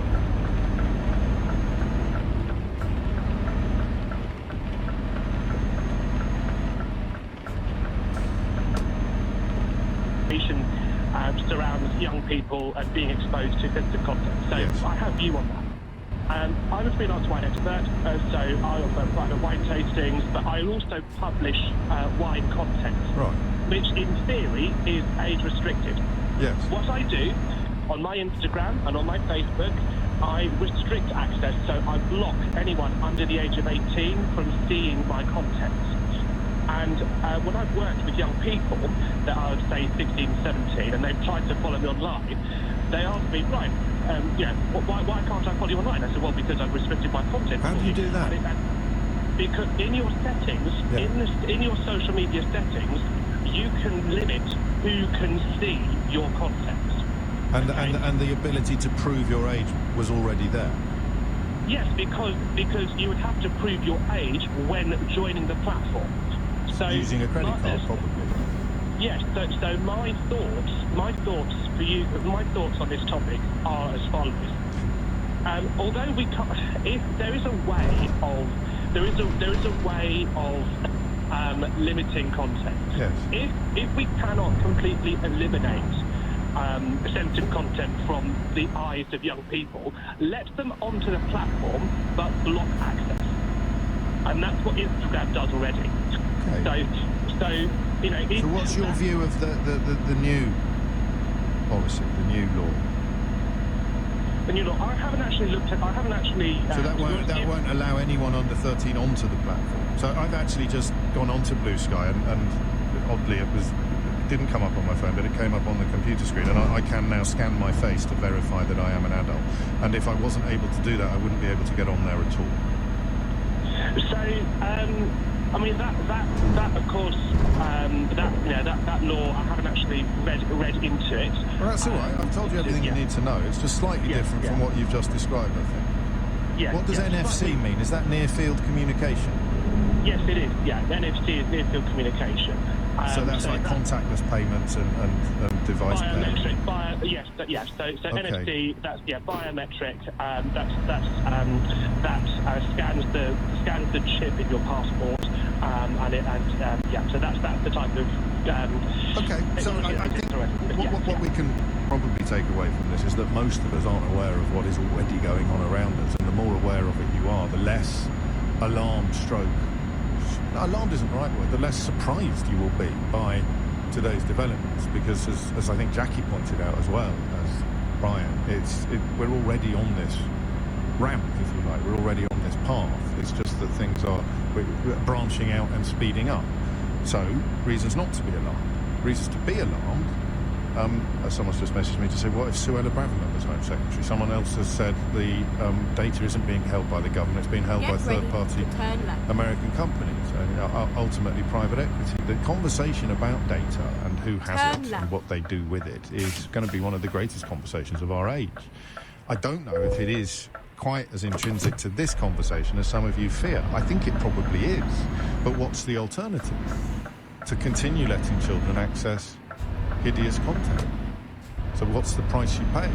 Well, the price you pay is a risk that at some point this technology would allow a malign actor in power, in a position of power, to penalise you and punish you for opinions you've expressed online. I guess, I don't know how paranoid that sounds, but it is how strongly you subscribe to that suspicion that will inform in part your attitude to this legislation. 03456060973. I think after this, I'll do it live. I'll actually register myself. I'll facial recognition myself on will I have to take my headphones off? Or will it just think I've got a really weird shaped head? It sounds. The producer just said that sounds a bit boring. This is like living a story live on the radio. All right, we'll have a conference. Tom Swarbrick on LBC. The amount of money that the NHS seems to be spending on overtime pay is growing and growing and growing. And here you have a situation that the head of NHS England describes, where the backlog created by the strike action can only be cleared by people working overtime. It has been financially in their interests to have this backlog created so that they could then put in overtime claims in order to reduce that backlog once they come back to work. That can't happen. Tom Swarbrick, Monday to Friday from 4 p.m. Listen on your radio, on Global Player, and the new LBC app. Car owners, you could be owed thousands in compensation. If you bought a car on finance from 2007 onwards, it may have been sold with hidden commissions. Text CLAIM to 86688. My Claim Group, authorised and regulated by the Financial Conduct Authority. You don't need to use a CMC. You can claim direct to your lender and the Financial Ombudsman for free. Text CLAIM to 86688. Claims made simple. A safe trip begins with TRIP. Take a road trip with your family, get there safely. Do your trip checks. Top up on island fuel. Rest every 2 hours too. Inspect tire pressure and tread. Prepare for the weather ahead. A safe trip begins with TRIP. A safe trip begins with TRIP. Do the 4 trip checks before every journey. National Highways. So, where are we going? You wanted to try something new? Well, we're here. The Hyundai electrifying summer event. I booked a test drive in the all-new Insta online. It's the 2025 World Electric Vehicle winner, and we save £500 if we order before the 31st of August. Ooh, very stylish. Oh, and it's Hyundai, by the way. The Hyundai electrifying summer event. Are you in? 18 plus UK retail customers only. Excludes Motability. Registered by 30th of September. T's and C's apply. Pump 6 in this meal deal, please. Let's play Rate My BP Meal Deal. Turn right. Okay. You chose an M&S chicken and bacon pasta, Magnum ice cream, and a Wild Bean Cafe iced latte. That's a 10. A perfect warm weather combo. Everyone on holiday? No. BP Meal Deal. One deal, millions of combinations, all for £6. T's and C's apply, subject to availability at BP M&S stores only. For details, see bp.com/latest offers. Train to Worthing for scuba training. Yep, I'm with that family now. Josh, flip us off until you're in the water, mate. Well, I look ridiculous, but they're loving it. Buddy, goggles the other way around, Seats found, kids happy. Heading home. Definitely bringing these wetsuits to our next beach day. Download the Southern Railway app to book kids' tickets for £2 on off-peak journeys. Southern Railway, where every stop is a story. Terms apply. See our website for full details. James O'Brien. Alexa, send a comment to LBC. 10:48 is the time. This is a bit harsh, Ricky. The producer is right. You sitting there silently turning your head isn't going to be good radio, you idiot. It's a bit strong, mate. Have you ever been on YouTube? You'd be amazed what people will queue up to watch these days. Hey, thanks for watching. Don't forget to subscribe. I think you may have a point. Anyway, I've done it already. It wouldn't have been great radio. Oh, now you're pulling a face saying that it would have been good radio. I can pretend that I'm doing it. What it did tell me, though, was that there will be no record of my scan. It has already been deleted. It won't be shared and it won't be stored, and it has already been deleted. So, does that... I mean, that's unique to Blue Sky, perhaps, but does that allay any of your concerns about data? Because I think it should, until you say something a little bit tinfoil hat, like, well, I don't believe them, or I don't trust them, or how do we know? So what are we supposed to be scared of? 0345 60 60 973. And just because you haven't been asked yet doesn't mean that you won't be soon. For example, my phone was fine, but I couldn't read my private messages on the computer screen. I logged onto both at the same time and go back to the phone to do the photo check that I just did during the break, and now I'm back in on everything. And all it did was take a photo of me. Admittedly, I don't think anyone is going to mistake me for a 12-year-old. Not least because I've got a beard of sorts. So that being deleted and not being stored seems to be well, I'd have thought an answer to some of the concerns that we've heard. Harley is in Milton Keynes. Harley, what would you like to say? Good morning. I want to say that this is not just about children. This affects absolutely every person in the UK. Yes. So it inconveniences everybody, and I think it ultimately isn't going to work. It's not that inconvenient. I've just done it. It's not that inconvenient, but I think primarily the point is it's not going to work, and it can be easily bypassed. So there's privacy concerns anyway with uploading ID. I personally also did one of the selfie biometrics, and it's incredibly quick, and I was a little offended with how quickly it decided I was of age, but... At least it didn't tell you how old it thinks you are. It doesn't tell. That would be a minefield. Yeah. I did mine on Reddit, where they seem to be checking if you're over 18. Yes. So it definitely decided I was an adult quite quickly. And what are you worried about? And listen, the ability to bypass it is not a reason not to try. No, I agree. And I agree that there needs to be some kind of culling of some of the internet as it is. But the problem is, so the selfie scan isn't actually linked to our ID. So our selfie scan proves that we're of age according to an AI. And most of us will probably choose that because we don't want to upload an ID onto third parties or US servers. But then the ID isn't actually proving anything. So I know one of the previous callers was talking about how easy it is to bypass everything. You can do it with just a picture of anybody's ID. There is nothing to say it is your ID. But these, I don't want to turn into Pollyanna, but these are concerns that are easily addressed and easily fixed. And you're always, because you'd have to nick your dad's credit card or something like that. But won't they be photo IDs anyway? Yeah, but they're photo IDs. But So you've nicked your dad's photo ID and you've got online. You can do that now to, get into his Ladbrokes account or something like that. It's not a reason not to try. The harder you make it to get through a door, the fewer people will get through it, and that's what they're aiming to do. I mean, when Peter Kyle talks about 100% success, I think he's setting himself up potentially for a bit of a fall for the reasons you describe. But if it comes in at 90 or 95, most people are going to be happy, aren't they? Don't let the perfect be the enemy of the good, is what we would say, usually. Yeah, and I would absolutely normally agree, except that's not how teenagers think about it. But that's not a reason not to do it. It's not a reason. I mean, teenagers can buy alcohol with fake ID if shopkeepers aren't on full alert, and that's not a reason to say, well, what's the point of having a ban in place then? But I think we're forgetting how the internet works. So putting blockades in place on the internet just means you go looking for the places where there aren't blockades.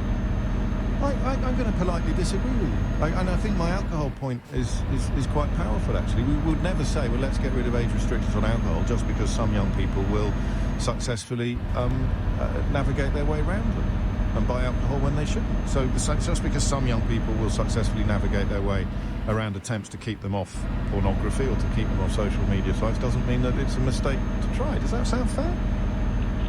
It does, but I think we're misunderstanding things. So I agree with that point in principle.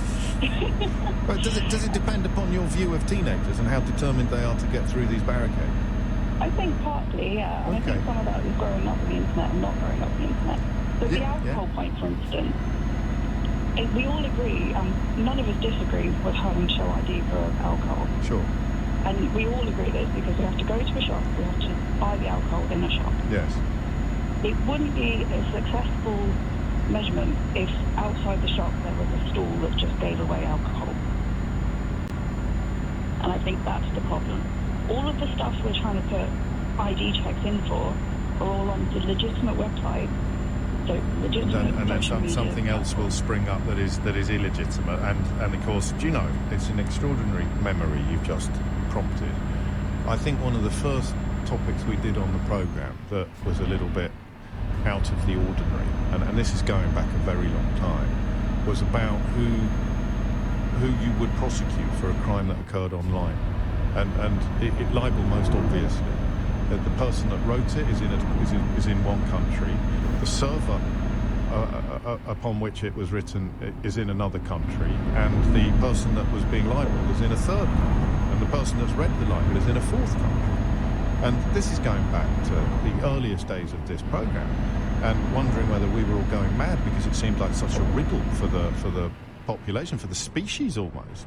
And you've just resurrected that thought, of course, by saying but someone will be able to bypass all the rules and offer this service to kids who want it without any of the laws. And I would once have naively responded by saying, well, the authorities will clamp down on that sort of thing, but I'm not sure that they can, and I'm not sure how they would. Gosh. Thank you, Harley. It's a bit more sort of wriggly than I expected, this conversation, isn't it? It's hard to... You think you've got a grip on it, you think you've got a grasp on it, and off it wriggles. Ian is in Derby. Are you going to wriggle, Ian? I think you're probably the best judge of that. On you go. Yeah, I'm just really wanted to talk about the feasibility of doing this. Yes. And I think I know why the government is so bullish about it, which is that for some years now they've been using the system in various guises, and they call it the government digital identity system. And the way this works is that you can go online, you give some information which can be verified, probably usually 3 or 4 pieces of information, and then once they're certain it's you then get a certificate, which is like a little piece of computer code which sits on your device. Yes. And then you are that person. So I think if they were to say with the social media platforms, the only way you can access these is with a government, a GDIS, a government digital identity token, then it's job done. Because what this does is at the point of login, it effectively says this person, this identity is trying to get to this site, give us a yes or a no. And when you get a no, because it's this person's under 13 or whatever, then just block access. And so are we then living in a world where we have ID cards without having ID cards? Yeah, I mean, that's not really what I need to talk about. You know how my brain works here, and I'm wriggling. Oh no, I'm wriggling. You're not wriggling, I'm wriggling, because I'm immediately thinking of ID cards. Well, I think that what this would do is it would mean that if anybody over the age of 18, they go opt into one of the social platforms and they goes and posts something derogatory, well, it's going to be much easier to find them on the basis that, well, you can actually track this back to a government service which is giving you that identity. And then, of course, the definition of derogatory becomes problematic, but we're back to the tension between letting the perfect be the enemy of the good and protecting children from bad things and paying a price of opening up doors of risk for some adults. Yeah, but again, I think that just as a general principle, if people said what I'm about to post online, would I be happy if this was published in a national newspaper with my name and address? Effectively, it's bringing back that level of personal responsibility. I think you've gone further than this legislation goes, but you have, because it's about getting on there. You don't actually have to do anything when you get there. But yeah, I mean, it does sound like a side effect or a plausible progress from where we are now. I would welcome it until somebody reminds me that I could be locked up for expressing an opinion. And therefore the ability to express the opinion anonymously is pretty close to sacred. It is, but it's the lesser of two evils. And I think to your earlier point is that there has to be something done. And really going back to the original question that you posed, is that can it be done? And like one of your earlier calls, I can see how this could work. Yeah, well, and there I go, wriggling again, back to optimism and back to warmth and welcome. But I've got some of the other words that I've heard today and read out today resonating in my mind as well. But we've also got the detail as opposed to the philosophy. And Alex addresses Harley's point a moment ago directly, and he says your call is wrong. You can't just upload someone else's ID. You'll be asked to upload a selfie that will then compare it to the ID photo. So that is I said that sounds like something that would be easily addressed, and it already has been. But then the worry, and increasingly with Donald Trump in the White House, and a sort of clamp down on dissent. It's funny, isn't it? All the people who styled themselves as anti-woke have ended up ushering in regimes and administrations that really do try to lock up people that disagree with them or silence dissent. That is a concern. Do you welcome the ability of any authority to identify you as someone who acts online or who does things online. I still think that this is a good day. I still think that protecting children from some of the hideous content that they can access all too easily today is a win. And well, let's hope it turns out to be. On your radio, on the LBC app, and Play LBC. Leading Britain's conversation. This is LBC. From Global's newsroom at 11 o'clock, the media regulator, Ofcom, is to look into a controversial app popular with children following an LBC investigation. Wiz, which is used by young teenagers as a dating app, has been linked to at least 2 child sexual abuse convictions in the UK. LBC's reporter Phoebe Aprazesi has more details. It was downloaded 300,000 times last month. With its dating app-style swipe feature, Wiz lets users connect with strangers. Developers say they have more safety features than adult platforms, including AI age verification to even be approved for an account. But the problem, experts say it's unmoderated, largely anonymous and easy to bypass age restrictions. In a test of the app's age verification tool, a 22-year-old LBC reporter was able to bypass security measures and was shown profiles of children as young as 14. Long-awaited online safety rules came into force this morning. Social media companies and websites need to meet the strict controls, including robust checks to block access to pornography. Analysis shows far-right social media accounts from Russia and the US have been encouraging disorder at a migrant hotel in Essex. Police have made 18 arrests and charged 7 people in connection with the demonstrations in Epping. Ned Mendes from the consultancy Clash Digital revealed the findings to LBC. It's being definitely amplified by non-domestic actors. We're seeing it in multiple territories. We're seeing it, of course, in North America. We're seeing it in European countries. And we're seeing multiple languages. We're even seeing Russian language content posting about this. So the kind of broken free from a domestic narrative. Ministers are facing increasing pressure to recognise a Palestinian state in response to the worsening situation in Gaza. Some 125 MPs are reported to have signed a letter calling for the UK to follow France in taking that step. Israel says the move rewards terror.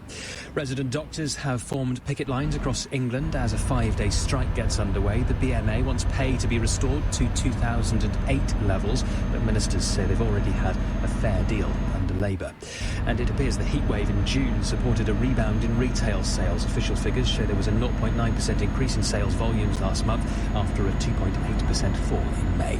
In the city, the FTSE 100 a short time ago was trading down 32 at 91.05. The pound buys $1.34 and a euro 14. LBC weather, most places dry with sunny spells, but cloud and rain moving from Scotland and Northern Ireland into parts of northern England. A high of 27 degrees. From Global's newsroom for LBC, I'm Thomas Watts. Some companies try to reel people in by promising quick cash if you pay them to claim work expenses. But think twice before taking the bait, because they might just want to land a commission, and it turns out you aren't eligible to claim anything. You'll have to pay HMRC back, and it's unlikely the company will refund any fees. So don't get caught out. Check if you're eligible and make a claim with HMRC for free online. Just search Don't Get Caught Out.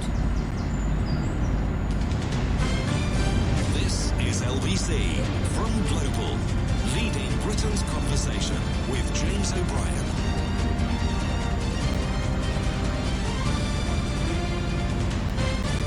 More on that story later in the programme. The one you just heard in the news bulletin about social media accounts that appear to be linked to, linked to far-right activists and activities in other countries, Russia, America and other parts of Europe, encouraging some of the disorder that we've seen outside buildings where refugees are being housed. Andy Hughes and Connor Hand, my colleagues, have worked on that. Andy will join us at about 12:30 to tell us more. And later this hour, we will be revisited by Lisa Kennebec, whose little boy Isaac was 13 when he died after that, the family believe, engaging in a sort of social media trend online. I'm interested to find out what she thinks about today's announcement. She met Lisa when we were doing Online Safety Day here at LBC. So she obviously is going to have A, proper knowledge, and B, very interesting perspective on what is going on. But we move on. 4 minutes after 11 is the time. And we move to... Did you hear me a moment ago talking about that conversation? There's two or three things that I sort of see as being almost like archaeological when it comes to the time that we spend together every day. That question about who will actually be in charge of the internet if a crime is committed online, where in what in what region would the crime be committed? Which judge, what court would sit in judgment on something done in one country via a server in another country to a person in a third country? I still don't fully know the answer to that question, and I think ownership of platforms has really brought it into stark relief. And then there was the question of why is gold valuable? I don't know if you remember that. That's where Mystery Hour came from. We did a whole hour of phoning 100 years ago. Well, why is gold valuable? It doesn't make sense that gold is valuable, except it does, and then again it doesn't. And then there is the desperate attempts to do phone-ins that go beyond the parameters of the normal phone-in, which led me once to come perilously close to asking you to call me and tell me what it's like to live without a phone. I don't know if you remember that, but there was a story about a surprisingly high percentage of people who have no telephone, either a landline, which was still a thing at the time that we were having the conversation, or a mobile phone. And I almost got to the end of the question. Give me a ring now if you don't have a phone. And I didn't quite do it. I think that we're flirting with similar territory with the next question. There has been a call this week for Keir Starmer to ensure that he delivers on one of the promises that he made in opposition, and it was a promise about something called oracy, which is, I suppose, best understood as a sort of oratorical skills. Oracy in schools would see speaking skills embedded in England's schools. And people like Michael Rosen are joining forces with former education secretaries like Charles Clarke and Estelle Morris to urge the Prime Minister to honour his pre-election pledge. And I'm interested to know what it's like not to have those skills. So in a way, I'm asking people to ring in, and people who don't like talking, to ring in and talk to me. But I think that is more likely to work than asking people who don't have phones to phone them. It's about the difficulty, and it's going to be quite hard for me to set this up without sounding even more conceited than usual, because it comes very, very naturally to me, as you would perhaps expect. I mean, I do this for a living. I've been doing it for ages, and I do it for 3 hours every day. So the idea of being frightened of speaking, not just publicly, remember, this isn't about debating societies and the like. It's about verbal communication.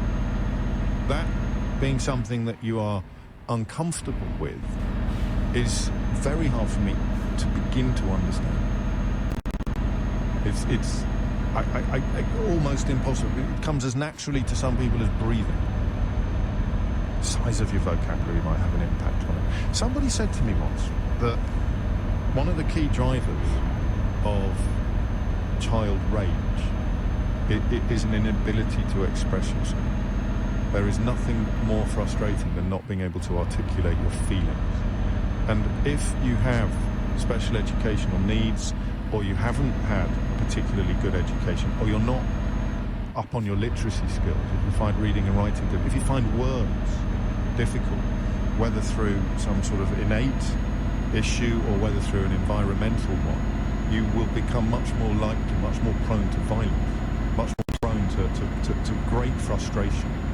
You think about it, it makes perfect sense. If you look at riots, you often find that people can't actually articulate what they think. We laugh at them sometimes. They get a microphone stuck in their face and they start talking about Muslimic raiders or something like that, and we all think it's hilarious. But if that is the extent of your ability to articulate, if that's the extent of your ability to express yourself, then reaching for a brick and throwing it through a window is going to become a much more attractive course of action than it would for somebody who's perfectly capable of explaining themselves. Would someone who doesn't like speaking publicly please ring a radio show with 1.4 million listeners, points out Chris. It's not necessarily the best question that I've ever asked on the programme, but that's the question that I'm going to ask. And it may be that you've come out the other side, because the whole point of this story is that it can be improved. So Alistair Campbell, Michael Rosen, Charles Clark, Estelle Morris are calling on the Prime Minister to deliver on a promise to get it taught more in schools. And the reason why they're doing that is because it can be taught, so you can get better.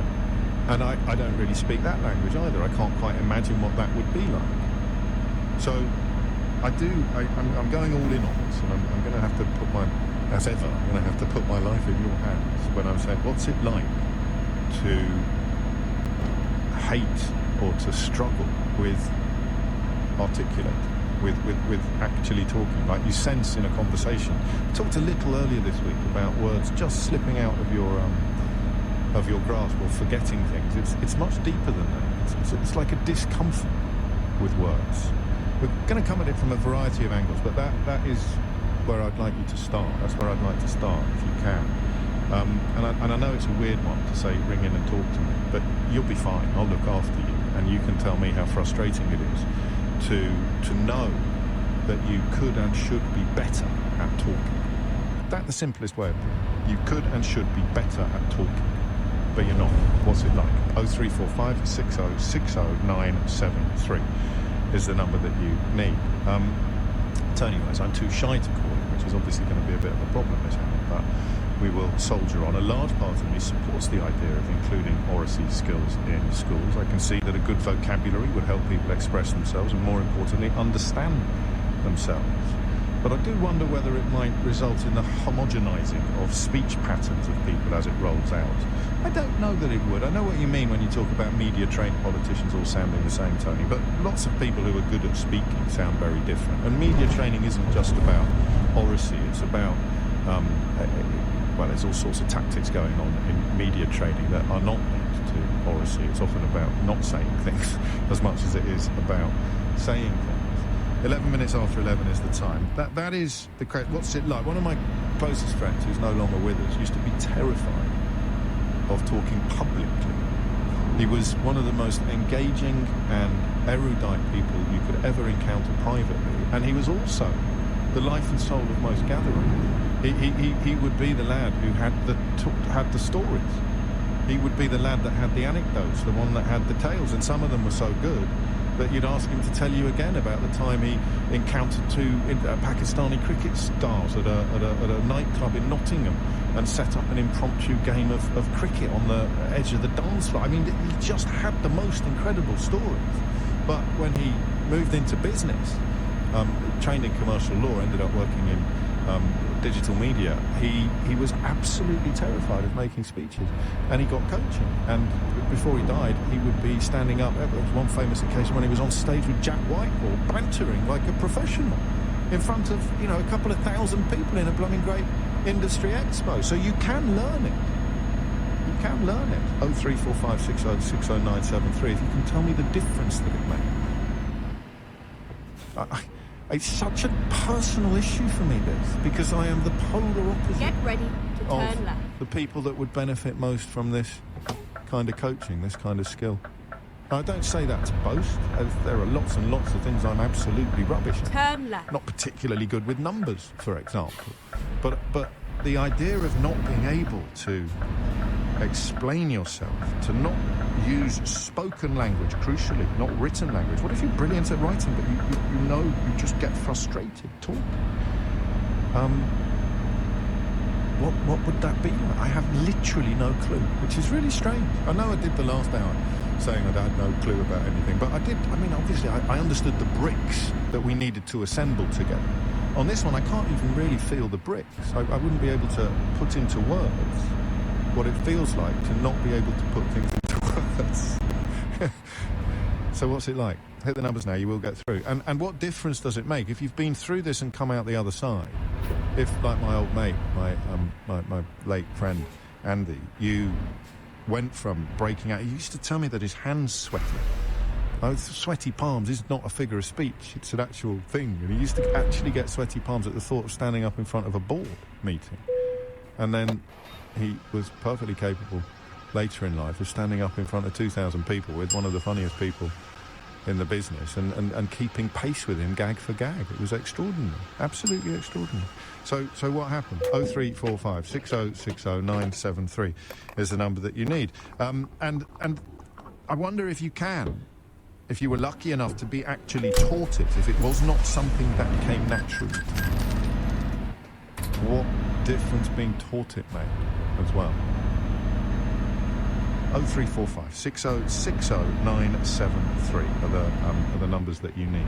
But it's the words that you need and can't find, the words that you know would help but can't quite articulate, that will provide the focus of this conversation. I hope, but it's 11:15. This is LBC.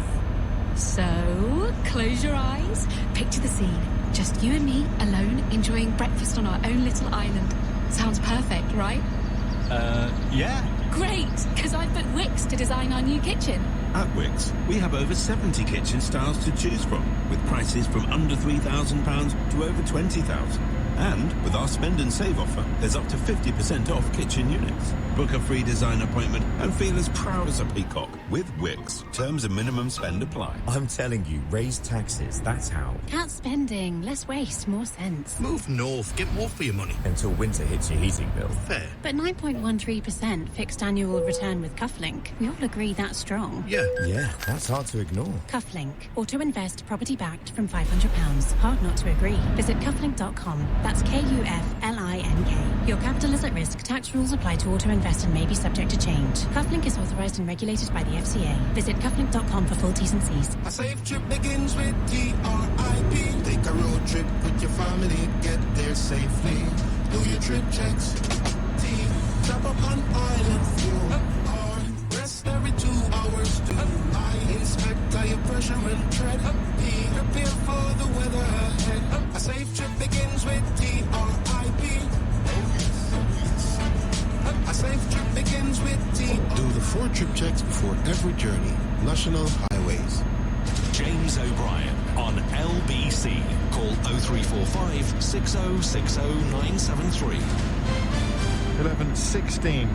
Keir Starmer urged to honour pledge to embed speaking skills in England's schools. And the more I read into this, the more I realise it's not just about debating societies and public speaking and all the things that are pretty much commonplace in a lot of private schools, in almost all private schools, but increasingly rare in the state sector. It's about conversation itself. It's about the ability to express yourself one-on-one or in a small group of people, not in front of an audience. And I'm wondering what it is like, A, to really struggle with that, and B, to come out the other side, to achieve a place where you can really describe the value of this strange word. It doesn't fit in the mouth quite right, does it, oracy? Because I think it's quite a new one for us, and we're more used to seeing the beginning of the word go off in a different direction. But oracy is a way of distinguishing it from oratory.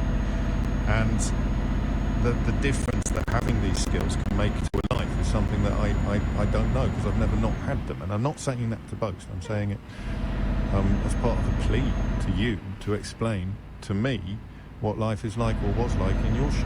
It is 11:17 and Ian is in Chingford. Ian, what would you like to say? Hello, James. I'm going up and on quite a lot. I've wanted to speak to you for ages. And the reason I haven't is... Keep right, the and then subject turn you're right. talking about today. Okay. Well, you take all the time you want, mate. All right. I've never been good at Turn public right. speaking. And I'm retired now, but you learn techniques to get round it. For example, when I was at work, if I had to phone anyone, I'd have a piece of paper in front of me with the answers to common questions. Top of that list was my name. I mean, it's that bad, because someone would ask my name and I'd go, so that is the way I got round it.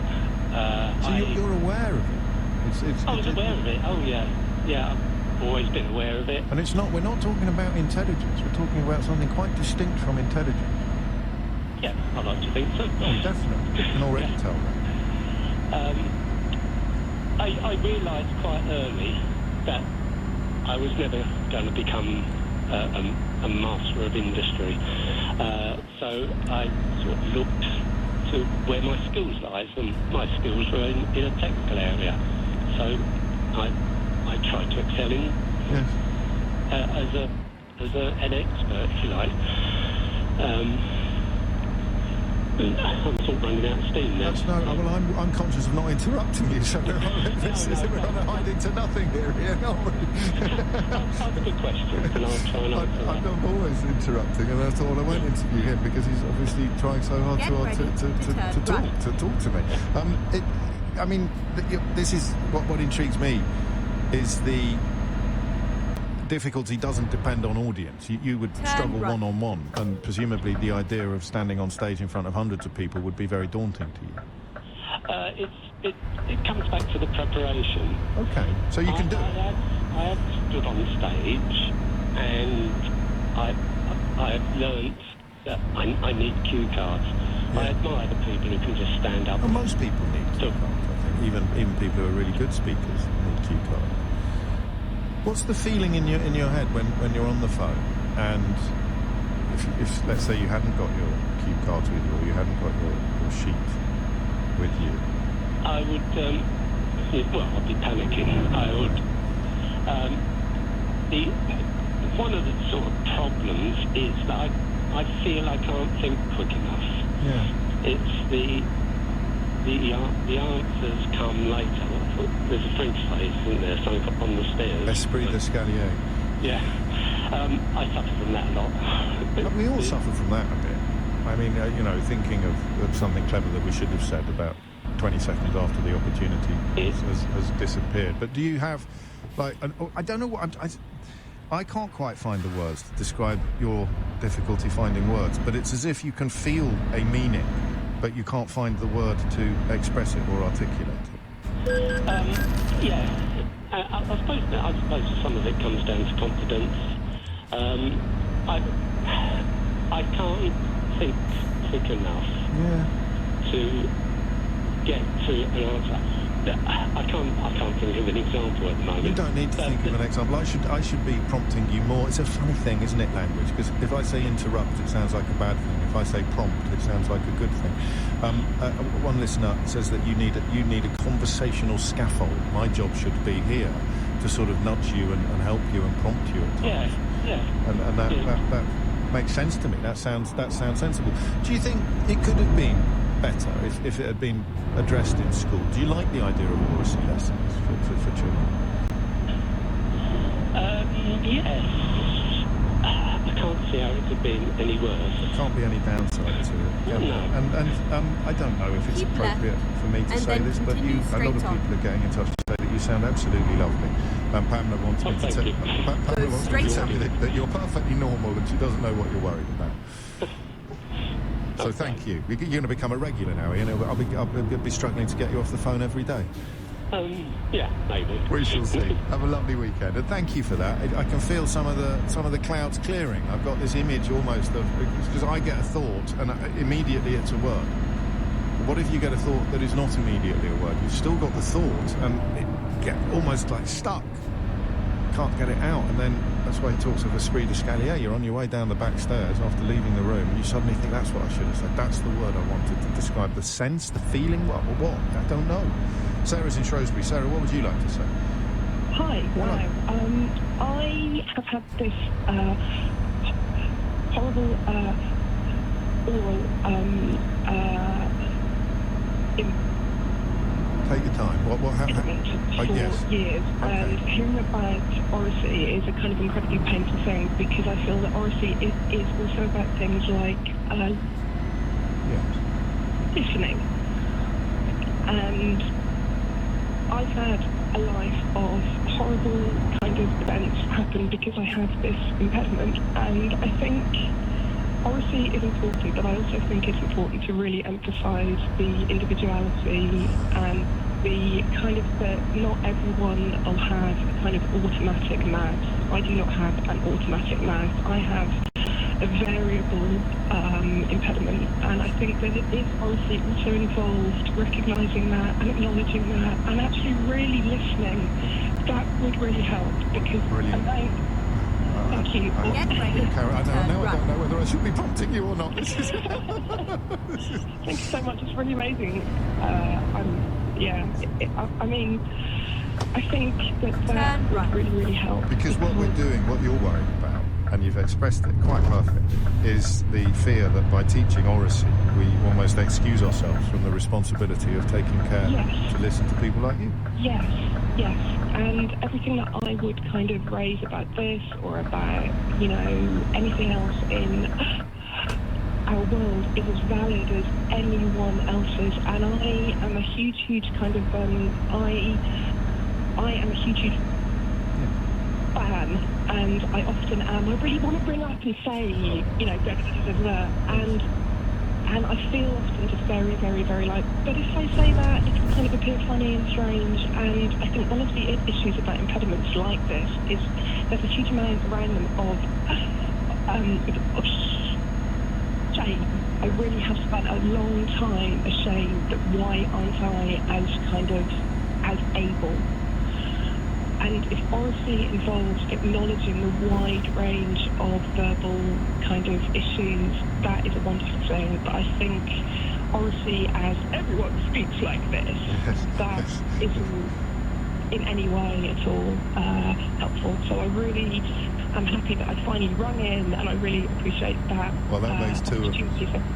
That makes two of us. But I'm not letting you go yet. I'm not letting you go yet. I would like to ask you a couple of other things, if I may. And the first is, what do you like on paper with work? I write about elections, I write about wars.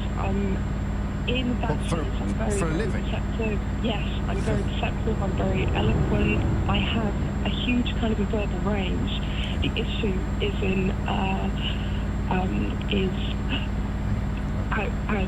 out loud. So that also is hard, because how I represent Sarah online, say, isn't how I am kind of really, and it's this horrible absence of kind of like my actual opinions about, different things. They are lost. Yes. And I've spent years essentially not representing really who I am. So. That frustration is very easy for me to understand now, but it wasn't before I spoke to you. Thank you. No, thank you. Very much. And final question. Yeah. I mean, this was always the case from earliest child. Yes. It goes straight on. Well, I mean, it kind of appeared as a kind of infant, and then it worsened massively when I was kind of exposed around peers who were kind of a bit like, going, what's up with her? They and bully. kind of everything. Oh, massively. I've had, innumerable kind of, And that, of course, is why you come at this from a point of care and concern for people who may not be understood and listened. Yeah, I really do. You're brilliant. I really do. You're brilliant. Okay, then. Thank you. It was amazing. I've spoken to 1.4 million people, which they might not all be listening at precisely this moment, but they can, of course, listen back on the LBC app as well, Sarah. So technically, you've spoken to an infinite number of people, or your words could reach every. Thank you so much. That's very moving to hear it explained so well, particularly with the counterpoint of being so dexterous in print, being able to write perfectly. I know people in that sort of space, but I've never taken the time to wonder what it would be like. Thank you so much. It's coming up. It's just gone 28 minutes after 11. Touching a lot of nerves as well, Sarah. Touching a lot of people, never mind nerves. What an amazing call, writes Esther. I can so relate. I have so much to say, but I'm terrified of calling or talking. Occasionally I have, and I always come away feeling stupid and inarticulate, James. It's mortifying. Well, I hope not. I hope I've never contributed to you feeling stupid or inarticulate, but you need to be more Sarah, don't we? I do. Listen more. And Sue's been in touch. I know Sarah very well, very, very well even. She is adorable, and her contribution was brilliant. I couldn't agree more. It's coming up to 11:30. Let me give you a quick reminder of some stuff that's coming up later in the programme. Lisa Kennevan will join us in about 15 or 16 minutes' time. She lost her boy, Isaac, to, she believes, to a sort of online craze. and I want to know what she thinks about the announcements today regarding online safety. Andy Hughes will join us at 12:30 to talk about his exclusive investigation into some of the foreign agents fomenting violence towards migrants in this country, towards the buildings in which refugees are housed. And then I have a remarkable full disclosure for you this week as well, with the Foreign Secretary, David Lammy, who I don't think, I mean, the thing about full disclosure, it's not a journalist desperately trying to get news stories out of a politician. It's a leisurely stroll through a life, and a large focus of it is actually childhood. And I'm fairly confident there will be a lot about David Lammy that you had no clue of, including the fact that his father wanted him to be the Black Aled Jones at one point, and he had the voice. But that will be shared with you before close of play today as well. It's 11:30. Thomas Watts has your headline. Spend and save offer. There's up to 50% off kitchen units. Book a free design appointment and feel as proud as a peacock with Wix. Terms and minimum spend apply. At TfL, we're making tube journeys faster in the future, with signalling improvements underway on the Circle, District, Hammersmith and City and Metropolitan lines. And there's also the Elizabeth line, already giving you fast journeys across central London. That is how we're making the greener way to travel brighter for everyone. Search TfL Improvement Plan. To the Mayor of London and TfL, every journey matters. Elizabeth line is fast compared to other TfL modes. Greener than total estimated petrol and diesel car emissions. This is LBC. Message James O'Brien on WhatsApp now on 0345 6060 973. It is 11:33 and you are listening to James O'Brien on LBC. Go straight up. This has really opened up I don't want to say a Pandora's box, but I can't think of a better phrase. I've listened for years. I think this subject is the most relevant to me that I've ever heard you discuss. To the outside world, I'm a very laid-back person who's never fazed by anything. However, I ignore the office phone when it rings. I will send 5 emails to someone rather than pick up the phone, even if I know I need an answer now. I'd be, quote, happy to wait for days for a reply instead. If a colleague asked if I'd made the phone call, I'd make up a lie that they didn't answer or were out of the office. And I feel I'm getting worse. For me, I think it's confidence and the fear of being intimidated. This is really moving because the awareness of what's going on is acute. I'm considering CBT therapy, as while I managed to hide it well, it is now badly affecting my work. And you are far from alone. This is from G. Thank you so much for bringing up this subject. I thought I was the only one like this. It's very hard for me to speak or have a conversation with other people, just like the first caller, the gentleman. Thank you so much for doing it. Well, listen, I'm just the conduit. I'm just that weirdo on the radio asking people who don't like talking to ring in and talk to me. But thank you to the people who have, because you've justified the decision already entirely. Ed's in Norwich. Ed, what would you like to say? Oh, hi James. Hello. Thanks for having me on today. Yeah, we had LBC on in the office today, and I just heard that you were talking about oratory and people and teaching that in school. Right. Yeah. And I just think that's so important. It's something I'm never have been very good at, so I've deliberately had to learn it as a grown up. And what did you do? How do you do that? How do you go about making a sort of trying to make conscious improvement? I went to a meeting called an organisation called Toastmasters, which is for public speaking. Okay. So I meet up with a group of people who trying to do the same thing really, and that's what I've done, which I've done for a couple of years. Is it helping? And that's been, I think it's helped more than I've realised, but it's been taken quite a long time to get the experience. And just listening to your last caller, I caught just the half of that call, and really it resonated with me, the frustration that I could hear there. And it's good to know that there's other people. Phone's ringing off the hook. It's when you consider how hard it would be for many people to contribute to a conversation like this is doubly fascinating. I just want to try and get it, if I can, into words. So I think of, very rarely do I think of something and then I can't immediately find the words to express it. That, for you, would be a much more common experience. You have a thought or a feeling, a sense, an idea, I don't know what the right word would be, but you can't get it out of your mouth. Is that right? Yeah, I do sometimes have that. And I think by just my natural temperament, I'm someone that won't... I can't immediately wax lyrical about anything, which, from my point of view, that seems like what some people can do. Yeah. So I have the experience of, not all the time, but particularly in group settings where I feel like I can't keep up because it'll take me a while to process what I want to say about what someone's just said. Yes. So yeah, particularly in group settings, for me is where I it's where I feel like I have to work on.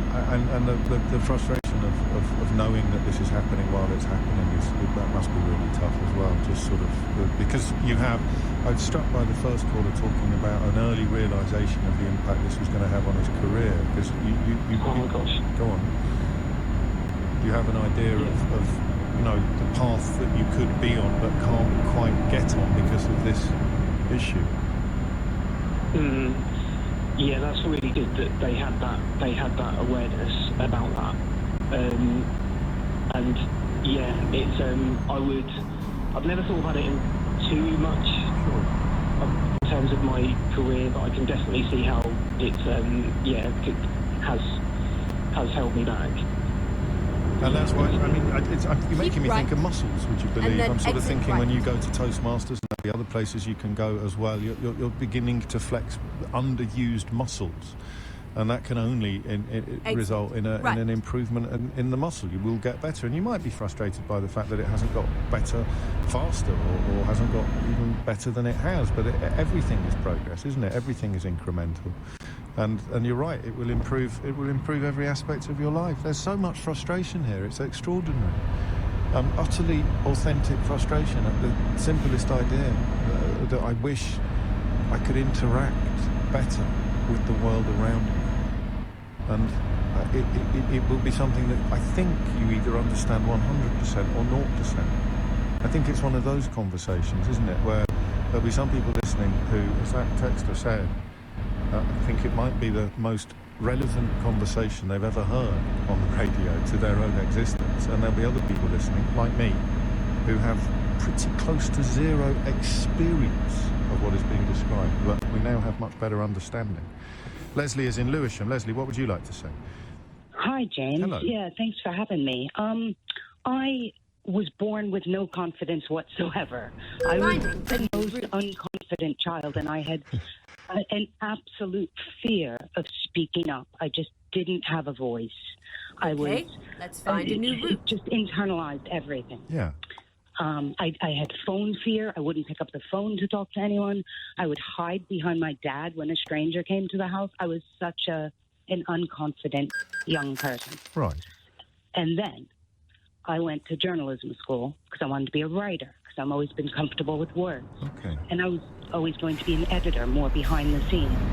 But as part of my journalism class, I had to take and pass a public speaking class. Right. And I couldn't do it. I just couldn't do it. And what happened when you tried? I froze. You've heard of crippling stage fright? I didn't have that. I had rigor mortis stage fright. It was awful. I just froze. I couldn't get the words out. I stumbled. I was so worried what people would think. Yeah. And what I know now, and I wish I'd known then, I wish someone had taught me then, is that when you stand up in front of people and open your mouth, you're automatically in a position of authority. And it doesn't matter to an extent what you say, because you are controlling the narrative. And I know that now. And now I'm a comedian, and I do this all the time. And it took me until I was 47 years old to do my first comedy set. It took me decades because I was just so covered in fear, and I wish I'd done it sooner.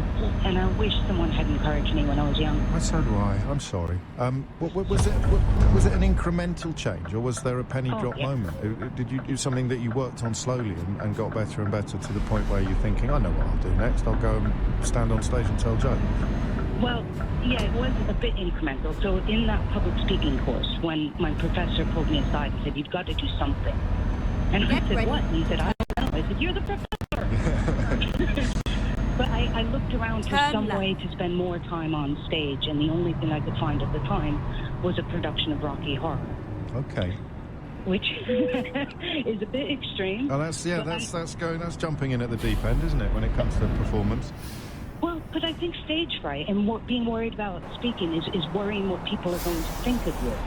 But when you do something like that, there's no way anyone could really think that was me. So I realized that I was controlling what they thought to a certain extent. You know, so it was empowering that way. And then off and on for the next 20 years, I kind of dipped my toe into public speaking, but I never really found my voice until I decided to try a comedy set once as a bucket list item.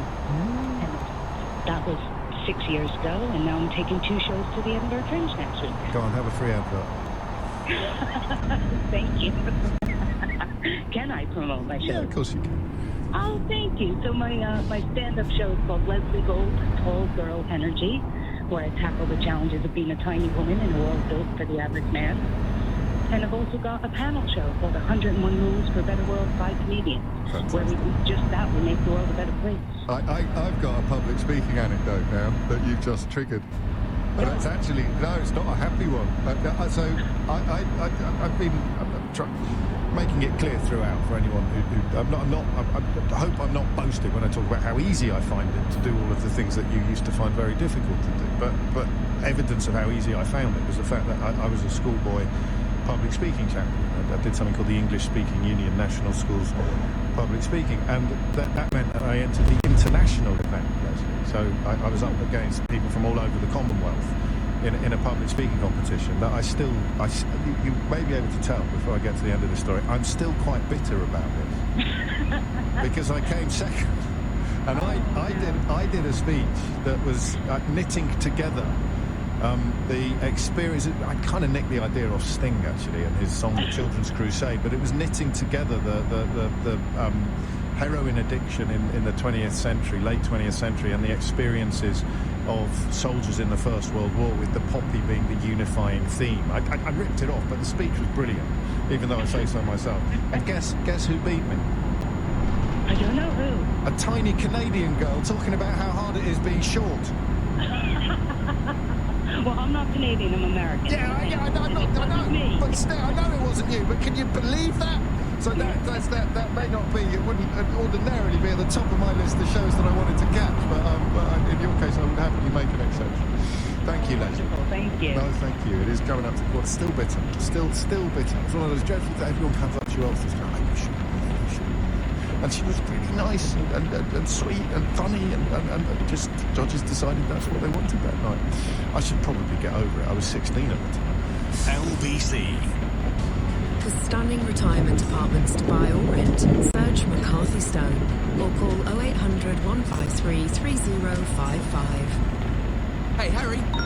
Hello, mate. Any tips for the game? If it's games you want, your best bet is to check out BetVictor's casino games. They've got more games than you've had hot dinners. In fact, they've got more games than Las Vegas Gaming Convention's annual convention of games. Lots of games, got it. Yep, there's over 4,000 slot games, including all your favourites like Big Bass Bonanza, live casino tables like roulette and blackjack, and casino games like Crazy Time. Listen to me. Make your best bet on BetVictor Casino. 18 plus, gambleware.org. A safe trip begins with TRIP. Take a road trip with your family, get there safely. Do your trip checks. Jump up on island fuel. Or rest every 2 hours. I inspect tire pressure and tread. Prepare for the weather ahead. A safe trip begins with TRIP. A safe trip begins with TRIP. Do the 4 trip checks before every journey. National Highways. Train to Bedford with the crew for a music festival. Scenes. Georgie, is this too much guitar? Yep, lost them. Oh, I'd offer to get drinks on my own. It's okay, find the flag with the DJ and cat. Oh, there they are. Back on the train, glitter gone, feet destroyed. Totally worth it. Oh, I can't wait to post this selfie of us. Download the Thameslink Railway app to book tickets and save 1/3 off group travel on off-peak journeys. Thameslink Railway, where every stop is a story. Terms apply. See our website for full details. Calling all little explorers. The hunt for squishmallows is on. Who will your little one find in their Happy Meal? Will they chill out with Cam on the beach? Or rock on with Hallie? Some fun, some food, it's all inside this Happy Meal. Until the 25th of August from 11 a.m, Squishmallows comprise toys only, subject to availability. Fair ordering policy applies. Up 6 in this meal deal, please. Let's play Rate My BP Meal Deal. Okay. You chose an M&S chicken and bacon pasta, Magnum ice cream, and a Wild Bean Cafe iced latte. That's a 10. A perfect warm weather combo. Am I on a holiday? No. BP Meal Deal. One deal, millions of combinations, all for £6. T's and C's. They are failing in actually being able to have this content put out into their platforms, and just to, say that the basis of it's probably down to the child's maturity. It is flawed. The content should be there in the first place, and it should be blocked. Not that it's down to the poor child that may be subjected to it, but because they stumbled across it. These things find the children. The children often not go and find this. Is there any good? I mean, better than nothing seems like an inadequate phrase when I'm talking to somebody like you, but it's the phrase that springs to mind. Absolutely, doing something is better than not doing anything at all, but this has been at a snail's pace. This could have been happening years and years ago, and unfortunately there's been a fallout on the lead up to this. I'm one of the parents that have lost a child through a social media platform that fed harmful content. I know that Ofcom do have a tough mountain to climb. They are the regulators. The government obviously are very empowered for what Ofcom are able to do.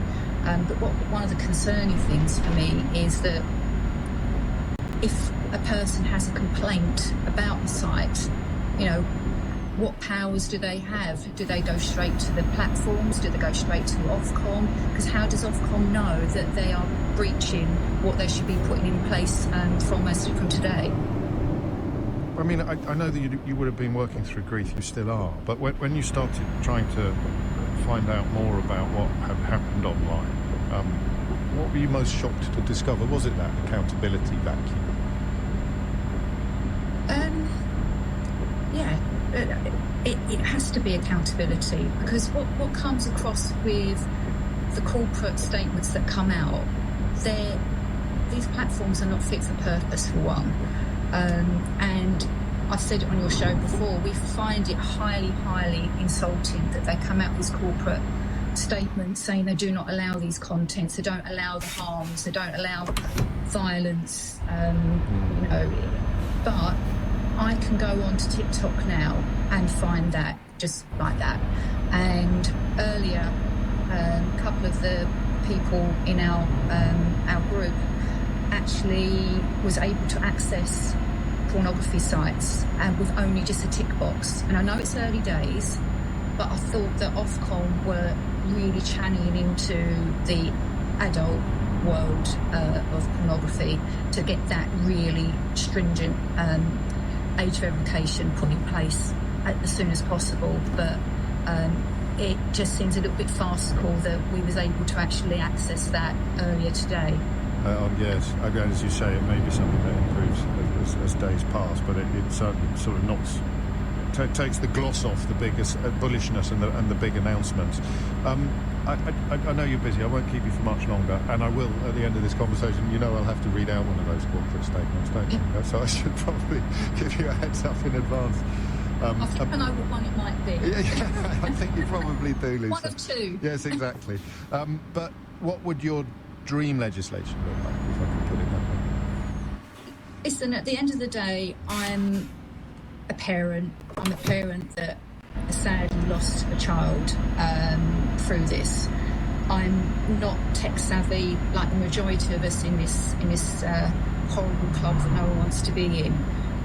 they have a duty of care. If they can't have these platforms regulated to the hilt for protecting our children, then they're not fit for purpose. They have to get their act together. And I know that, you know, as they class it, things fall through the net, but at the moment those holes in the net is huge, absolutely huge. And we should have been doing this years ago. You know, the online safety law came into place in 2023. We're in 2025, and there's still things like the AI. Sextortion is absolutely rife. We've now heard about terrorism acts and like sort of trying to mould children into creating acts over the school holidays. It's also just so uphill. But as I say, something is better than not doing anything at all. Yeah. Could the government do? I mean, there's a dichotomy here, isn't there, between what a government can do and what the tech firms can do, and what a government can tell the tech firms to do. Do you know? Well, I think you will know that answer as well. Sadly, children's lives are in the shadows for political gain, trade. You know, AI is used as a trade purpose now, and Peter Carl basically mentioned this when we was in a meeting with him earlier in the year, that we have to keep everybody sweet because they want to do trade deals, and if they come down too hard on these particular sites or platforms, that could hinder their relationship through political and monetary economical gain. They like to drip feed that they are trying to protect our children, but we can see through between the lines on that. Because regulation is expensive, and the bill would be delivered to the platform owners, to the tech pros. So you know that Australia are bringing this ban, or it has come into children. This is all under 16-year-olds on all social media.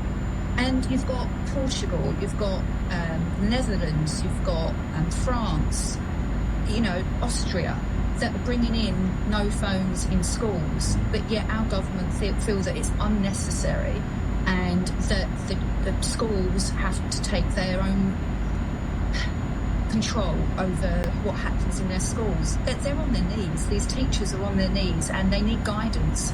You know, there needs to be a blanket. And again, I think it's all down because the government want EdTech. They want it in the schools because it's money. And any change is going to have to come from the top. Lisa, thank you. I know how busy you are. Thank you for finding some time to talk to us today. I appreciate it. Thank you. Thank you. It is coming up to 11:57. Lisa Kenneman there, whose 13-year-old boy, Isaac,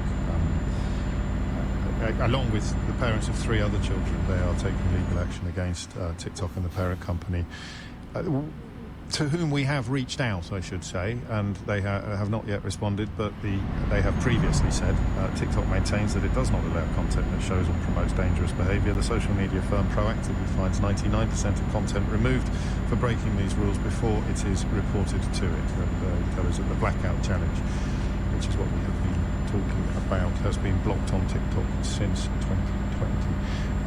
Coming up to 11:58. I'm going to squeeze in one more call if I can on this question of oracy, although actually looking at the switchboard we may continue with it in the next hour. Keep but while I make that decision, Mike is impulsive. Mike, what made you pick up the phone? Hi, James, how you doing? I'm good, mate. What's on your mind? Right, basically in 2019 when I moved here to Polesworth, I became disabled. Go straight on. And part of that also, I was also mentally ill because obviously my confidence plummeted. Right. And I ended up with situational mutism.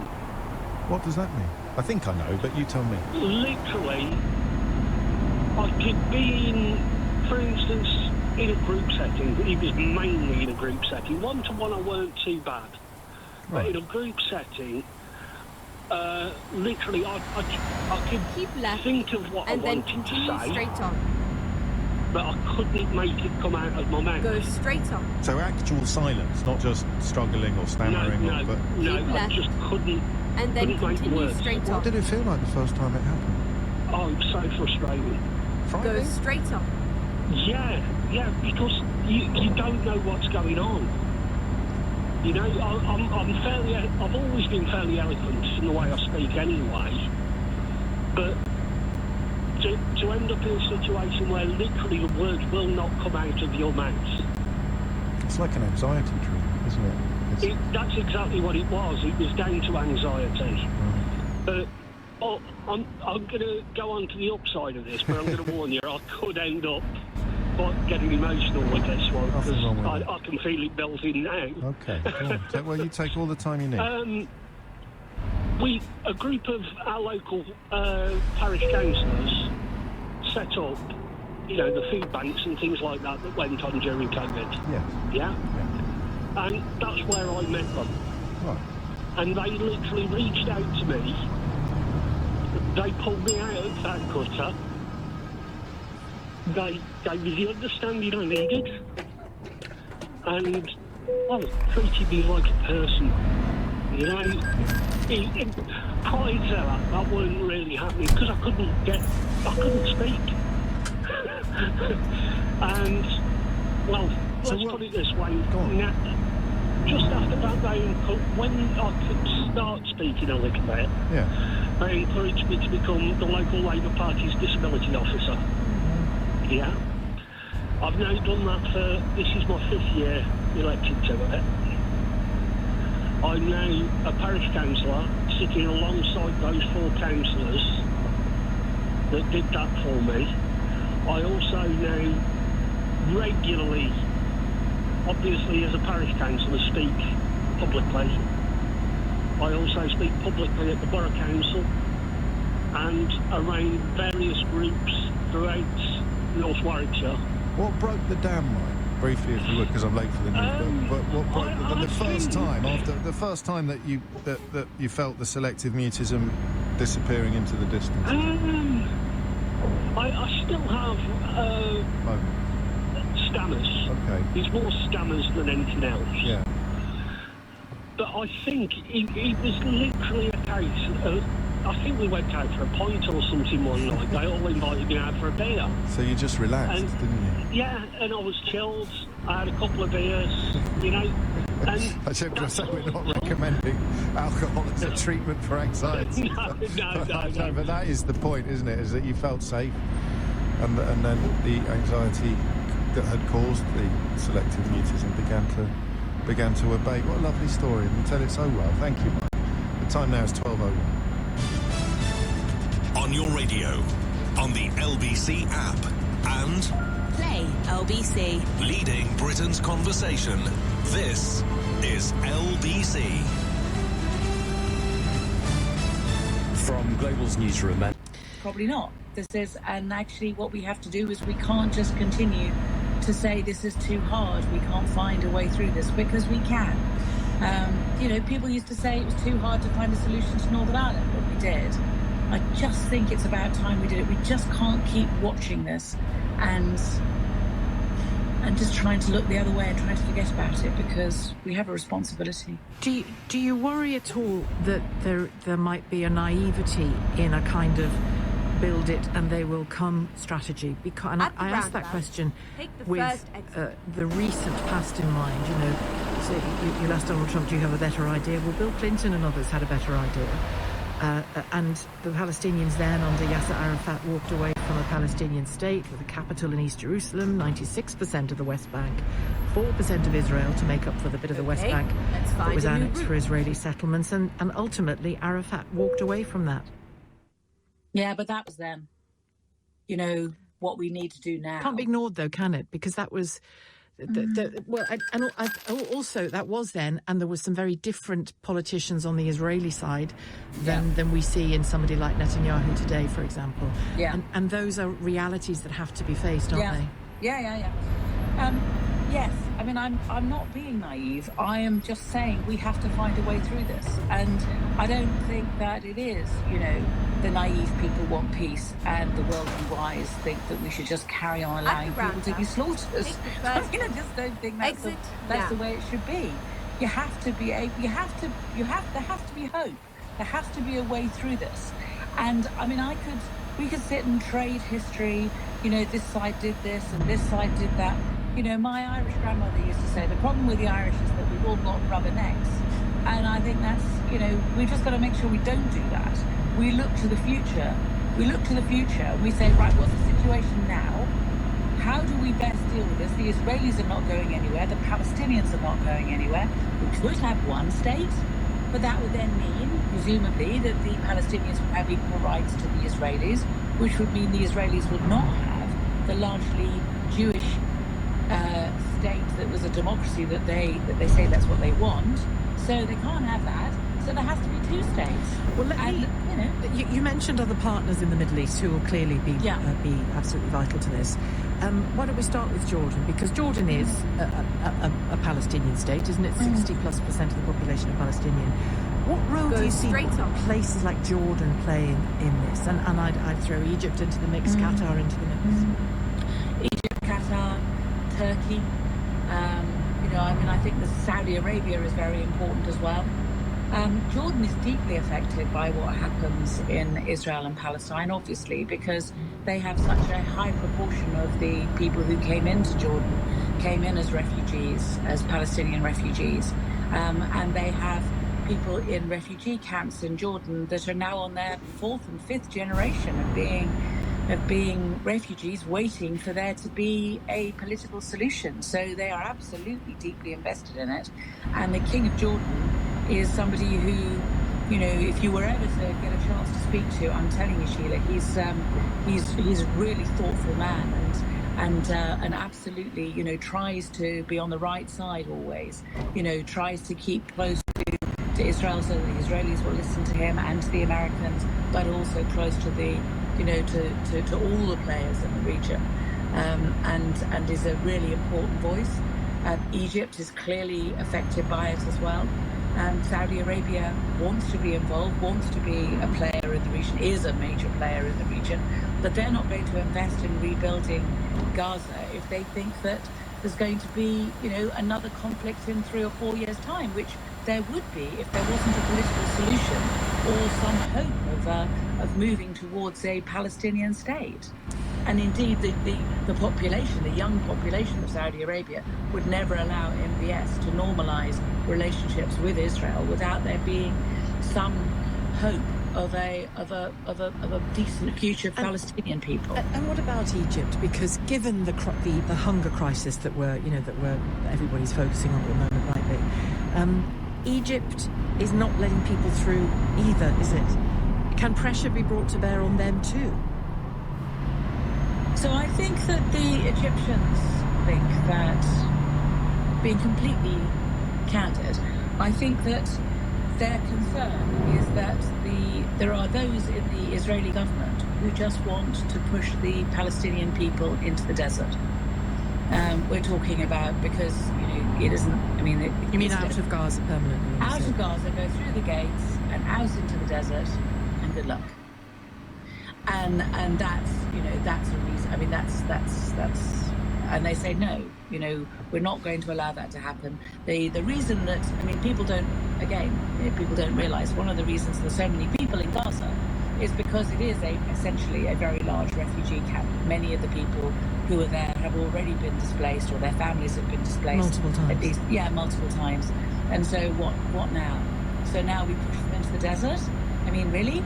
No, we have to find a way through this. There has to be, the gates have to be opened and food has to go in, and we can't allow people to starve. But I was talking about food and aid rather than people being moved. And I just think that, that there is a question around what Egypt can do as well as Israel. Well, there's part of the issue at the moment is that the Israeli Defense Force have control of Gaza, and they are insisting on continuing to be in control and having a military control of the aid which is being given out. And there's a standoff to a certain extent. Right. Can I bring your attention to a statement, just a shortish statement that the Prime Minister released earlier about his plans for the weekend? He's going to hold an emergency call with his European partners tomorrow, where they'll discuss what we all in Europe, including the UK, can urgently do to help to sort this out. One of the things he says in the statement, recognising, as we all do, that these are very, very dark times that people are living through and that we are witnessing. But he says there is a hope to bring about an immediate ceasefire, of course, for Hamas to unconditionally release all the hostages. We would hope. We support the efforts of the US, Qatar, Egypt. And he goes on to talk about pressing the need for steps to be taken down the line, steps to be taken to build lasting peace. Now, none of that sounds like a man who's about to follow Macron and declare a Palestinian state, recognise a Palestinian state, does it? Does that disappoint you? I want us to recognise, and I want us to work with the French, and I thought that's what we were going to do. Many people did. But do you think that statement tells us that we're not at this point? I mean, things move so fast, you know. I mean, yesterday was different, tomorrow will be different again. You know, who knows? Who knows what's happening on a kind of a day-to-day basis? All I do know, the one constant, is, you know, innocent people on the West Bank and in Gaza suffer. They continue to suffer. There is no future for their children. And the Israelis do not have security, and their children cannot be guaranteed a secure future. And it's appalling. And, you know, we cannot go on like this. That's what I know. One critic I noticed on social media this morning described Emmanuel Macron's move as follows: "This isn't diplomacy, it's political theatre that rewards terror and undermines peace." You clearly don't think that's the case, do you? No, I don't think that's the case at all. I think that those that say, you know, I mean, you just have to continue to just say to people, what's your alternative? What do you think should happen? And then you start to expose some of the nonsense that people come up with instead. You know, or the complete inhuman. I mean, you have to then remind them, Palestinians are human. You cannot treat them like this. They cannot be cast into the desert. They cannot be locked up in a fenced community, dependent on others for food in this way. It's just wrong. We need to find a way through this, and you cannot say, you know, that obviously clearly a tiny minority of extremists within the Palestinian community in Gaza behave in the way that they did, and so therefore there is no possibility of there being any peace for the whole of the people of Gaza and the West Bank, the whole of the Palestinian nation. You can't do that. It's simply nonsense. Those who think that declaring a Palestinian or recognising a Palestinian state before there is one, if you see what I mean, one of their qualms about it, or concerns about it, is you're putting the cart before the horse. Who would lead it? Hamas? I can't imagine that being the case. Palestinian Authority, have they proved themselves worthy of it? What we need to do at the moment is we need to be perfectly clear that those of us who believe in a two-state solution believe in two states. And if we believe in two states, why recognise one and not the other? And we need to be able to say that everything that we are doing, we are measuring against whether or not this furthers the two-state solution, and not allow ourselves to be distracted.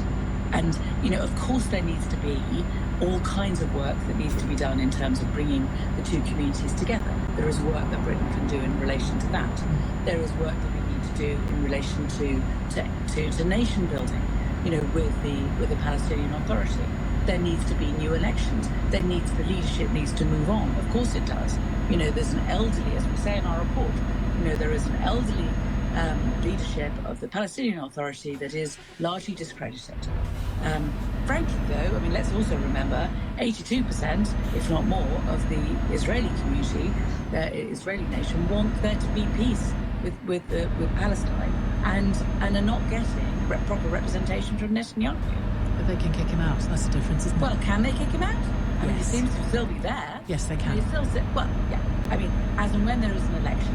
But at the moment, the point is that, you know, that democracy has a leadership that has 82% of the population saying they want peace with Palestine, but the leadership only being interested in the far-right elements of his own government that keep him in power, because he's so worried that they're going to pull the plug on him that he'll then have to have an election and he may lose power. I mean, that's the reality. That's Dame Emily Thornberry, Chair of the Foreign Affairs Select Committee and Labour MP for Islington. Just for the record, Berlin has said today, or Germany I should say, has said today, it's not planning to recognise a Palestinian state in the short term. Said its priority now is to make long overdue progress towards a two-state solution. Something tells me that if not today, then over the next couple of days, Keir Starmer might have to say something as definitive as that, one way or the other. But thank you to Dame Emily Thornberry for that conversation. It's 1:50. This is LBC. At TfL, we're making tube journeys faster in the future, with signalling improvements underway on the Circle, District, Hammersmith and City and Metropolitan lines. And there's also the Elizabeth line, already giving you fast journeys across central London. That is how we're making the greener way to travel brighter for everyone. Search TfL Improvement Plan. To the Mayor of London and TfL, every journey matters. Elizabeth line is fast compared to other TfL modes, greener than total estimated petrol and diesel car emissions. So, where are we going? You wanted to try something new? Well, we're here.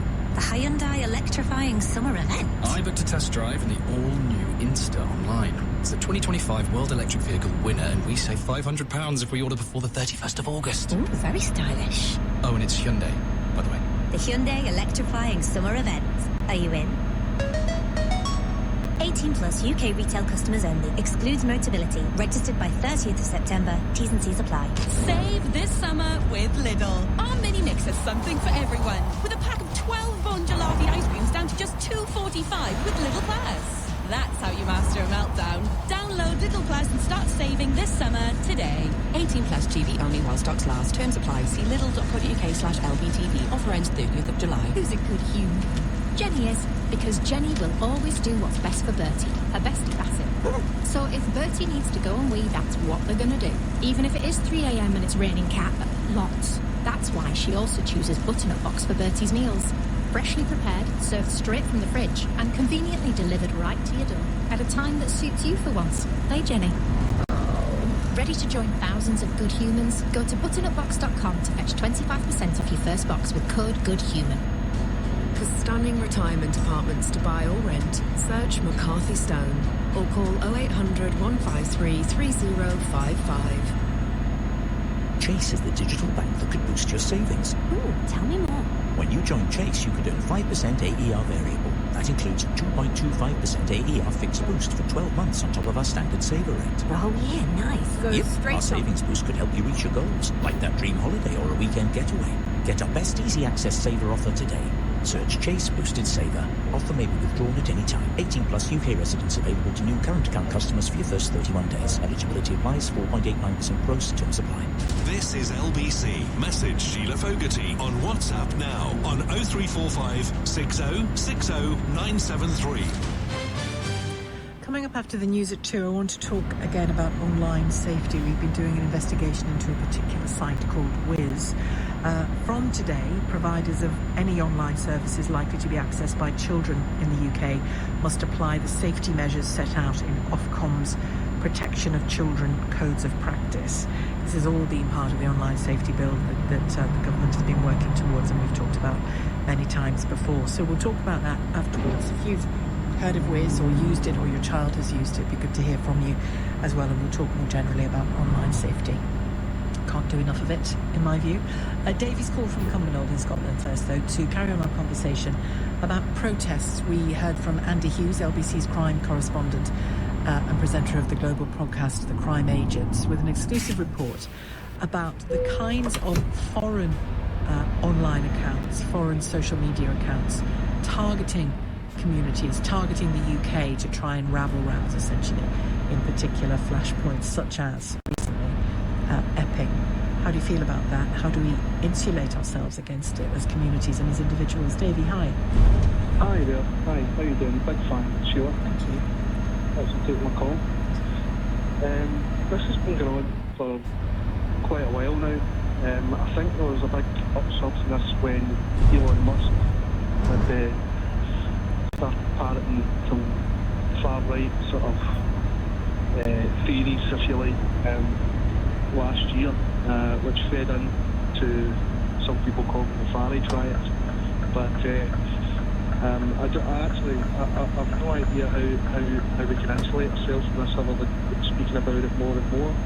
I think it would help sometimes if even what I would call respectable media outlets would temper the language. I mean, I even read in one newspaper that I consider to be I don't know, more genuine and supporting day to day, that they described the hotel in Canary Wharf as a 4-star hotel. Okay, it's a 4-star hotel, but it's going to, if there is migrants goes in there, it's going to cease to be a 4-star hotel from that point. So I don't think it's helpful to describe it in such a way. But really, and honestly, there's a lot of news organisations out there that could be doing the brushing up on holding different people to account, spread this nonsense, such as the leader of Reform.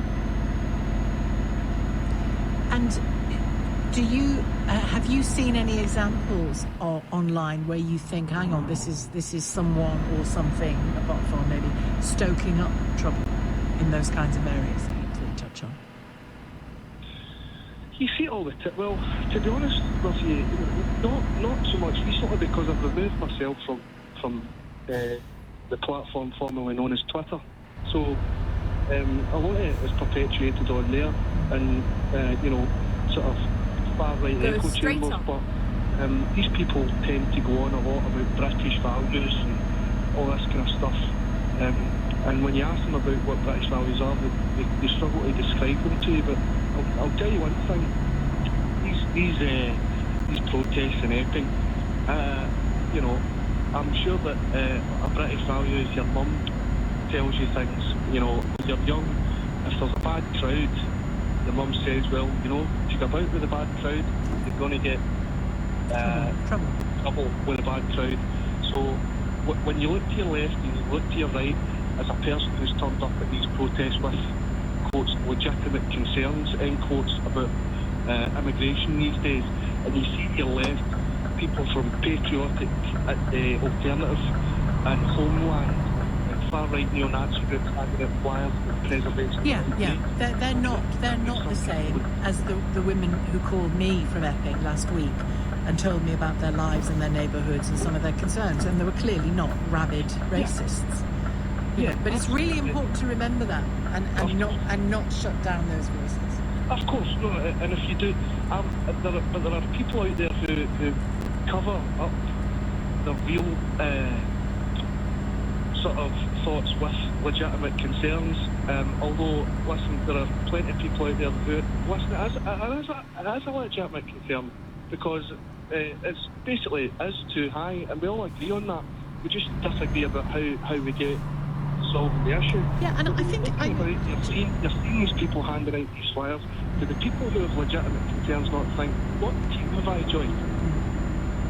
Well, I remember on the street that I grew up in, and my mother lived there till she died as well, and probably 3 or 4 years before she died, a house 3 or 4 doors up, so we're talking big 4-bedroomed semi-detached suburban houses basically, and one of them was divided into 3 separate accommodations. It used to be a house that we knew the people who lived there. Obviously, it was empty for a while, and anyway, obviously, somebody gave them the planning permission to make it into a what do they call it? An HMO, a housing with multiple occupants. And nobody had been asked about that. Nobody in the street was asked about that. And my mum and one of her neighbours were saying, well, who are the people going to be? And they didn't mean, are they going to be migrants? That's not the question they were asking. But and of course in London, you see it frequently, don't you? Large houses turned into 2 flats or 3 flats or whatever. But because the nature of the community was a particular way, they had concerns about, well, what does that mean? Who's it going to be? How many are going to be there? What's the is it the council that's bought the flat? If so, what's going on? And these are just normal concerns. And there was an old college at the end of our road, an adult learning college, that's being turned into flats is probably finished now. And again, big questions about, well, hang on, is there going to be any more parking? Because that's an awful lot of additional people in the road, and, you know, questions like that. And these are legitimate. If you see a sudden and dramatic change in your community, you're allowed to say, what's that all about? Of course you are. But there's a difference, isn't there, between that and, as you say, those kind of organisations that bust people down to cause trouble. Exactly. And I think if you do have those legitimate concerns and you turn up to exercise your right to protest, and you are a genuine person and you see what's going on to either side of you, you leave. Go straight on. You don't stay and there then and turn participate. right. So we know that everyone that's there participating in these... Well, you leave or you make them leave. That's another option, and I don't mean physically force them. I'm talking about, you know, make your presence felt as a proper, decent citizen as well. Just leaving the space to them is problematic. But that's where the police come in, isn't it? And public order. Thank you very much, Davey, for your call. Davey in Cumbernauld. Coming up after the news, given that today is the day when the contents and the remit of the online safety bill become real, we can start testing whether they work or not. Let's talk again about the safety of particularly children online. We have an LBC exclusive. It's 2 o'clock. On your radio, on the LBC app, and Play LBC. leading Britain's conversation. This is LBC. From Global's newsroom at 2 o'clock, an app popular with children as young as 12 could face penalties from Ofcom following an LBC investigation. Wiz, which is used by young teenagers as a dating app, has been linked to at least 2 child sexual abuse convictions in the UK. An LBC reporter passed its age checks and was shown children's profiles. Dame Melanie Dawes is the head of Ofcom, which is responsible for enforcing online safety rules. We really welcome investigative journalism and thank you for looking into this. We'll take that one away. I don't know whether my teams are already onto that because you mentioned it this morning, but we will look into that. But a dating app like that that's for teenagers should be following our anti-grooming measures. So they should be making sure that adults cannot contact them unless they're already part of their network. Wiz says safety is its top priority and that it uses highly accurate age verification tools. Stricter online safety rules came into force this morning, requiring firms to do more to protect children. A coroner has concluded Jay Slater, who went missing in Tenerife last summer, died by accident when he fell down a ravine. The 19-year-old had told friends he was in the middle of the mountains after a night out. His body was discovered almost a month after he made the phone call. The Prime Minister is facing increasing pressure to recognise a Palestinian state in response to the crisis in Gaza. Some 125 MPs are reported to have signed a letter calling on the UK to follow France in taking the step. Israel says the move would reward terror. Chair of the Foreign Affairs Select Committee, Emily Thornberry, has told Sheila, we need to make the move sooner rather than later. I think it's about time that we recognise Palestine. My concern is that whilst we continue to wait for the perfect time, the West Bank is largely being annexed and there is complete chaos in Gaza and East Jerusalem is being absorbed. So everywhere that we thought was going to be Palestine, we're losing and we're watching it go. And Israel says it will allow foreign countries to drop aid into Gaza from today. Sir Keir Starmer is due to hold talks with the French and German leaders after warning the situation in the territory has reached new depths. In the city, a short time ago, the FTSE 100 was trading down 35 points at 91.02. The pound buys $1.34 and €1.14.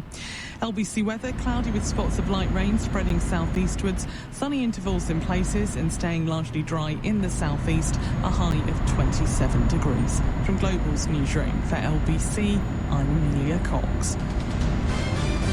This is LBC from Global, leading Britain's conversation with Sheila Fogarty.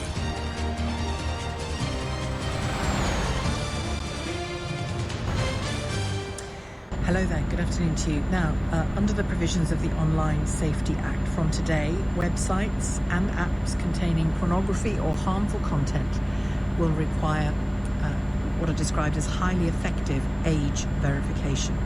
The new law under the Online Safety Act will be enforced by the UK's communications watchdog you'll be familiar with already, Ofcom. The regulator won't tell platforms exactly how to verify users' ages, but this could involve sharing a selfie in real time or checking bank details. Without proving they're 18, a child or a teenager should theoretically not be able to see content that might do them harm. All kinds of measures coming in, including fines that the companies may face if they don't get their house in order. And again, only time will tell us really whether this is being effective. Critics who felt that the online safety bill didn't go far enough said that the major concern over verification is online privacy and security. Users will now have to give information to different third-party systems. There have also been concerns raised about the effectiveness of some facial recognition software and how that could be bypassed. And the Molly Rose Foundation has said that children will continue to be inadequately protected from algorithmic harm. This is a reference that the foundation is in memory of Molly Russell, who took her own life after, as her parents and a coroner said, the content she was looking at contributed to the decision that she took to take her life. Ofcom putting the economic interests of tech companies before the urgency of tackling online safety risks is one of the criticisms, I should say, of that foundation. Now, in terms of the concerns about the adequacy of protection, LBC's Northeast reporter Phoebe Abruzzese joins us with an exclusive report about a website called Wiz, which seems to, in a sense, support those concerns of the critics. Phoebe, tell us more. Yes, Sheila, a teen dating app has been accused of being a magnet for bad actors after an LBC investigation uncovered predators were able to use the platform to target victims. Now, experts have called for it to be banned. The app, Wiz, is made for teens and has millions of users worldwide. Like adult dating apps Tinder or Hinge, users swipe to match with others, and the app promotes itself as a safe social space for young people. The developers claim it has AI-powered facial recognition, strict age limits and heavier moderation than most adult platforms. But our findings suggest those protections aren't working properly. In a test of the app's age verification tool, a 22-year-old LBC reporter was able to bypass security measures, registering as a 16-year-old. In the last 2 months alone, 2 cases of child sex abuse have gone through the UK courts linked to Wiz. Shabazz Hussain from Middlesbrough was jailed for 9 years after grooming a girl on the app starting when he was 20 and she was just 12 years old. He posed as another child for years, then arranged to meet her when she was 15, raping her in a hotel room. In an impact statement read to the court, his victim said she'd been left traumatised and angry, finding it difficult to trust others after she was robbed of important teenage milestones. And in Scotland, dentist Stephen McMillan was sentenced to 20 months in prison after sending disturbing sexual voice notes to a 13-year-old girl he met on the app. He's appealing that sentence. John Carr is one of the UK's leading children's online safety experts. Let's hear from him now. The main concern with apps like this is that adults, paedophiles basically, who want to make contact with children for their own sexual gratification can beat the system, get in, and fool children into entering into conversations which lead to inappropriate, illegal sexual activity. This sort of thing can scar a child for life, damage them for life, make it impossible for them when they become adults to form and sustain normal, healthy relationships. The app developers say algorithms limit interactions to users of a similar age group, and they use AI age verification tech from Yoti, a company trusted by the Home Office and NHS. They say that software is more than 99.9% accurate, but in testing, our 22-year-old reporter was able to register as a teen, and he was shown profiles from children as young as 14, including sexualised content. Earlier, Nick Ferrari spoke with Technology Secretary Peter Kyle and asked him what new measures from the Online Safety Act would do to stop apps like Wiz. Well, for today, at least they're acting unlawfully. If that is a routine experience, they can expect Ofcom, our regulator, to start enforcement action against them. They've been linked to 2 convictions of child sexual abuse. Do you not think we need to take a close look at Wiz, Secretary of State? Well, it sounds like we do. Wiz has been temporarily removed from the App Store before, when the National Centre on Sexual Exploitation in the US raised concerns over sextortion, where predators pose as children to trick real minors into sending explicit images and then blackmail them. But after adding new features, the app returned and continues to be downloaded, with over 300,000 new users last month alone. Dame Melanie Dawes, Chief Executive of Ofcom, spoke to LBC about Wiz. Say that we really welcome investigative journalism and thank you for looking into this. We'll take that one away. I don't know whether my teams are already onto that because you mentioned it this morning, but we will look into that. We only covered it this morning, so yeah, do go. Exactly. But a dating app like that that's for teenagers should be following our anti-grooming measures. So they should be making sure that adults cannot contact them unless they're already part of their network. Wiz told LBC that all profiles must pass verification and that content is proactively scanned for abuse using automated tools, adding their safety measures put them at the forefront of the industry. All eyes will now turn to regulators to see whether these new powers will be enough to protect children online or whether apps like Wiz will continue to slip through the net. Thank you very much, Phoebe. Say some reporting there. Well, Gregor Poynton joins me, Labour MP and chair of the all-party parliamentary group for children's online safety. I mean, firstly, a dating app for teenagers. Gregor, we live in strange times, don't we? Oh, absolutely incredible, and well done to Phoebe and all the LBC for their work on this story. I just think there are apps out there that we have no need for, and that no matter how much safety you can try and put into them and how much you can try and verify your age. I think your reporter said at the start there will just be magnets for bad actors, and this is one such example. I just don't think we need this type of app at all. It goes alongside the notification apps that are on and available now as well. There is just no need for them at all for us to access them. Sorry, what do they do? Do they just make a person appear to be nude? Exactly, so they take a normal photograph, so anyone can rip off a picture from someone from their Facebook and Instagram and turn that into a nude. So they don't even need to, as people do, sort of to use extortion and blackmail and sort of propose to be someone to get one. You can just create it and then send it around from that. So that there's these apps out there that there's just no need for them. They don't have any positive benefits that I can see, and this is one such app. The online world is a slippery incarnation, isn't it, as we know?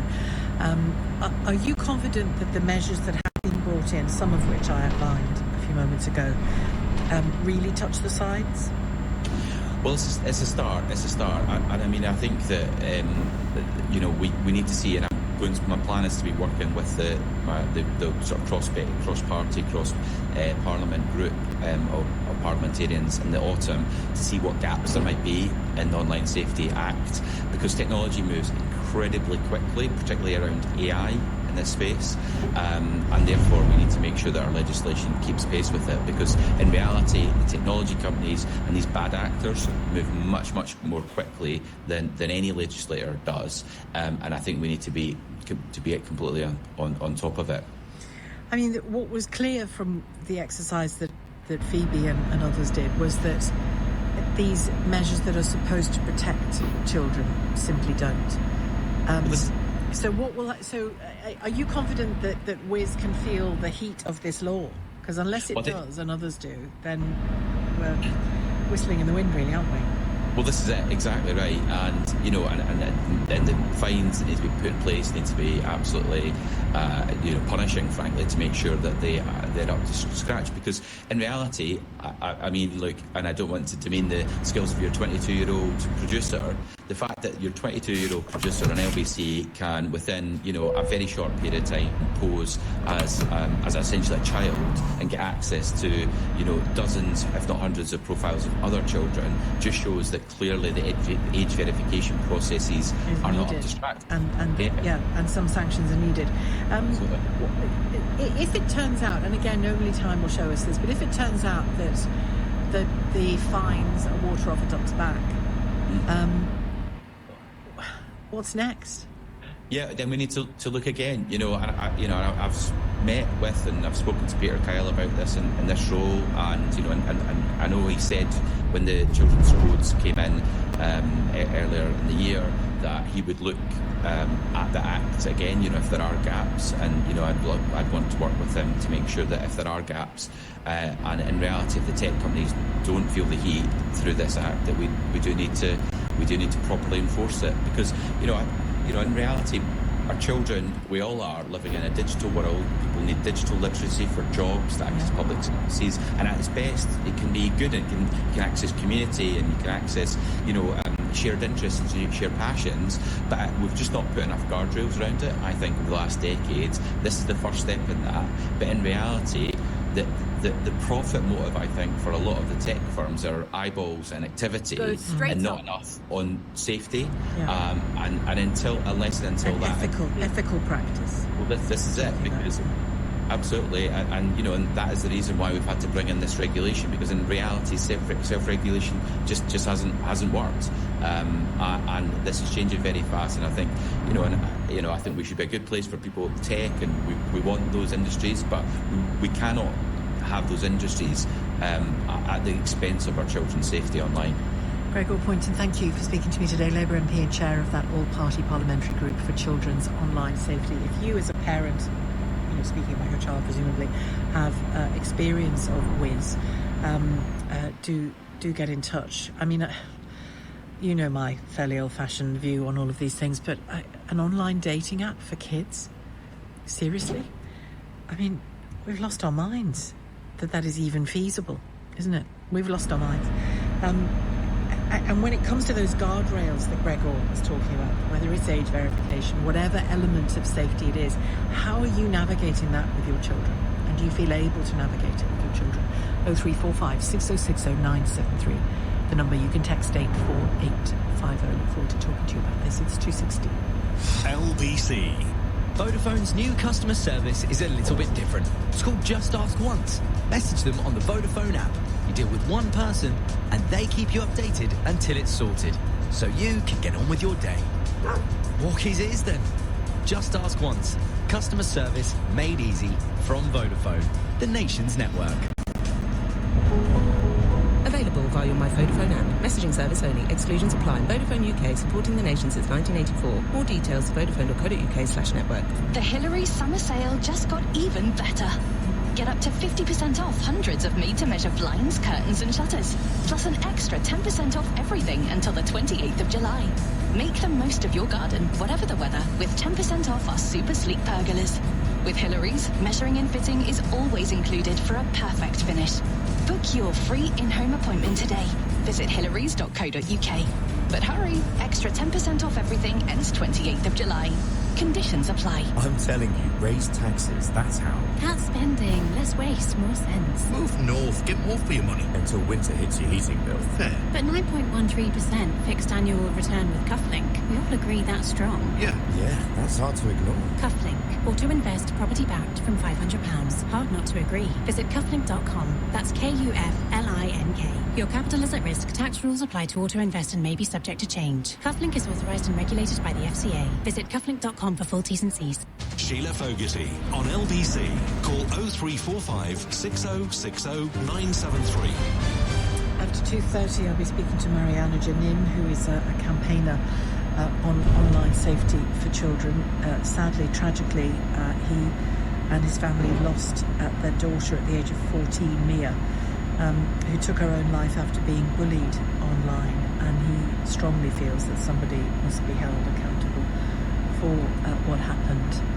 Similar feelings really to the parents of Molly Russell, and every day there are children at risk of this kind of thing because of what's happening to them online. So important that we talk about it, and even if we find that these new laws are imperfect or not as effective as we'd like, we just have to keep pushing forward, don't we, and keep being as aware as we can as adults how to keep kids safe online.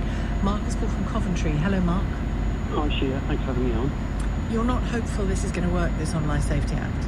No, I don't want to be too negative. I think your MP has just interviewed on the Online Safety Act as well, are well-meaning, but I think Pandora's box has already been opened. And I think thousands, if not hundreds of thousands of teenagers all over Britain today will just be downloading free VPNs.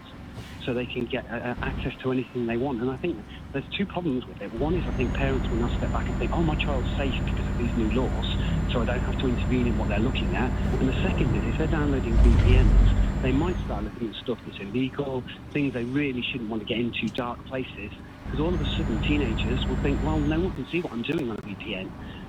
So I think the Online Safety Act is kind of like it has been thing, really. It's not really worth the cowhide it's written on. Sadly, as a parent and a teacher myself, the behaviour of my children online and what they get up to is down to me, 100% down to me while they're children. Their online safety is down to me, and I think parents need to step up and take on that responsibility. I think even the very best of parents feel a bit overwhelmed sometimes, don't they? Educated about it. I'm 50 years old, and I'm not great with tech or anything, but I know these VPNs can be downloaded easily. But I talk to my children, I talk to the children at school. They're way ahead of these things, and MPs are well-meaning, but they're quite old as well. They're kind of our age, aren't they, Sheila? And we don't know as much as they know. They're all younger than me now. Sorry. We're trying Get ready to legislate to things turn that left. can't be legislated against, and we're years behind. I mean, look at X today. I'm quite active on X.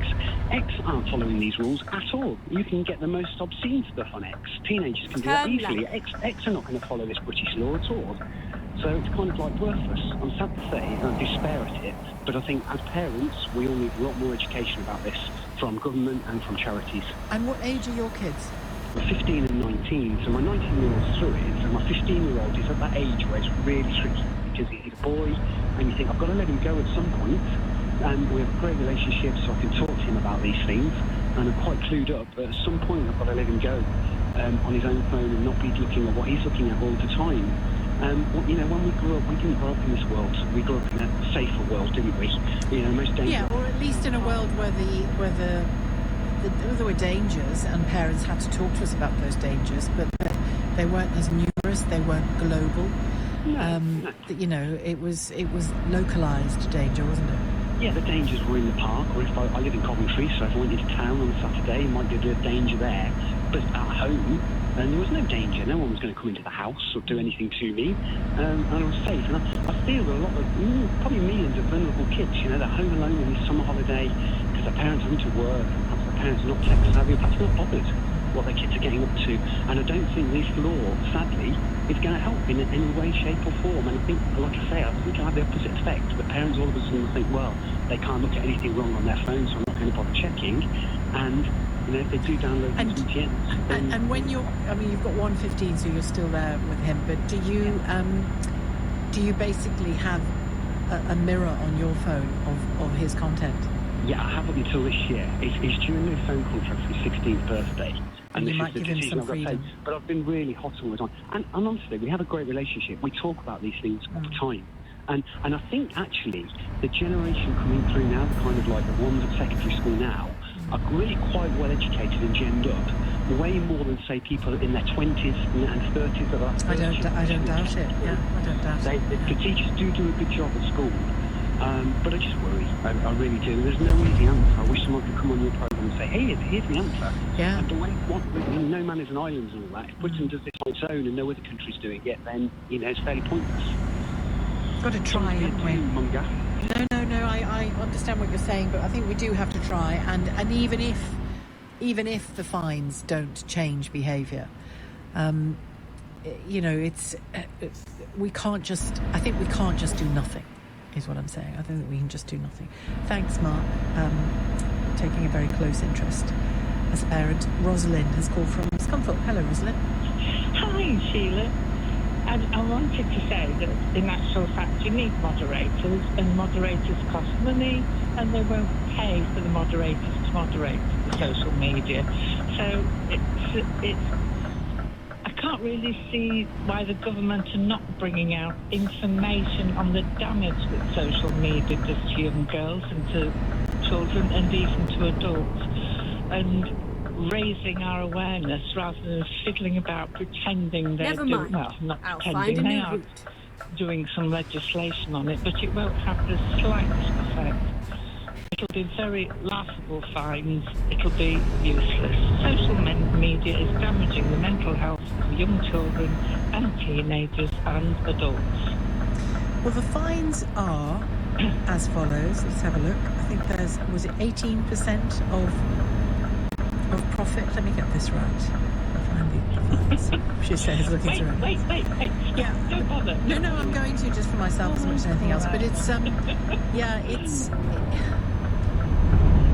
So do you have as sort of exhausted an approach to it as my previous caller did as well? It will take years. In the courts, they have bottomless pits, these rich people. Democracy will have died by the time they get it through the courts. Let's not bother. Let's not do this. Let's instead raise people's awareness of the damage that it's doing. Well, can I recommend a chap on the internet? Yeah, go on. Some heaps of research from New York University, Jonathan Haidt. Yeah. Haidt. Yeah.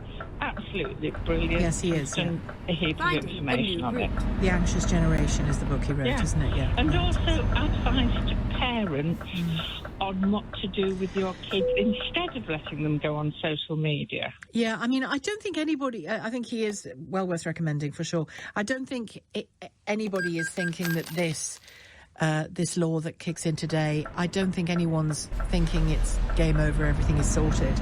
But those fines aren't nothing. I've got them in front of me now. £18 million Ofcom can fine companies, or 10% of their global revenue. Or being blocked entirely from UK users. Oh, my goodness. Let's go to that. Let's go to that instead. Let's go to that one instead. Let's not bother with the courts. Let's just block them. Excellent idea. What, block Wiz, block X, block... Who are we blocking and why? Right, we're blocking because of the reasons I initially mentioned, and that is the damage that it's doing to teenagers and even to adults and to our democracy. Yes, block X, block Facebook, what else can we block? What else is there? I don't know about TikTok. Is that moderated? I'm not sure to the degree to which it's moderated. I'm not on TikTok. I haven't heard much about TikTok, but certainly the American companies just block the lot of them. Block the lot of them? Well, I can't see it happening. And as our previous caller was saying, that there are ways to get around those blocks, aren't there? They're not ways I know about, but other people do, even kids. Thanks, Rosalind in Scunthorpe. Text here says this will not help the determined or the 16, 17-year-old, and we can't watch them 24/7. The loneliness impacts as well. I have knowledge of the horrors out there, scary stuff that can't be unseen, and definitely affected my teenager, says Kaz. This text here says, hi Sheila, I live in China. It's easy for the government to stop websites if they want to. The internet scourge that affects most countries is well managed here. It is, but perhaps for different reasons than we manage it.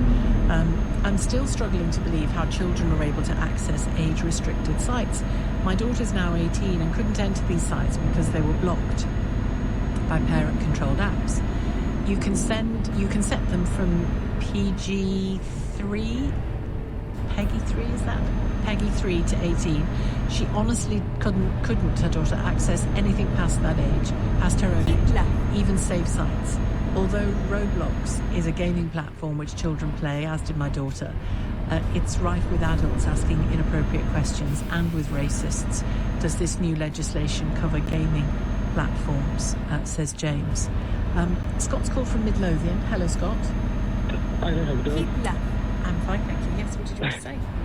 I didn't know about this until it was like a couple of days ago, and I went to a website and it says, look, this is not going to be an age-verified website. You need to then log into a company called Yachty or something like that. And last night I thought, well, I'll go and have a look at it, and I had a little look on Reddit and it says how to bypass Yachty for age verification, and so just use a VPN. And that was it. I mean, within about 2 minutes I was looking at the website and stuff like that. So I don't see how it's going to do it. I don't think it's going to fix the problems, because kids know about VPNs nowadays. And you can pick up a browser, sounds very similar to Opera, which is a VPN button, and it's literally one switch and I think you're in South Africa. So, what do we do instead if not this? I mean, we've got this and we're going to fine people if they don't get age verification on, but what's the alternative? Is it just about education and parent monitoring? It pretty much is, yeah. 2 seconds, can I just, my side, you know what I mean? Okay, thank you. Sorry, it's okay. Listen, in my big box of stuff. Listen, Scott, that's nothing compared to the time a woman tried to have a conversation with an estate agent showing her house to somebody while we were on air. But yeah, I don't know how to fix it. I mean, I worked at a big computer company for 8.5 years, and you've got software, and they're easily bypassed. And plus, a lot of the bullying for kids and things like that that's going on goes on through WhatsApp online messages and stuff. Yeah. Well, not just that, but it also goes through if you're playing like World of Warcraft online, or if you're playing Call of Duty online, and a lot of the bullying goes on in places like that more than it does in like Facebook. Although Facebook is one of those things, but I mean they'll bully anywhere, whether it's in school, whether it's in the street, whether it's online. Do you think the problem is we still call them phones? Because you know what I mean. A phone is hi, free, should we meet? Yeah, bye. Or oh hi, did you have a good holiday? Yeah, well, that's a phone, isn't it?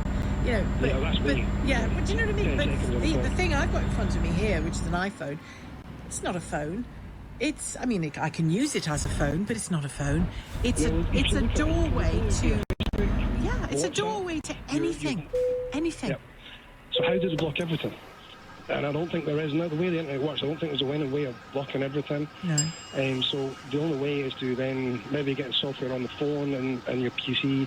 They can only be, unlocked via your parents. But then again, kids can just go online, places like Reddit, and they'll figure out how to do it anyway. So I don't know how you do it, to be fair. I don't think anybody does fully, Scott. Thank you, Scott in Midlothian. In answer to the question we had, I think it was from Andy, about whether this covers gaming. It doesn't cover gaming. It's 2:30. In a moment, we'll speak to Mariana Jenin, whose daughter Mia took her own life at 14 following online bullying. He's been campaigning for online safety ever since. We'll get his thoughts in just a few minutes, and your calls as well on 0345 6060 973. Strong message coming through today that the online safety measures, even with those big hefty fines of 18 million or 10% of global profits, are not going to change much. Are you as pessimistic? 0345 6060 973. And are you looking to the government to resolve this, or are you working at doing it yourself? 84850. It's 2:31. Let's get some headlines from Amelia Cox. An LBC investigation has revealed an app that is popular among children as young as 12 could face penalties from Ofcom. Wiz has been linked to at least 2 child sexual abuse convictions and is used by young teenagers as a dating app. It says safety is its top priority. The mother of Jay Slater told an inquest into her son's death that he had touched the hearts of a nation. The coroner has concluded the 19-year-old's death was an accident after he fell into a ravine in Tenerife last summer. And striking resident doctors in England say they're only doing what they feel is right for patients. The government insists they've already had a fair deal under Labour when it comes to pay. LBC weather, cloudy with spots of light rain spreading southeastwards, sunny intervals in places and staying largely dry in the southeast, a high of 27 degrees. This is LBC. A safe trip begins with TRIP. Take a road trip with your family, get there safely. Do your trip checks. Top up on island fuel. Rest every 2 hours too. I inspect your pressure and tread. Be prepared for the weather ahead. A safe trip begins with TRIP. A safe trip begins with TRIP. Do the 4 trip checks before every journey. National Highways. Vodafone's new customer service is a little bit different. It's called Just Ask Once. Message them on the Vodafone app. You deal with one person and they keep you updated until it's sorted, so you can get on with your day. Walk his ears then. Just Ask Once. Customer service made easy from Vodafone, the nation's network. Available via My Vodafone app. Messaging service only. Exclusions apply. Vodafone UK, supporting the nation since 1984. More details, vodafone.co.uk/network. So, close your eyes. Picture the scene. Just you and me, alone, enjoying breakfast on our own little island. Sounds perfect, right? Yeah. Great, because I've booked Wix to design our new kitchen. At Wix, we have over 70 kitchen styles to choose from, with prices from under £3,000 to over £20,000. And with our Turn Spend and right. Save offer, there's up to 50% off kitchen units. Book a free design appointment and feel as proud as a peacock with Wix. Terms and minimum spend apply. Chase is the digital bank that puts you first. What does that mean? Well, most people don't bank 9 to 5. That's why Chase customer support is available 24/7. So I can contact them whenever works best for me? You've got it. You can chat to a real person through the app. That's handy. And you can always call up to speak with them directly. Now we're talking. Join the UK's #1 bank for customer satisfaction. Chase. See what your money can do. 18 plus UK residents. Eligibility applies. Claim based on YouGov UK Banks and Building Societies Rankings 2024. Verify at chase.co.uk/YouGov. Sheila Fogarty on LBC. Text 84850.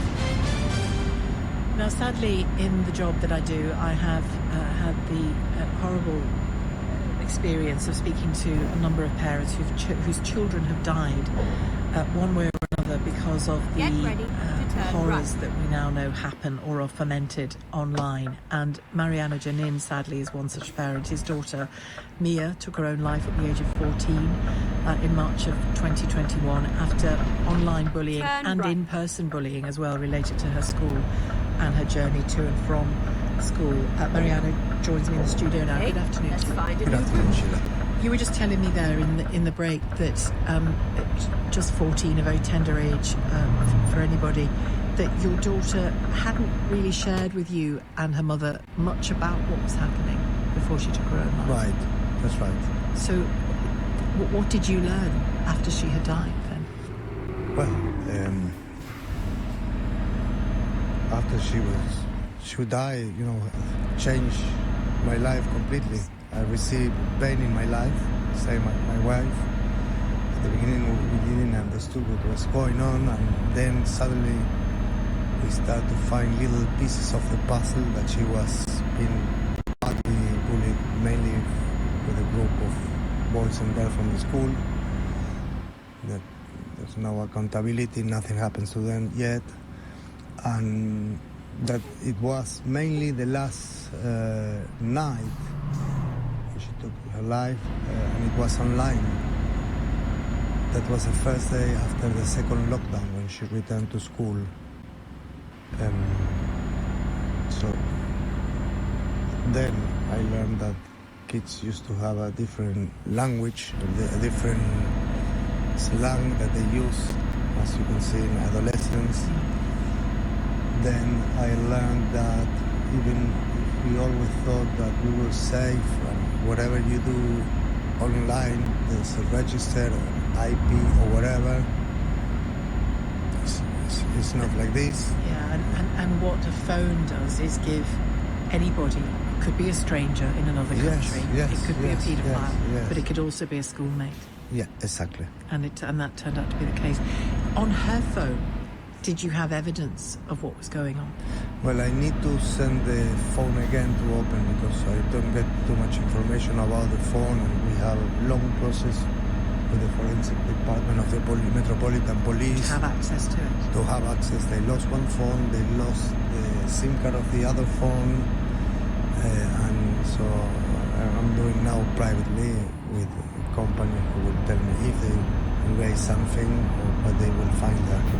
And when she had died and taken her own life, the school presumably had to reckon with that and look at what had been happening in the school. What happened there? Well, we didn't have any contact from the school after Mia passed away. Yes, my wife was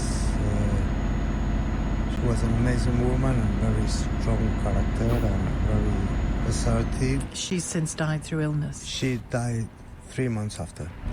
So she communicated in a way with Ofsted, asked Ofsted to do a report. The school was downgraded. Whoever was in charge of the school when this happened to me, that was not the first case, was the third in 4 years. Third suicide? Yeah. The school was downgraded and they changed every kind of main people of the school. The leadership? The leadership, yes. That's an astonishing record, isn't it? Yeah, but that's the truth. That's what happened. And what kind of relationship did you have with Mia and her phone, if you see what I mean? How did you oversee her phone and her use of it? Well, Mia, she was 14, and I think she got the phone when she was 12. And I remember when she was 12, she was doing TikTok videos, she was with friends. Yeah. My best memories for me and my wife was the lockdown, unfortunately. We have an amazing lockdown. It was a nice summer in London. We were staying at home, working. Mia was studying. And she was not so close to the phone when she was 12. But then, yes, she was. When she was 14, she was. I remember once we went on holidays and we were having a beautiful time and she was on the phone and somebody was doing negative comments and she said, look, Mia, look at, we are in such a beautiful place. Put your phone down. Put your phone down. The thing is, at that age, even without a phone, a teenager will often be, boy or a girl, they'll often be distracted, won't they, about their new friendships or a boy or a girl they're interested in or whatever. You know, and a phone can amplify all of that, can't it? Make it a bigger part of their life. Did you notice any changes in her before? I took Mia to school first day after the second lockdown because I was having a site just close to the school. She was normal. She started immediately to call Sylvia Young to see when I will start again, to call cheerleading. I want to start. She was looking forward to start, and I want to go with my friends to Camden Market this weekend. Please let me go. So exciting about that. Yeah. And do you have any idea if there was a particular sorry, the chair is bolted to the floor.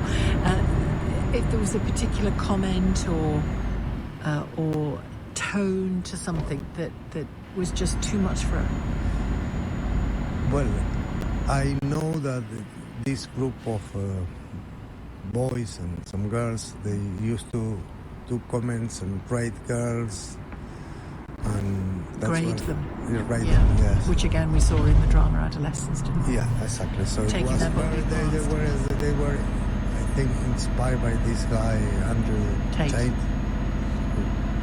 So can you imagine the outcome? Listen, I'm a grown woman and I get comments online about me and my body and my look and my weight and my age and mostly, you know, I'm a much older woman and mostly I think, God, these people are sad. But on particular days, it really hurts my feelings. And I'm nearly 60, so imagine being 14. I'm older than you. You're older than me. Hooray, finally someone older. But I can only imagine what a 14-year-old girl must feel like if that's happening, you know? Very painful for her. It is painful, and it's... and then when this happened, my wife was, okay, we will get everything because we have the police with us and we got the phones. And then you find that police couldn't open the phone for a year and a half. We receive email, we will do a last attempt to see if we can open the phone, but we can lose all the information. And then say, wait a minute, she was a 14-year-old girl. We're not talking about the cyber terrorist. And then you discover it's okay. It's not like you think that there is some control over the internet, that whatever you do, there's some traces. And the Russell family are still battling to get some information from Molly's phone as well, aren't they? I can't get my head around that. The idea that they just won't say, "Look, this is everything that's there. Take it." It is like this for all of us. It's we are in a group. Ian and Liza, who was here. We are in the same. It's so difficult. Unfortunately, we are fighting us with these massive companies. What confidence do you have that the rules coming into play today about fining websites? I mean, I know this isn't a website situation, as if this was a school. Did you hear the numbers of the fines? 10% of global profits. No. Yeah, but this is in a way. The other way, it's nothing. It's, for example, just how. As a fraction of their. Yes, like these are very wealthy companies. In spite of complaining, doctors they estimate this measure will only cost 80k initially and just 3k to 20k a year thereafter. This is pocket money for the companies. Listen, from my personal opinion, I am not the guy who works in legislation, right? Law is not my thing. What I will expect, not personally, because nothing will give you my daughter or my wife. In order to change the situation, I think that in a way, this is a serious problem. There's no question. There's no question, and kids are the future. So I think maybe the government should be much more proactive. And then continue straight on. We work with, we have several meetings with Ofcom, and they were good, but go straight on.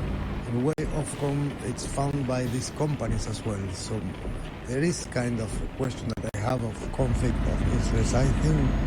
And the difficulty, we've spent a lot of this programme talking about the big companies, but the reality is your daughter was bullied to her death by her schoolmates and a school at the time that wasn't doing enough about bullying.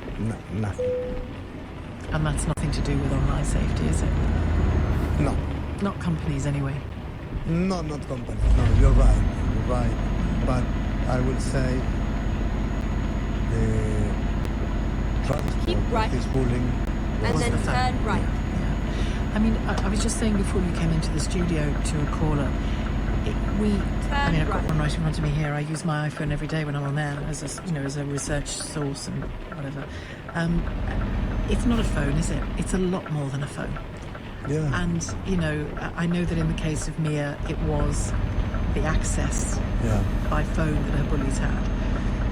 But it's so much more. I mean, it's the whole world in here. Well, this is the most powerful tool that we have in 2025. Yeah. And it proved the good size of this in the lockdown.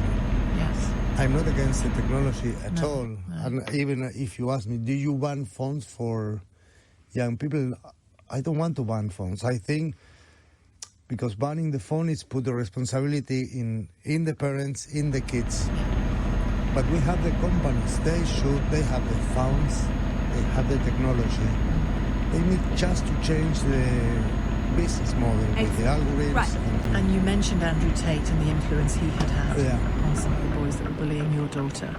And we saw in adolescence, and it will be replicated in schools across the country, I've no doubt, that taking somebody to pieces and saying, oh, your breasts are like this, or you don't look good enough, or you're too short, or you're too tall, all kinds of bullying that's happened in person historically, of course. But the capacity to just keep bullying someone even when they're at home, even at the weekend, 24/7, that would break anybody down, wouldn't it? Particularly a child. It's completely unnecessary. Well, listen, I'm so sorry you've had to come in and share this story, but I think they're important warnings to other parents, aren't they, really, about what we're all facing when it comes to protecting kids, really. Yeah. Thank you, Mariano. Good to meet you. Thank you, Sheila. Thank you. I should just say there's a statement from Mia's school as it's run today. You're very welcome to go. Thank you. The Jewish Free School says it's made changes since Mia's death. Dr. David Moody, the head teacher at the school, said after the ruling, whilst I was not in post at the time of Mia's death, I can only promise that we will continue to do everything we can to embed all of the changes that have been put in place over the last 3 years. Mia remains a hugely missed member of our school community, and our thoughts continue to be with the family. Thank you again to Mia's father, Mariano Janine. It's 2:47. This is LBC. Buying a home on a holiday park was the retreat you always wanted. But then came unexpected site fee increases. And that was before the dramatic loss in value. If you bought a home on a holiday park in the UK, you may have been missold. HolidayParkAdviceCentre.co.uk could help you receive thousands in compensation. Text ASSIST to 78900. That's ASSIST to 78900. Calling all little explorers. The hunt for squishmallows is on. Who will your little one find in their Happy Meal? Will they chill out with Cam on the beach? Or rock on with Hallie? Some fun, some food, it's all inside this Happy Meal. Until the 25th of August from 11 a.m, Squishmallows comprise toys only, subject to availability. Fair ordering policy applies. Listeners, we interrupt the airwaves to share share an incredible discovery. The reason why Britain hasn't been so great of late is because the country hasn't been eating enough Weetabix. We must get to work in rebuilding Great Britain bix by bix. By delivering Weetabix to whoever plans the traffic diversions, to delivery drivers who can't seem to find your house, and people who don't stack the dishwasher properly. To Britain, we must say, have you had your Weetabix? Thanks for a lovely evening. Would you like to come in for a coffee? Yeah, okay. That'd be lovely. Oh, gosh, sorry. I didn't mean... I just wanted you to see my new Wix kitchen. It's just been installed. At Wix, our experts will support you every step of the way, from a free kitchen design service through to a professional installation. Plus, with our spend and save offer, there's up to 50% off kitchen units. Book a free design appointment and feel as proud as a peacock with Wix. Terms and minimum spend apply. For stunning retirement apartments to buy or rent, search McCarthy Stone or call 0800 153 3055. Outlet shopping at the O2. Get up to 70% off RRP on over 60 designer brands, including Nike, Adidas, Levi's, Sunglass Hut, the Cosmetics Company Store, Le Creuset, and more. Plus, why not make a day of it with over 30 bars and restaurants, a cinema, bowling, interactive football, and more. There's so much to do at the O2 this summer. Find us at North Greenwich, just 15 minutes from central London. Search Outlet Shopping at the O2 to start planning your visit. Sheila Fogarty on LBC. Listen on your smart speaker. Just say, play LBC. Let me get back to your calls on online safety. Such a sad conversation with our last guest, Mariano. Terrible loss for him and his family. Sarah's call from Canary Wharf. Hello, Sarah. Hi, Sheila. Just really quickly, I just wanted to jump onto this call and say age verification laws on their own are not going to prevent children from accessing pornography and other explicit material, because it can still be sent to them via messaging apps. Your last caller just explained in detail about how children are sharing all sorts of content with each other.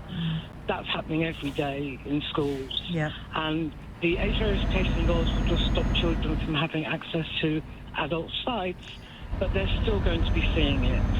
And I just want to... Sorry, go on. I was going to say, on content being shared, what Mariano told me, but not during our live conversation, what he told me was that these boys were also taking photographs of his daughter without her permission, alarming her when they did. And again, given the bullying and the body shaming element of bullying that was part of it, she would have been terrified of what they were going to do. But by the way, just photos of her going about her business, she'd have been terrified what they were going to do with those photos. Absolutely terrified. Yes, and now they're turning those sorts of very genuine, normal photos into AI-generated pornography. Yeah. And sharing that around the school. And all I really wanted to say is that it terrifies me that parents think that this element of the online safety law is going to protect their children, because it isn't. Groomers also, as part of the grooming process, will start to send children explicit videos in order to desensitize them to what they're going to be later on asking them to do. And all I wanted to say is that the solution to this is safety on the device itself. So we need to stop handing children these phones and have phones which are specifically for children that have the technology within them to block all of this content from seeing it or producing it themselves. Really get tough on it. Yeah. What age? And the technology exists, so I don't age? understand. I think from the beginning. At what age? Up to 18, say? 16, 18? I think when a child or 16-year-old is at the age of consent, I think that's slightly more a blurred area. But under 16, 100%. And I would say that all of these children, they're all victims. They shouldn't have been exposed to this material in the first place. And the technology exists to prevent it. It should have been deployed a long time ago. Yeah. We've really been asleep on the job, haven't we? Yes. I call it benign neglect. Yeah, not meaning to, but doing it anyway. Yeah, exactly. Scary, though, isn't it? And the price that people like Mariano and his family pay is just... And Mia herself, of course. It's just awful. I followed that story of Mia intensely, and it was absolutely tragic. It's heartbreaking. Not only, also, there's all the children that are committing suicide because they're being sextorted by criminal gangs. And we have a risk, it's not children's job to safeguard themselves. It's our job as adults, parents, school teachers. It's our job to safeguard children. And I would say as well, I don't know what you think about this, Sarah, but schools, and I'm not talking specifically about Mia's school, schools need to be so much better at anti-bullying strategies. They're meant to have been, that's meant to have been sorted. I'm not saying bullying is sorted, there'll always be bullying, but that was meant to have been sorted years ago.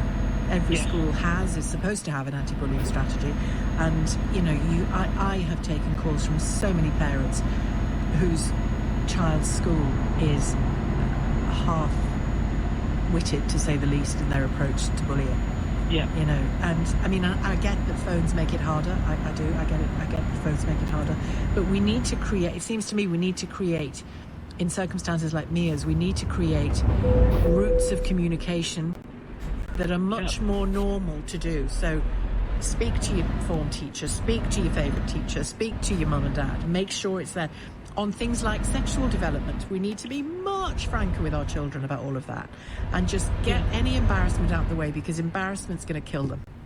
Yes, 100%. Never mind. We just need to be smarter than the malignant people, don't we? Yeah, and we need to blame ourselves because we've allowed this to happen. As parents and educators, we've allowed this situation to develop to the point it has. It's our fault. Okay. Thank you for your call, Sarah. No, you're welcome. Thank you. Bye-bye. And Josh has called from Tunbridge Wells. Hi, Josh. Hi, Sheila. First-time caller. Thank you for having me. It's a pleasure. So, I just wanted to speak in regards to a few concerns people have raised in regards to using free VPNs.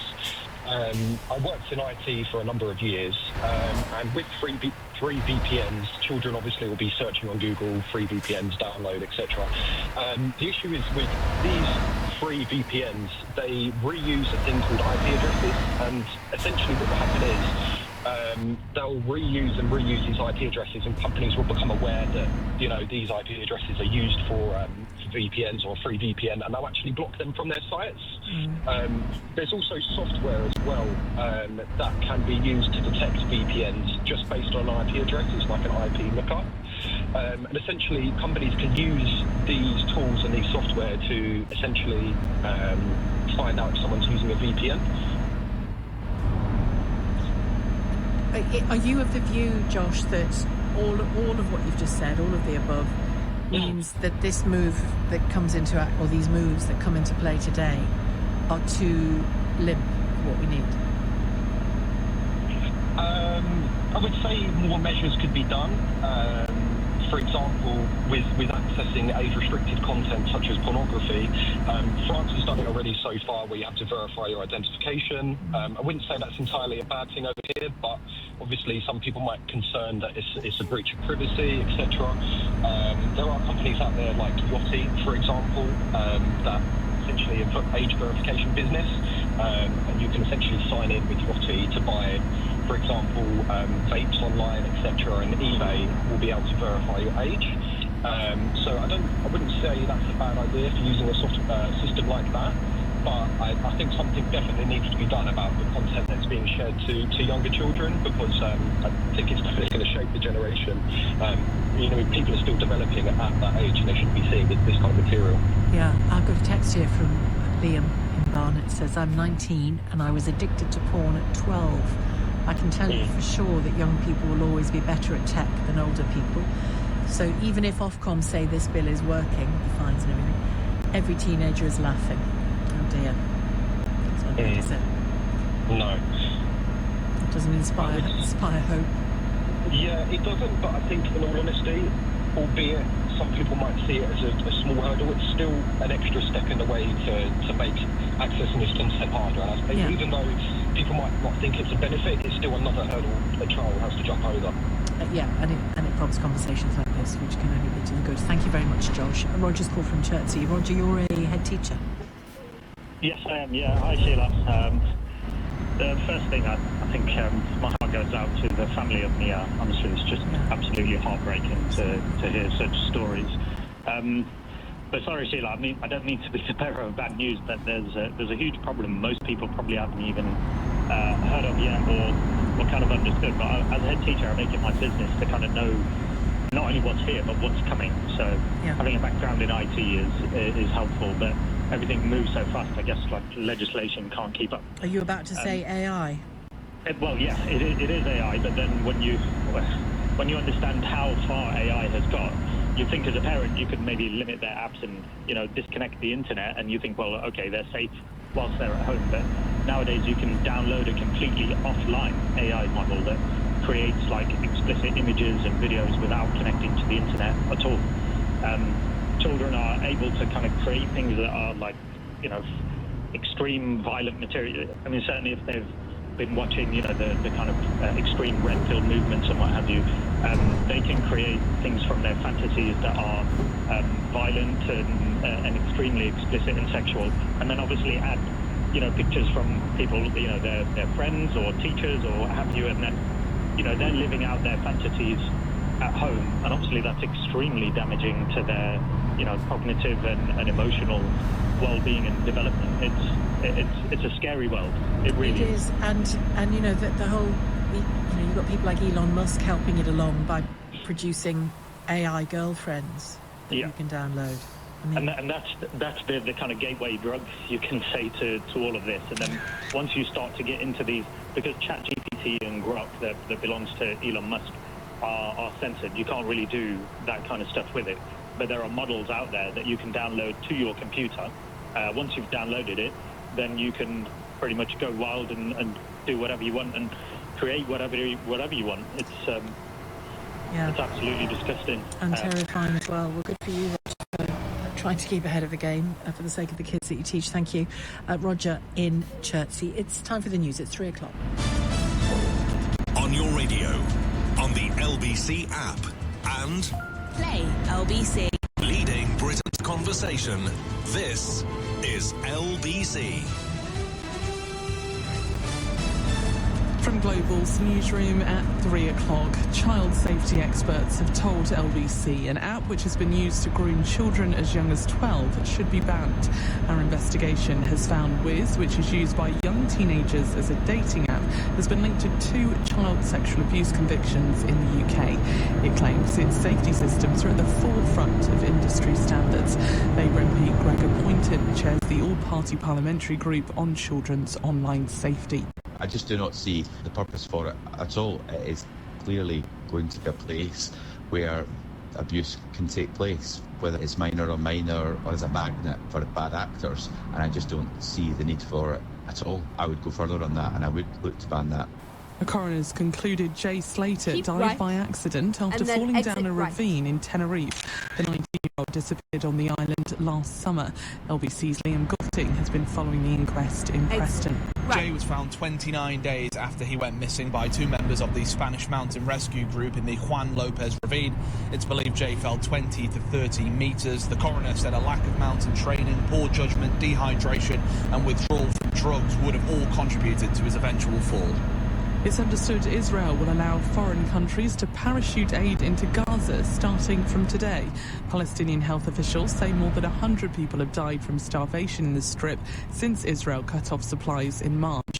The blockade was lifted in May, but restrictions have been in place, which the Israeli army says were necessary to divert aid away from Hamas. A powerboat racer died after crashing into a houseboat during a rave. A man in his 50s died at the scene at Alton Broad on Thursday, but no one else was injured. And Donald Trump has boarded Air Force One and is on his way to Scotland for a private visit. The US president is due to land at Glasgow Prestwick later before he opens a new golf course at one of his resorts. He'll also hold talks with the Prime Minister on Monday.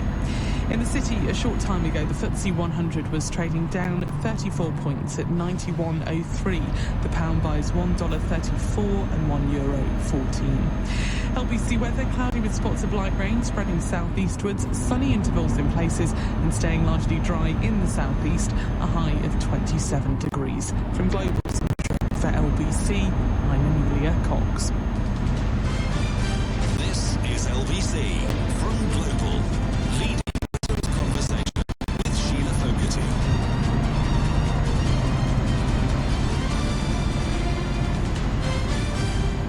Well, the NHS is facing a challenging few days, isn't it?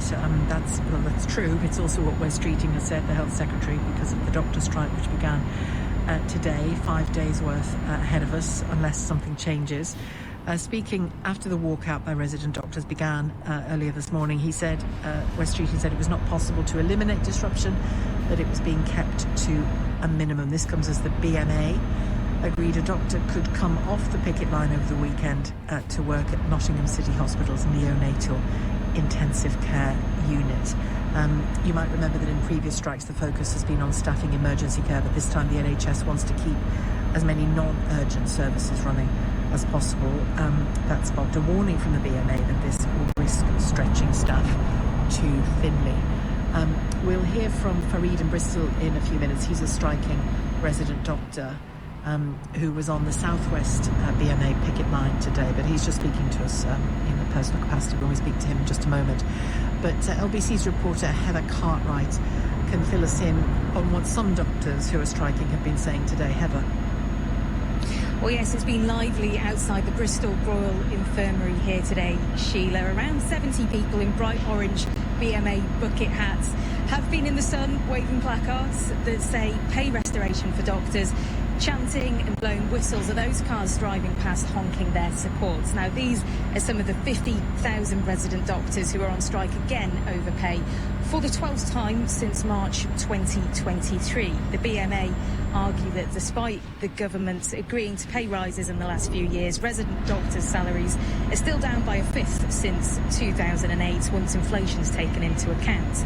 Now, although NHS bosses are saying that they are trying to keep disruption to a minimum, it is clear talking to people who've been on the wards here today, the strike is having an impact. On a bench right next to the picket line, I spoke to a man called Ryan. His dad has got terminal cancer and is having an operation today.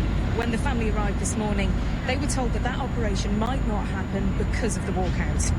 Somebody come and said, because of the strikes today, which I didn't really know anything about, they said we've only got half a day of operations going ahead, so it's going to be likely that you'll have an operation, but we have no idea when. We're hoping it's today. Hearing that was horrible. When somebody's told they don't have very long left to live and this operation might give them a little bit more life, hearing that it might not even happen today because of this is horrible. A YouGov poll shows around half of people in the UK opposed this strike. Meanwhile, a third of those asked said that they do support it. And compared to previous polls, these figures do suggest that not as many people are backing the resident doctors this time around as during their strikes last summer. Now, the BMA have said that they are worried, as you said, that the NHS are putting patients at risk by spreading doctors too thin during the strike. The Health Secretary has said that he's angry on behalf of the public, and today Wes Streeting has said that he won't let the BMA hold the country to ransom. Know that there'll be real challenges over the next 5 days, and that is why the Prime Minister and I are so angry on behalf of patients and other NHS staff who are working hard to keep the show on the road. The BMA have taken what is reckless and unnecessary action, forgetting that they've had a 28.9% pay increase from this government. And Sheila, we believe that there are currently no plans for more talks between the BMA and the government, but the speculation that could change once this 5 days of strike action are over. Thank you very much, Heather. Heather Cartwright, LBC's reporter. Let's talk to Farid in Bristol. Hello, Farid. Hello, hi. Thanks for having me. It's a pleasure. Now, you are on strike. You're a doctor, a resident doctor. Why did you say yes to striking? No doctor wants to take industrial action. It's a form of last resort. I'd rather strike 0 days. I'd rather not strike at all. But the most recent pay uplift is a betrayal by Wes Streeting. So it represents a 1% real terms uplift since 2008. And at that rate, with the current inflation levels, it would take roughly 20 years to restore our pay. That's well beyond the lifespan of this government. It will take 20 years to restore a 21% pay erosion. And all we're asking for is a first-year doctor who gets paid £9,000 less than their assistants to go from £18 an hour to roughly £23 an hour. That's an extra £5 per hour increase. And again, I want to stress, we don't want it overnight. We're willing to have a multi-year pay deal, an extra £5 per hour. The offer that you say will take 21 years to fully restore your pay, what's to say that that offer won't change as the country's finances improve, hopefully? Well, obviously, we're willing to negotiate. We want a multi-year pay deal, obviously, with inflation as a baseline. I can't negotiate, obviously, on behalf of the BMA. I can only speak from a personal capacity. We want to restore, the 21% pay erosion since 2008. When you look at the Financial Times report, if you look at the pay erosions for different sectors, doctors had the most severe pay erosion compared to all the other sectors. And if you look at the most recent ONS data, it shows that the private sector's pay has caught up with 2008 levels, and doctors still, eroded by 21%. And we're asking for an extra £5 per hour split over several years. We're willing to negotiate, but at this rate, we don't have any guarantee. Wes Streeting said pay restoration is a journey. We want to take him on that journey, but unfortunately, a 1% real terms uplift, which is an extra £1 per hour increase, isn't enough. Sorry. No, it's fine. I was just, given that the bones of a deal from the government's perspective involved equipment costs, which doctors have to absorb, cheaper meal costs, more freedom of choice in training, and some of the domestic expenses that brings if you have to go to the other end of the country to develop your career, and choice in training, choice in where you get your expertise and your training from. Doesn't that add up to money as well? That does add up to money, but for example, there was some mention, Wes Streeting mentioned student loans to the public, saying that that's an angle he's willing to consider. And there was no mention or talk of this in the talks. Some doctors have, £100,000 worth of debt student loans, which represents a 9% graduate tax. Again, I wasn't there in the negotiations. You'd have to speak to the BMA committee. Yeah, no, I'm not asking you to comment as a BMA person. I'm just saying, as a doctor who is on strike, who's living with, the pay that you describe, I just wonder whether not having to pay for your equipment, not having to pay as much for your daily meals, not having to have increased domestic costs, because accommodation costs because you're not moving around so much, that probably adds up to quite a bit, doesn't it? It does to a certain extent, but the pay mandate, we're taking strike action about pay. He's talking about lunch meals. That doesn't go far enough. For example, I have exam fees. Some of my exams cost £600, and there's no guarantee that I, successful the first time around, so I have to do that again. And then there's second exams as well. And there's exams throughout training, and that can add to thousands of pounds. And obviously we have the pay erosion of 21% since 2008. The power to stop these strikes lies squarely with this government. That is a direct quote by Wes Streeting in 2022. He's currently the health secretary at the moment. All he has to do is negotiate on pay, and the strikes can be averted. But you can't surely accuse him of not negotiating on pay and not... I think one of the very first things he did when Labour got into power was to call the BMA. Yeah, and we welcome that. He negotiated in good faith. He gave us a reasonable offer, a good first step to full pay restoration. Unfortunately, this year, it doesn't go far enough. Like I mentioned, the 1% real terms uplift.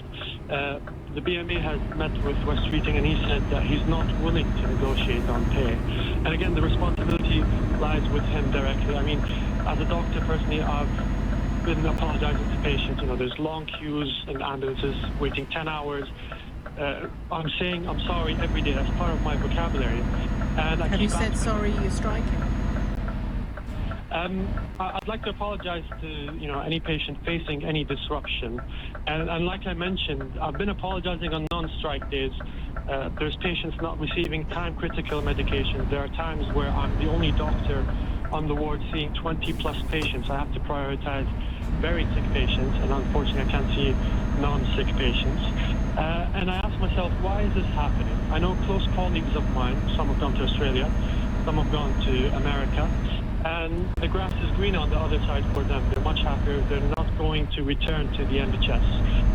And they've been encouraging me to, join them. But I want to fight for our patients. I want to fight for full pay restoration.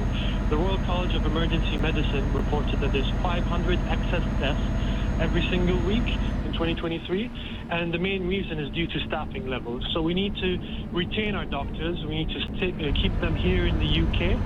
And the best metric, the best value is full pay restoration, to take a doctor from £18 an hour to £23 an hour, an extra £5 per hour increase.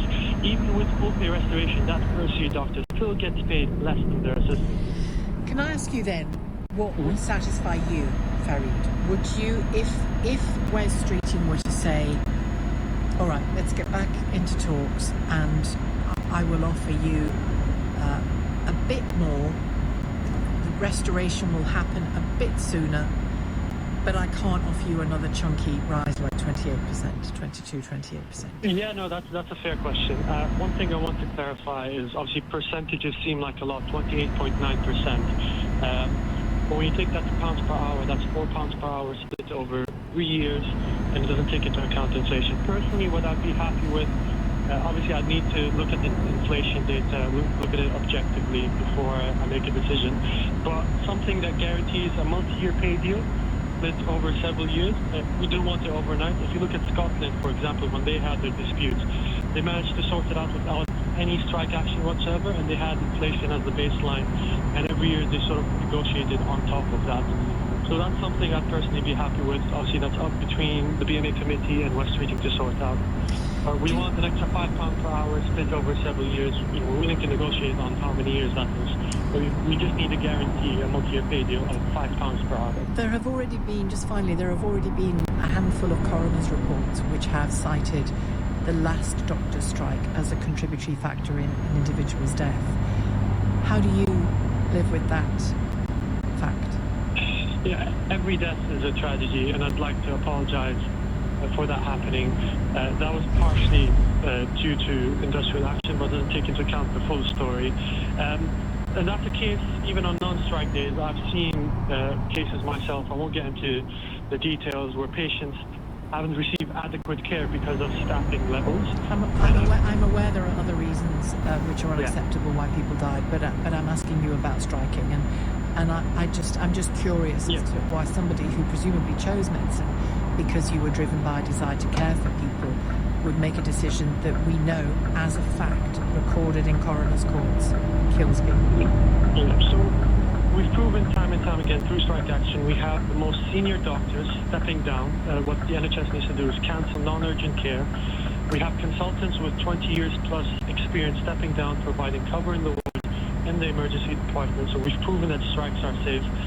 There's been a recent derogation request over the weekend. Well, not entirely safe, are they? Because as per the coroner's reports I've just sent you. As I mentioned, every death is a tragedy, and we obviously try to avoid patient harm. I haven't looked specifically at that report, but I only tell partial truth about the patient's death.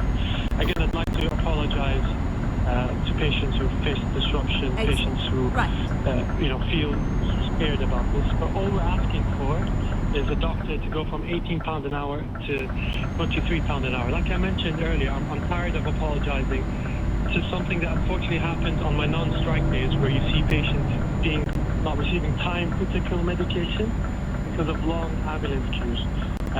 So the responsibility of these strikes, any harm that happens, unfortunately lies with Wes Streeting himself. As I mentioned earlier, the power to stop these strikes lies directly with this government. Okay, thank you. Farid, a striking resident doctor. What should Wes Streeting do next? 0345 6060 973. The number to call. You can text 84850 317. This is LBC. Who's a good human? Alex is. Because today's dog walk with Lulu the Corgi has turned into an off-grid adventure. But wherever Lulu's nose takes her, Alex will always gladly follow. That's why he also chooses butternut box for Lulu's meals. Freshly prepared and served straight from the fridge, helping Lulu thrive from nose to tail. Meaning one less trek for Alex, as we deliver each box straight to your door. Ready to join thousands of good humans? Go to buttonupbox.com to fetch 25% off your first box with code GOODHUMAN. This summer, deciding between eating, drinking and chatting is over, thanks to the new Tipple Topper from Waitrose. Our mini charcuterie boards sit on top of your wine glass and come with delicious nibbles, such as Milano salami, Iberico cheese wedges, tangy pickles, olives and crunchy bruschetta bites. Perfect for mingling without juggling plates. Let your summer side out with Waitrose. Selected lines and stores subject to availability. Have you noticed the way fans shout at football matches? Oh, wake up! That's because conveying your message with sound is the most effective way to communicate to the players on the pitch that they're rubbish.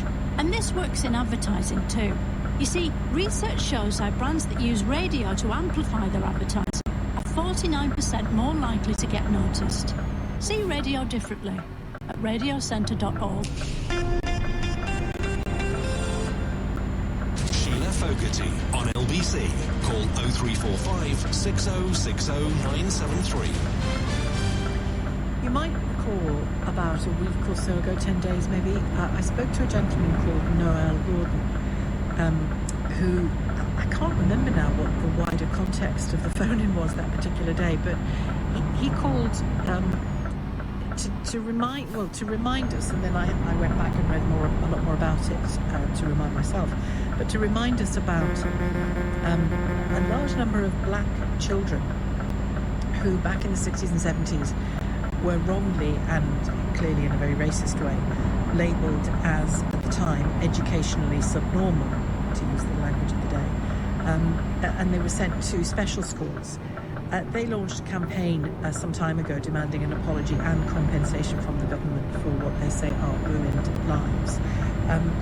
You might remember I asked Noel to come in when he had the time, when he has the time today. So we'll talk to Noel after 3:30 and get his own story and what he wants to see happen. That's coming up a little later this hour. But John has called from Woolwich to kick off our conversation about the doctor's strike. What should West Streeting do next? John? Oh, hi there. Well, I've been in tears. Just to let you know, so 10 minutes ago, I just got a text message telling me that my outpatient's appointment on Monday has been cancelled. But this is not just another outpatient appointment. 5 weeks ago, I have coronary heart disease. I had a double stent implant. When I came out into recovery, I crashed. I had a heart attack. I had a hematoma, so I bled from my artery. I was in hospital for a week, and it was really, really serious, touch and go at one point. But I came out, and I'm still in recovery, and this outpatient's follow-up appointment is really important. This is not just something that can be, we can do it next week. No. This is, I might die in a couple of weeks if this doesn't get better. And it's been cancelled. Now, up to now, like most people, particularly after the pandemic, I've been wholly in favour of anybody in the NHS getting a proper wage and proper increases, particularly after 14 years of, being hammered by the Tory government. But when you're at the sharp end, like your previous caller, whose father has cancer, and, this could be a few weeks or a few months of life, which really matter, suddenly this is turned on your head and you think, well, hang on a second. This is really important, this is really serious. So I've now come to the opinion, because I'm at this sharp end, that I now believe we should have an independent pay body outside of the doctors or their unions, and the doctors should be asked to sign a document that says they cannot strike because they have this independent pay body. And I believe that's the way forward. We're all getting older, like me. I've just retired. I'm 66, and I'm really sick. And, I'm leaning heavily on the NHS, so I do get it. I'm representing. But, But I think, I'm sorry for what's happened to you, and I think you've raised an important point about outpatient appointments. It doesn't mean willy-nilly not very important appointment, No, this is really serious. This is, you can happily say, this is life-threatening. I have had symptoms, and my GP is right behind me.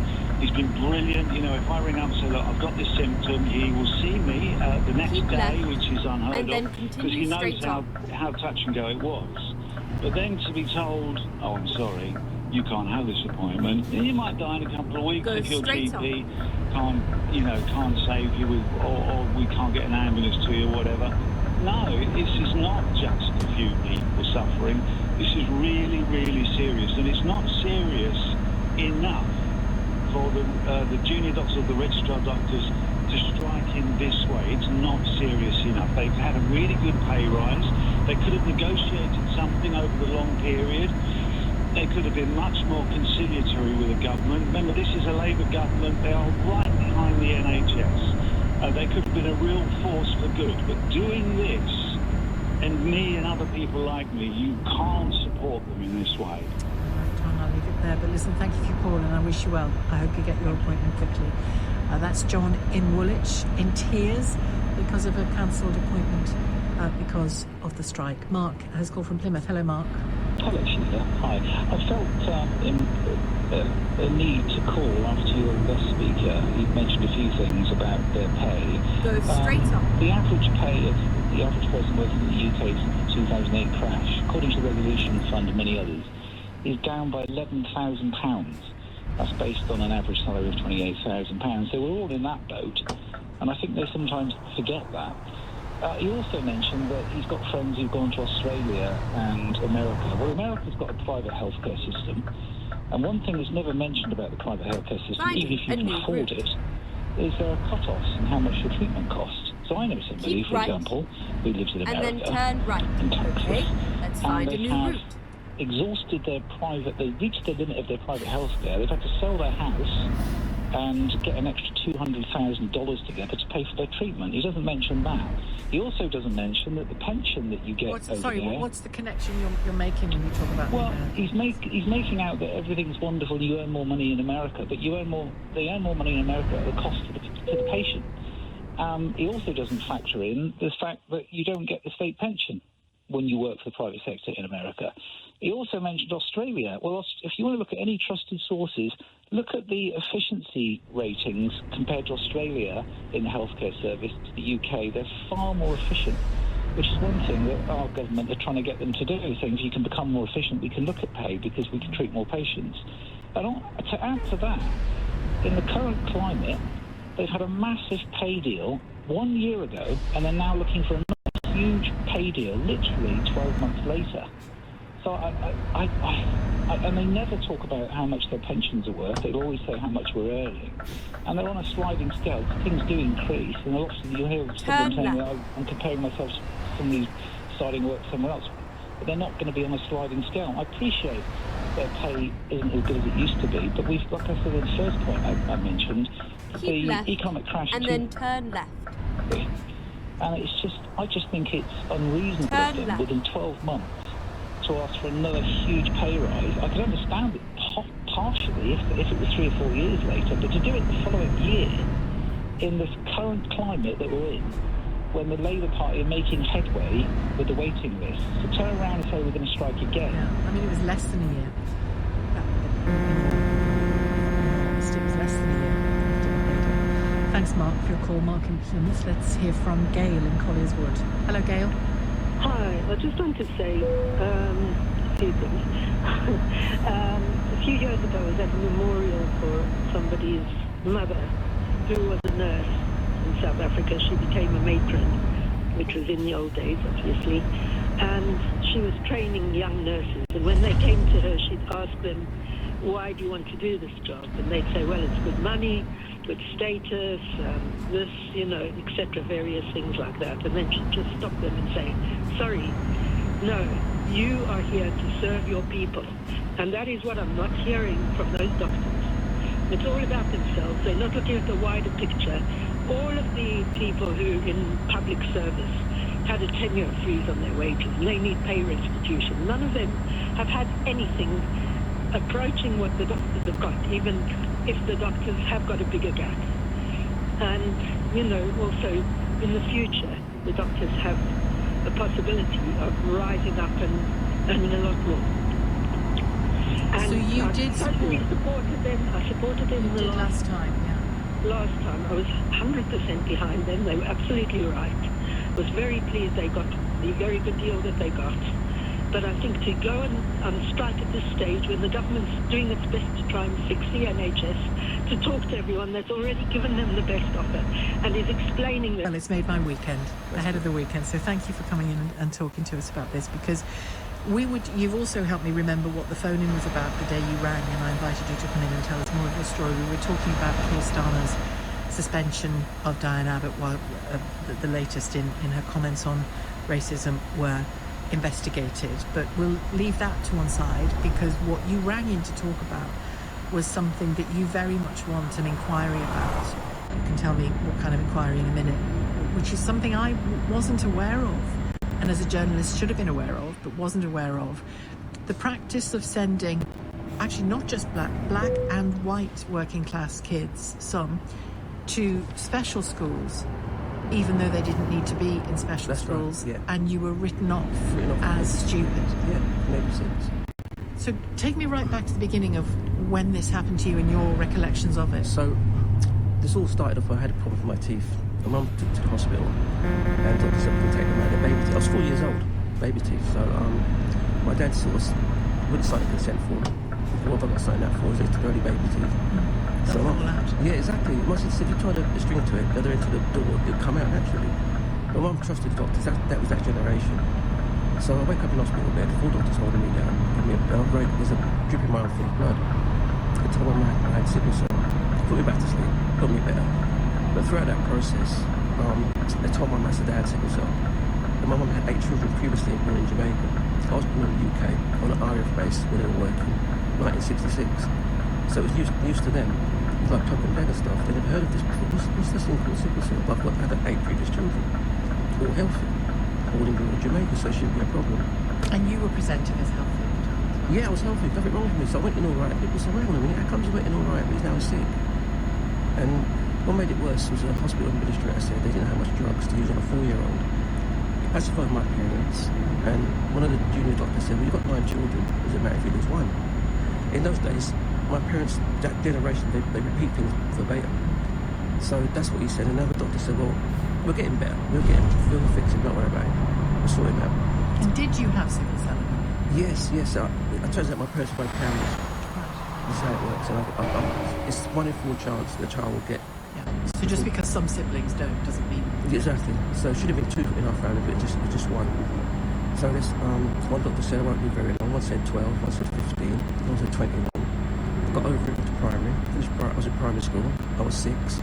The man from the education department comes to my house and he says, we've got a school for him to go to. He needs to be in a school where there's a matron.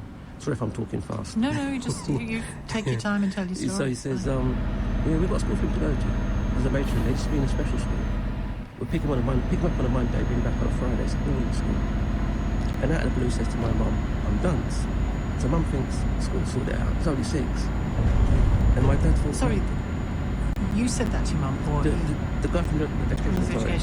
Yeah, he came to our house. He said to your mum, he's a dunce? Yeah, he's dunce.